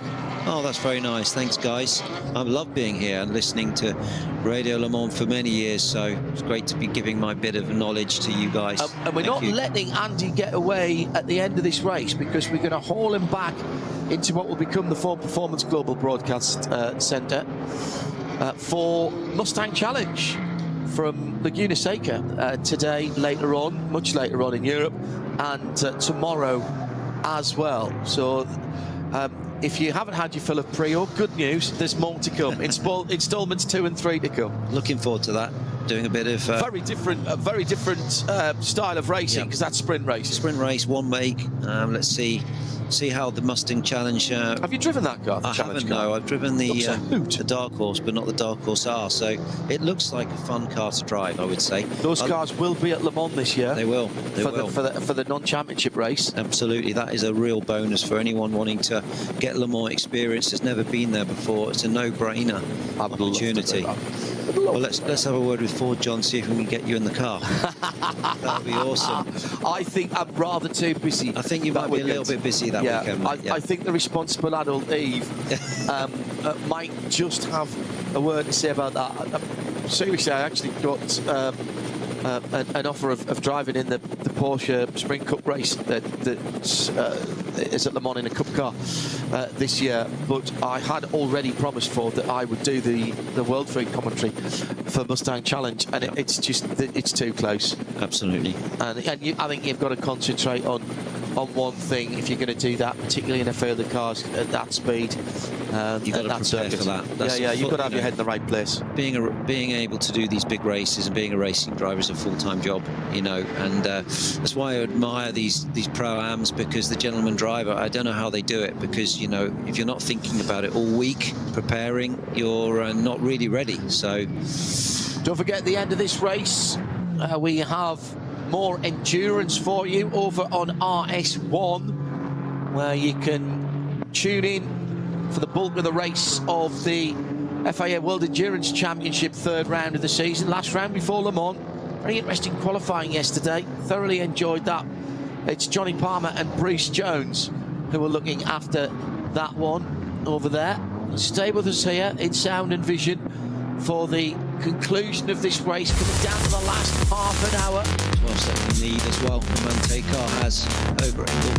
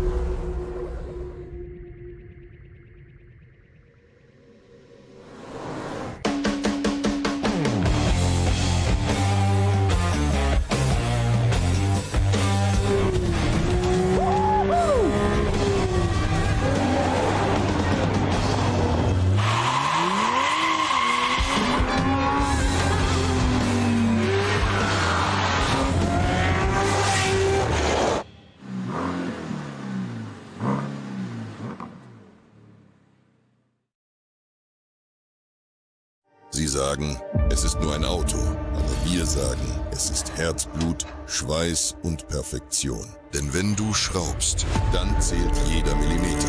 Dann bist du in deinem Element. Du willst mehr als nur fahren. Du willst es fühlen. Die volle Kontrolle. Eine optimale Straßenlage. Wir wissen genau, was dich antreibt. Denn wir teilen die gleiche Leidenschaft. Egal ob auf der Straße oder auf der Rennstrecke. Wir sind immer an deiner Seite. Wir sind H&R. Offizieller Partner der Nürburgring Langstrecken-Serie.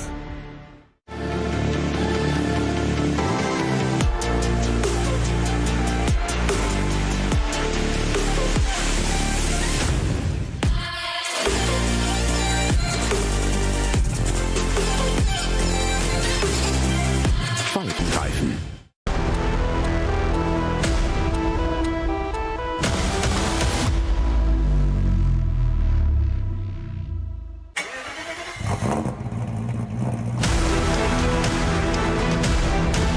Hol dir jetzt dein eigenes Motorsporterlebnis nach Hause. Dein Online-Shop für Simracing-Hardware und Zubehör. www.simraceshop.de.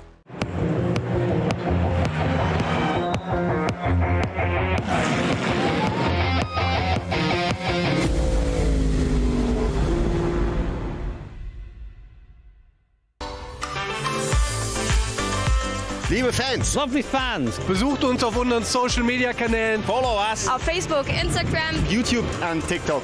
Willkommen bei der NLS.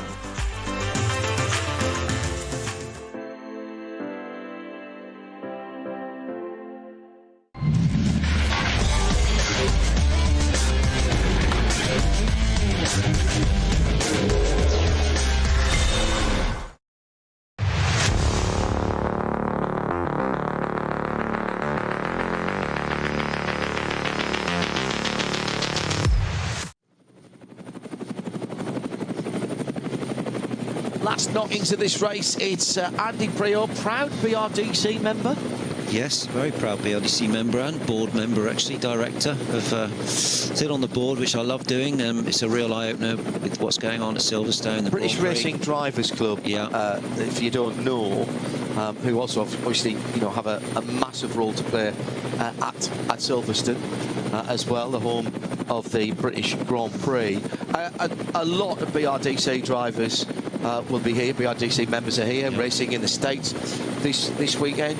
It's an honour to be part of the BRDC, Andy. It is. It is. You can't just fill a form in, can you? No, it's a bit like an MBE for motorsport, I would say. I like having that. a BRDC badge, and very proud heritage of motor racing, and a fantastic club, but a club full of high achievers in the sport, both associate members and race, and full life members as well, and just an amazing amount of knowledge and expertise within the club. You were talking about running a couple of London marathons. You did that for BRDC Charities, didn't you? Darren Turner's done it. Ollie Gavin is exceptionally good. When I lived down in Wellingborough and I was going backwards and forwards around the roads when he was living just a little bit further down the road, Sunday morning, if I was out on my motorbike early to go and get a bit of wind therapy, Gavin would be pounding the tarmac at 7:30, 8 o'clock, and keeping up a cracking pace. He's a fit boy. He was a fit boy. Actually, we did it together. I mean, I didn't run with him. I think he was sub 3. Right. I think he was sub 3 hours. I ran it with Guy Smith. We ran together the whole length, and we did I don't know, 3:40 or something. That's pretty good. Actually, I was racing at the Nürburgring. It was that's with the ash cloud. Do you remember the ash cloud? Oh yeah. And I got stuck in New York. Well, I got stuck here, so I raced here, and I drove back through the night. Got to London at like 1 in the morning, 2 in the morning, and then got up and ran the marathon the next day, which is something I couldn't do now. That would exhaust me. But I literally remember coming from this race pretty much and going straight to the marathon. But yeah, the BRDC is a special club, and it's an honour to be able to put a bit back into the sport. There's a lot going on at Silverstone. We've got a new international kart circuit being built. That is a really interesting development with Joe Bradley and Nick Damon.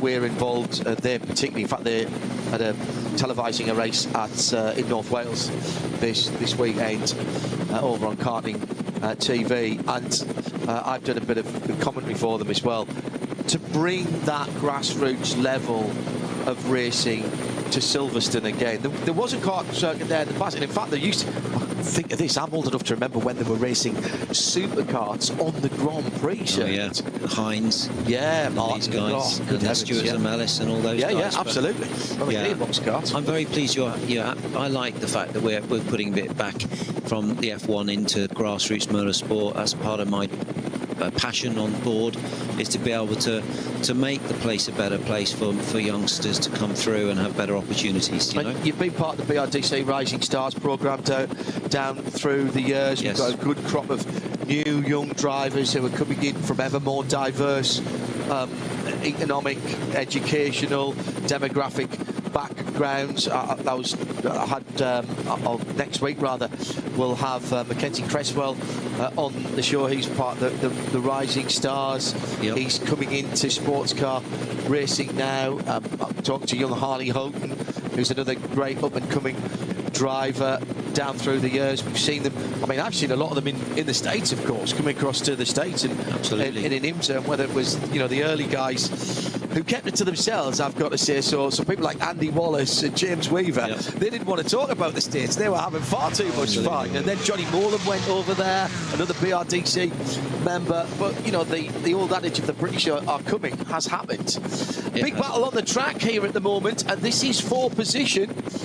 This is the Dynamic GT black and yellow Porsche with the McLaren, and they are battling for overall position. So it's Joel Sturm in the black and yellow car, the SP9 Pro car. The Pro-Am car is the leading Pro-Am car.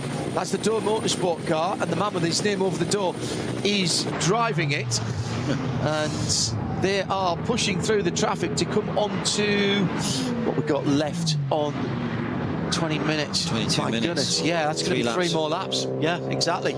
Everybody's got the numbers right, side by side, and traffic's played a part. It's the Hankook Porsche into the pit lane. Another one of the cars ahead. They're still side by side. This is not over and done with, because the McLaren's got a little run as the other Porsche, the second Porsche, was pulling into the pits, went across 3 lanes. That would have caused some curse words, I think, if you did that in traffic on a motorway exit, because he went across about 3 lanes. And the McLaren just about holds on to that position. The number 69 car leading the Pro-Am. My goodness me, that was very tight as they were coming in. I'm not sure which of the doors it is, whether it's Ben or Phil behind the wheel of that at the moment, but has held on to the overall position. He is not under challenge at the moment from Jim O'Hartling, who is another, well, I say that, he's only another 7 seconds further back, so he doesn't want to lose too much time. And right now, the good news for the orange and black McLaren is that they've got effectively a tail-end Charlie behind them and the second place car in class. They've got a little bit of a buffer, but this is about pride and honour right now, isn't it? And I think the dynamic Porsche wants to get past. Of course, does not want to be beaten by a Pro-Am. No, that's a Luke Hartog car with Joel Sturm, who's behind the wheel. Bastian Buus, I think, started that car. That's right. And Phil Doer is driving that car. Thank you, Oliver. I think the McLaren is really pushing hard here and flashing his lights. I don't know even if he knows, maybe he thinks this is for track position potentially, if he hasn't had any information from his team. That could also be something. He's racing really hard here, but it's not for position overall. Well, the car that he's racing for positioning class, which is 2 cars back, not the next car behind him, but the next car, is also black and yellow, because it's the Snitcherline car. So you might... The difference between the front end of a black and yellow Porsche and a black and yellow AMG, to us, watching from the outside, is pretty obvious. But when you're looking in your rear camera or your rear view mirror, whilst trying to navigate the 100 or so corners of the Nürburgring and everything else, you're just seeing a colour of a car there. This is when you hope your engineer's saying, hey, this is not for track position, you know. And this is not for the class win, don't worry. Don't worry, because, you know, this is where the driver and the team communication is so important. But it just seemed to me, with him flashing his lights, he's under pressure, and he doesn't probably need to be so intense in this situation. I just want to, whilst that has calmed down for a moment, I just want to finish off the conversation about the British Racing Drivers Club, the BRDC, bringing that international kart circuit to Silverstone. So down through the years, we've had a rallycross circuit there. We've still got a rally school there. We've got the short circuit that is used for all kinds of bits and pieces, and Aston Martin have an experience centre there now. We've got various versions of the Grand Prix circuit. I redid my ARDS licence there on the circuit that cuts through at the end of the F1 start-finish straight and then comes back onto the Hangar straight, which is an interesting little track there. That was a few years ago now. Yeah. Absolutely. It's one of the few circuits in the world that has 2 proper-sized pit lanes. So in the old days when we had the WEC and the ELMS there, they could both have a proper pit lane, which is great for things like the Silverstone Classic Festival, which is coming up in not too long a time. And of course, we have got sports car racing, international sports car racing back at Silverstone this year with the ELMS, and that's great news. Very exciting. Not just for the circuit, not just for the BRDC, but for the fans of endurance racing. I'm very pleased to see ELMS, and I really would love to see WEC back. You know, we've got Britain's premier race, the Formula 1 Grand Prix, but I really want to make sure we do a lot of non-F1 racing as well, you know, whether that's club racing or grassroots motorsport, right up to, you know, international sports car racing, so touring cars, everything. It has, with the relatively recent addition of the museum, it's become a community resource as well, and indeed during the summer, if we're talking about the fastest cars in circuit racing, which will be a toss-up between F1 and IndyCar, depending on where you are, but we're talking about the very pinnacle of FIA motorsport in F1. But there are evenings when Silverstone and the BRDC throw Silverstone open for you to go and run the track, to cycle the track. It is a community resource now on the border of those counties. Absolutely, it's a leisure facility as well as a, you know, leading racetrack, and an educational facility. Let's not forget now with the academy. Yeah, got the academy, UTC across the road. You've got the museum, which is well worth a visit. There's so much to see in there. It's going places, and I'm very proud that we're able to use the fact that we've got the Grand Prix for the foreseeable future, and really make sure that some of that gets filtered back into, you know, let's say a historic, not historic racing, but grassroots motorsport as well. So very excited to be part of that, and we've got a great team there of a leadership team doing amazing things. So very excited to be part of all of that and see where it goes.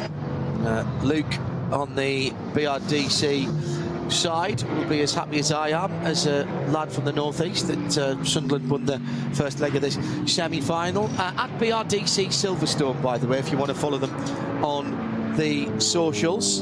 Andy Prior, proud BRDC member and director, alongside me, John Hindhoff, as we are into the last couple of laps, I reckon now, and that gap all of a sudden has reduced, by the way. It has reduced, and this is what we've been noticing all the way through the race. It was 12.5 seconds, and it's come down. If I can scroll back to the top of the timing screen, but we've been noticed that the Manthey car has been just taken a little bit of time in the middle of the stint, and it's come down to 10.3 seconds at the end of that lap.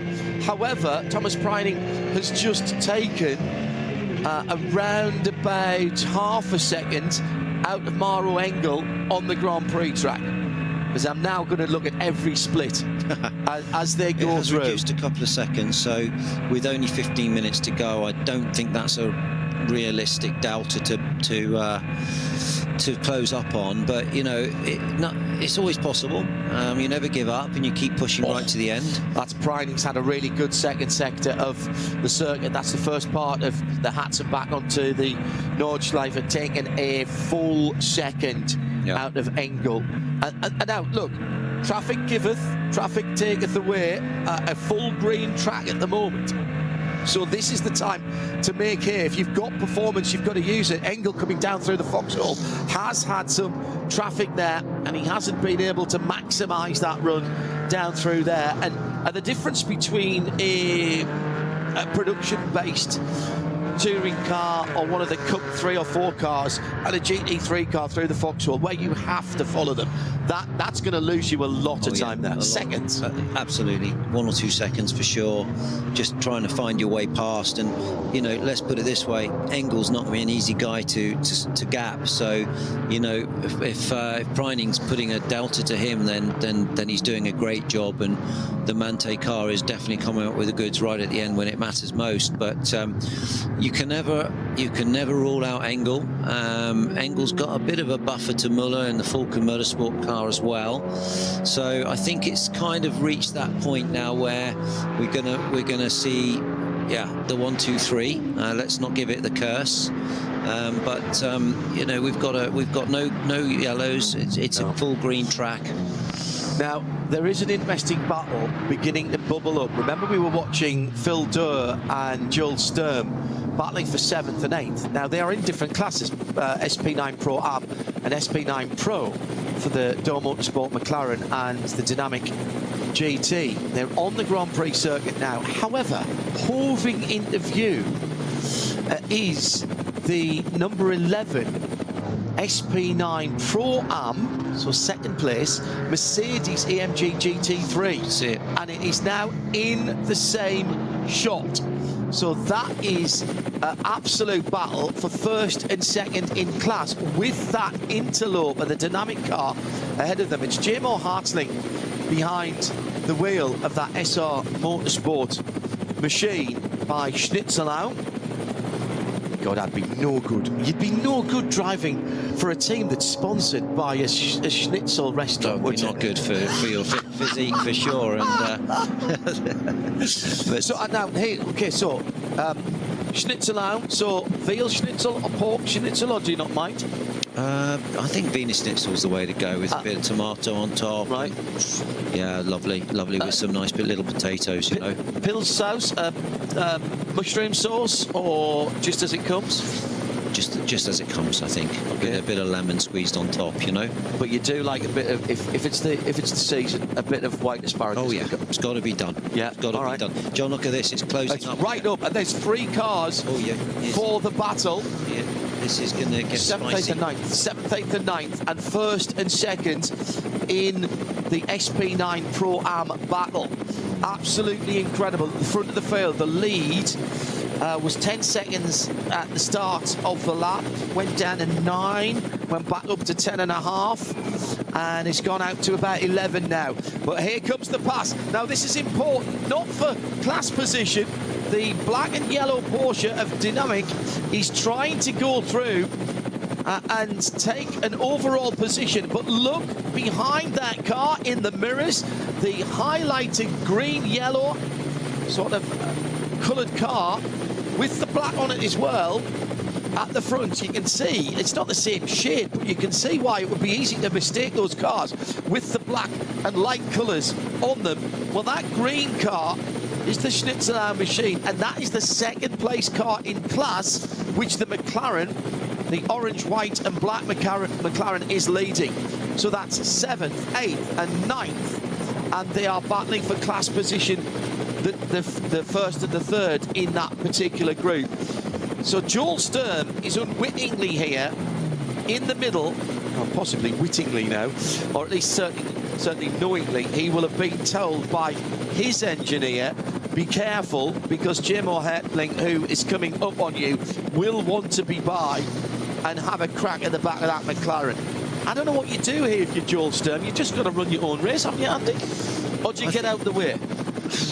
No, you don't get out of the way. You run your own race. I think there's a bit of pride at stake here. I think the McLaren wants to stay in track position and have the best P7. Maybe it's important for them. You know, they're pushing hard to stay in position, but it's really closed it up nicely now amongst these 3 cars. Dynamic did have a really good look. Storm did have a big look at it before a minute ago and got chopped. McLaren is defending, in my opinion, and working hard to keep its track position. So right, shite. Yeah. Heading up the hill. Yeah. Now, the Porsche seems to be good. So we've got a yellow flag out at Exmüller, which is behind them. So the Porsche does seem to be good in the draft, but it's double draft, of course, for the AMG behind them. The leader's just gone across the line. 9.6 second gap. And where were we on the time when they went across the line? I think they're going to have 2 more laps. I think you're right. Yeah. I think you're right, Andy. Yeah, I think they're going to have 2 more laps. Yeah. That's it. I hope well, there's no problem because they've just done 4 laps in the stint. Engel's done 5 laps in the stint. Müller in 3rd for Falcon has done 5 laps in the second. Dennis Marshall in the 2nd of the Falcon cars will have also completed 5 laps when they come around. I'm keeping an eye on that McLaren Porsche AMG battle for 7th, 8th and 9th. Oh, huge amount of traffic at the Kleiner Carousel, but dealt with really well by Phil Dorr in the Durr Motorsport McLaren.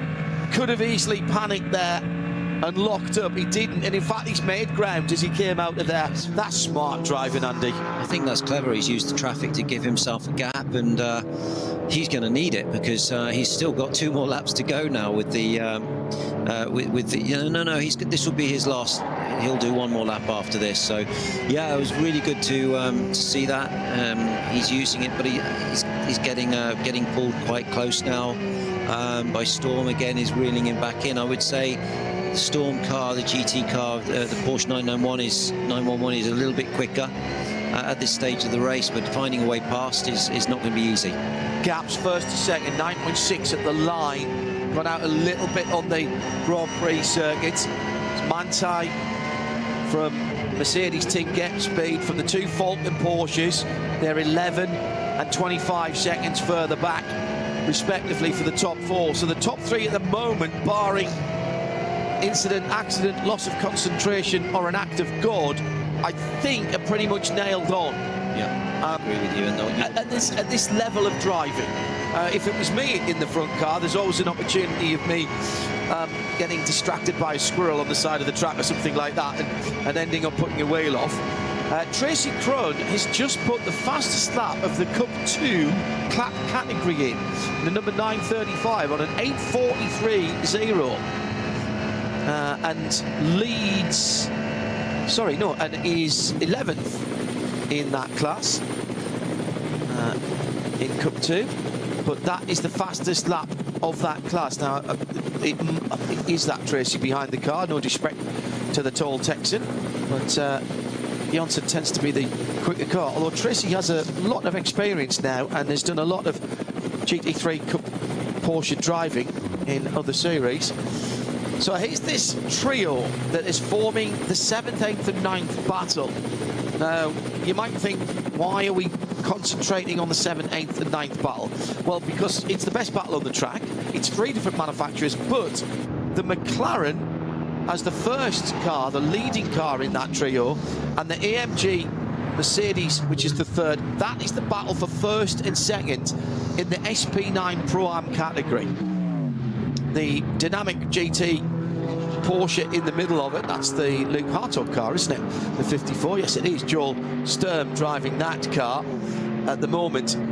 He is, well, he's got the best seat in the house because he's watching both of those cars. For the moment, they are equidistant as they go across the line. It's just on 7/10 between Durr and Sturm, and just on 8/10 between Sturm and J-Mo Hartling. They've got traffic, and of course, whatever else you say, Andy, if you're at the front of a queue, as the McLaren is at the moment, you're the one that hits the traffic first. Yeah, you are. You're the ferret that they send in and try and jump. I like that. Jump on a little mistake or whatever. For sure, you can, but you can also try to trip your opponents up as well and place the car maybe at the inside of the corner and then get through and then balk your competitor. So you're definitely playing chess at this time. It amazes me always that you pro racing drivers, whilst driving the car at the very ragged edge of adhesion on, particularly here, the most demanding closed circuit racetrack in the world, and if anybody wants to disagree with me, you can, but you're wrong, I'm afraid. Absolutely. And you are really pushing the car as hard as you can. The screen is covered in bugs. You might have the sun in your eyes at the end of the day. 4 minutes left, by the way. So doing all of that, having to pass slower cars, and at the same point you're going, right, I'm going to have to get past this car, but if I pass him right away, it's going to give my opponent an advantage. So what I'm going to do is I'm just going to back off and sit alongside him until I get to the corner, and then I've backed everybody up. The fact that you have even got the excess mental capacity to think like that stuns me. It's amazing what you can achieve when you've got your contract on the line. You just want to win. Yeah, it's true, John. You have to play the chess. You have to play the game. You have to learn, you know, from your time behind the wheel, how to play the traffic at its best. And these rhythms come during the race, and it's so funny, but by the end of the 24-hour race, it really becomes second nature. But at the beginning of the race, you're learning your opponents, you're learning how to play in the traffic. And every driver's different as well. Who's in the car? How does he turn? You're trying to learn. But towards the end of the race, you've got much more competitive drivers in the car. I'm keeping an eye on what's going on at the front of the field as well, by the way. We're not neglecting that. Thomas Preining for Manthey led across the line to start, which I think this will be the last lap, actually. Just, well, I think it might be. 9.6 seconds. His first sector time was 105.6. Engel, 105.8. Second sector time for the leader, 104 flat. Engel, 103.9. 158.7 for sector 3, 158.7 for sector 3. Those guys, they could be racing door to door because they are racing hammer and tongs. That's something I love about this circuit, Andy, that they are racing 10 seconds apart, but they are chipping little tenths and half tenths away from each other. You don't have to be side by side to be racing. Those guys are properly racing. Those guys are racing for their averages as well. Yeah, good point. You know, they are absolutely racing to be looking in a good way in the averages. And, you know, even if you're 10 seconds back, you're still going absolutely 10 tenths. Yeah. Because you're judged, as we always used to say in the old days, you're only as good as your last race. Now you're only as good as your next race. Here's Dorr and Sturm going side by side, and there's a little touch there from the dynamic car to the McLaren. Now dives to the inside of Breitscheid as they were coming down the hill. Past him, yeah. So dynamic's gone through using the traffic. That was a traffic assisted pass, and the car goes off right in front of that battle, and immediately the dynamic car pulls away. However, what is left now is a battle for the lead in SP9 Pro. As the leader goes across the line, Andy, you were spot on. One more lap. One more lap. So it is Thomas Preining now onto the final lap of the race. Traffic assisted, as I said, as they were coming down through the hill. There was a group of 3 cars, BMW Cup class cars. The McLaren goes on the grass on the left, and there was a touch there between the left front and the right rear. McLaren to Porsche. Very, very decisive move down the inside. You said you've got to have your courage of your convictions, and Joel Sturm had the courage of his convictions. He was totally committed to the risk, and you could see he was going through. The body language of the car was decisive, assertive, and he did the move. Now, of course, the McLaren is now going to have his mirrors full behind him, so this is now for position. So I would love to watch this last lap to see what actually happens here. They're in the Kleiner carousel, and a little mistake actually by Joel Sturm in the dynamic GT Porsche, and the McLaren's got a much better run towards Galgenkopf. There's more traffic ahead, but then of course the long run down the Duttinger Höhe, and the car at the back will get the triple run in terms of the slipstream. A little bit of movement in the McLaren there. Didn't look like Phil Dorr was overly confident on how he turned the car in there. He didn't look like he used all the road there. I think maybe he was a bit focusing on the traffic, and he didn't optimize his line, and you can see that the absolutely dynamic cars pulled away. Did you see how he nearly got spat out of the carousel? Yeah. You can go into that carousel too fast, and you can actually have quite a nasty off there, and it can throw you out of the carousel. Yeah, that was the full carousel, excuse me, the Cracchiola carousel. They've just gone through Bergwerk now, so Rundstrecken now, sorry, I'm taking them backwards around the track. That would be interesting.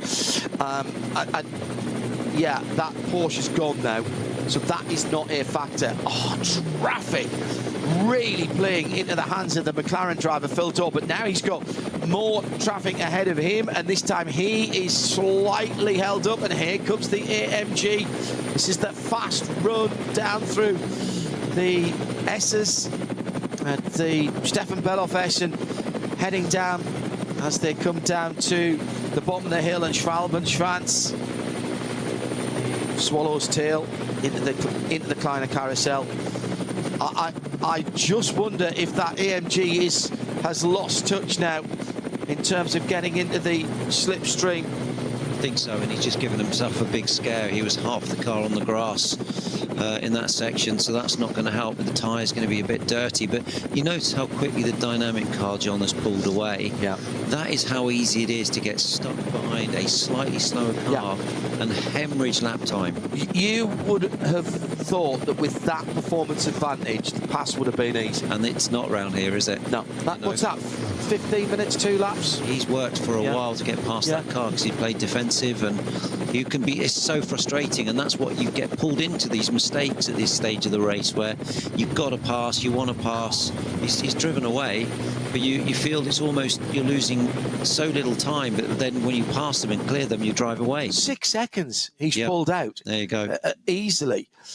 Now, so this is the, I believe, the off for the McLaren, yes. For the AMG. The AMG, that would have given him the scare right through there. That's fast, very fast through there. You got to pick a side, haven't you? Am I going left? Am I going... Oh my goodness. The Switzerland car's in the pits. Have they miscalculated the fuel? My goodness me. Or maybe is there a slow puncture? All these cars in GT3 have the tyre pressure monitors. They're fueling. Oh, so that wasn't quite the battle that we were hoping for. Yeah, that's annoying. You know what that is, though, Andy? They weren't expecting that extra lap for the leader. It's the leader that determines. That was the end of their 8-lap stint. Correct. Spot on. Wow. Spot on. Wow. So that just goes to show how you can be beaten by the pace of somebody else's car. It's not over until it's over, hey? You're talking about a car that is 4 minutes up the road from you, going across the line to make you having to do another lap. Yeah. So half a lap up the road. That's it. And your afternoon's turned a bit sour. Now, the good news is J-Moy's not going to lose the 2nd place in Pro-Am, but he's lost the opportunity to lead and potentially win that. So he was battling, he was hoping that the checkered flag was going to come out and he could have a run at that McLaren. So you got to be on the phone now to Phil Durr and say, Phil, back it off, mate. Back it off. Hopefully, back it off. Hopefully they will. Because he was really working hard the last 2 laps, so he needs to relax a little bit, otherwise he's gonna potentially make a mistake, you know. But yeah, so you're so right there, John. That's how the Nordschleife works for you, and it's all strategy. And yeah, you could easily still lose it on the last lap, so it's not over until it's over.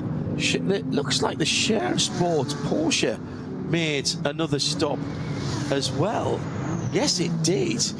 So that'll be exactly the same, I reckon.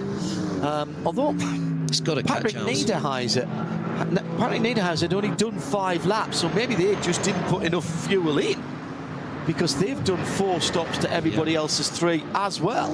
Potential splash and dash. Oh, and another. Now this is the 444. Oh no, he's got going. Red, white, and black Porsche Cayman. That car is one of the cup classes. Had a little off. Oh, that's the Korn family outing there in that machine. Yes, just gather yourself back together at this point. Don't bother trying to make it all up on the next corner. It's never good. I tell you what, there's a lot of people heading into the pits at the moment. The Max Cruz Racing 644 AT2 leader is in the pits, and the Manthey 718 is behind. Oh, the 2nd place car in that class. I was just about to say that car will come through to potentially take the lead, and it's off on the run. Has that run out of fuel? Well, that's on the run up to Starstrecker, isn't it? So that's close to Tal as well, or somewhere near there. Mundkurv maybe. But my goodness, that car's run out of fuel, or it's certainly come to a halt. It's Kesselchen. So yeah, that run up there towards Mundkurv, car pulled over driver's left. So the leader now went across the line with 10, call it 11 seconds. Thomas Preining in his pocket. He took out a full 2nd in sector 2. half a second in sector 1. It'd be interesting to see if Engel does lose a bit of pace, because maybe he's fuel saving, you know, to get the car to the end. Well, Preining will only be at the end of 6 laps. There's a whole lot of cars at the moment who are backing up on the end of the Dottinger Hole because they don't want to do another lap. They know they haven't got the fuel. It looks like everybody backing up to go for a qualifying run at the moment. And anyone who's got a bit of extra fuel at the moment is really doing well. The lead has gone past, what, half a dozen or 10 cars. That is extraordinary. David Pittard has, I think I saw the Volkenhorst car in there. Across the line to win the 56th Adenauer ADAC event here at the Nordschleife. It is the Manthey EMA car, the number 911. Thomas Preining and Aychan Guvin. The gap at the line is 11.1 seconds, so Engel fairly kept into it there for Team Get Speed, and it'll be the number 3 Falcon Motorsports. They've been good all year, Falcon. Had a great start to the season here, and another solid 3rd and 4th for the 2 Falcon cars. But that is a perfectly judged race from Manthey as they cross the line with cars up and down the field. Not just the SP9 cars, a 6-lap stint to the end for Thomas Preining after he jumped in about halfway through, just after halfway through, and did 8 laps, then 6. Aychan Guvin had done a couple of shorter stints at the start and sort of dropped a couple of long stints when everyone else was playing around. A very, very interesting strategy for the guys at Manthey. And they will win it then. They have won it ahead of Mercedes and Porsche in 3rd. 2 more Porsches, 4th and 5th, Falcon and Scherer. Volkenhorst, Aston Martin, and David Pittard anchoring home the number 34 car in 6th. That was a fairly quiet run from Pittard's Nicky Team et al. Joel Sturm comes through in 7th, having had that battle with the McLaren of Fildor behind the wheel of that car. But they will come home. The McLaren of Dürr Motorsport comes home, winning the Pro-Am class ahead of JMO Hartling. And they must still be out on the circuit at the moment, but that's surely that splash from from Hartling, excuse me, is taking that car away from any chance of a lead.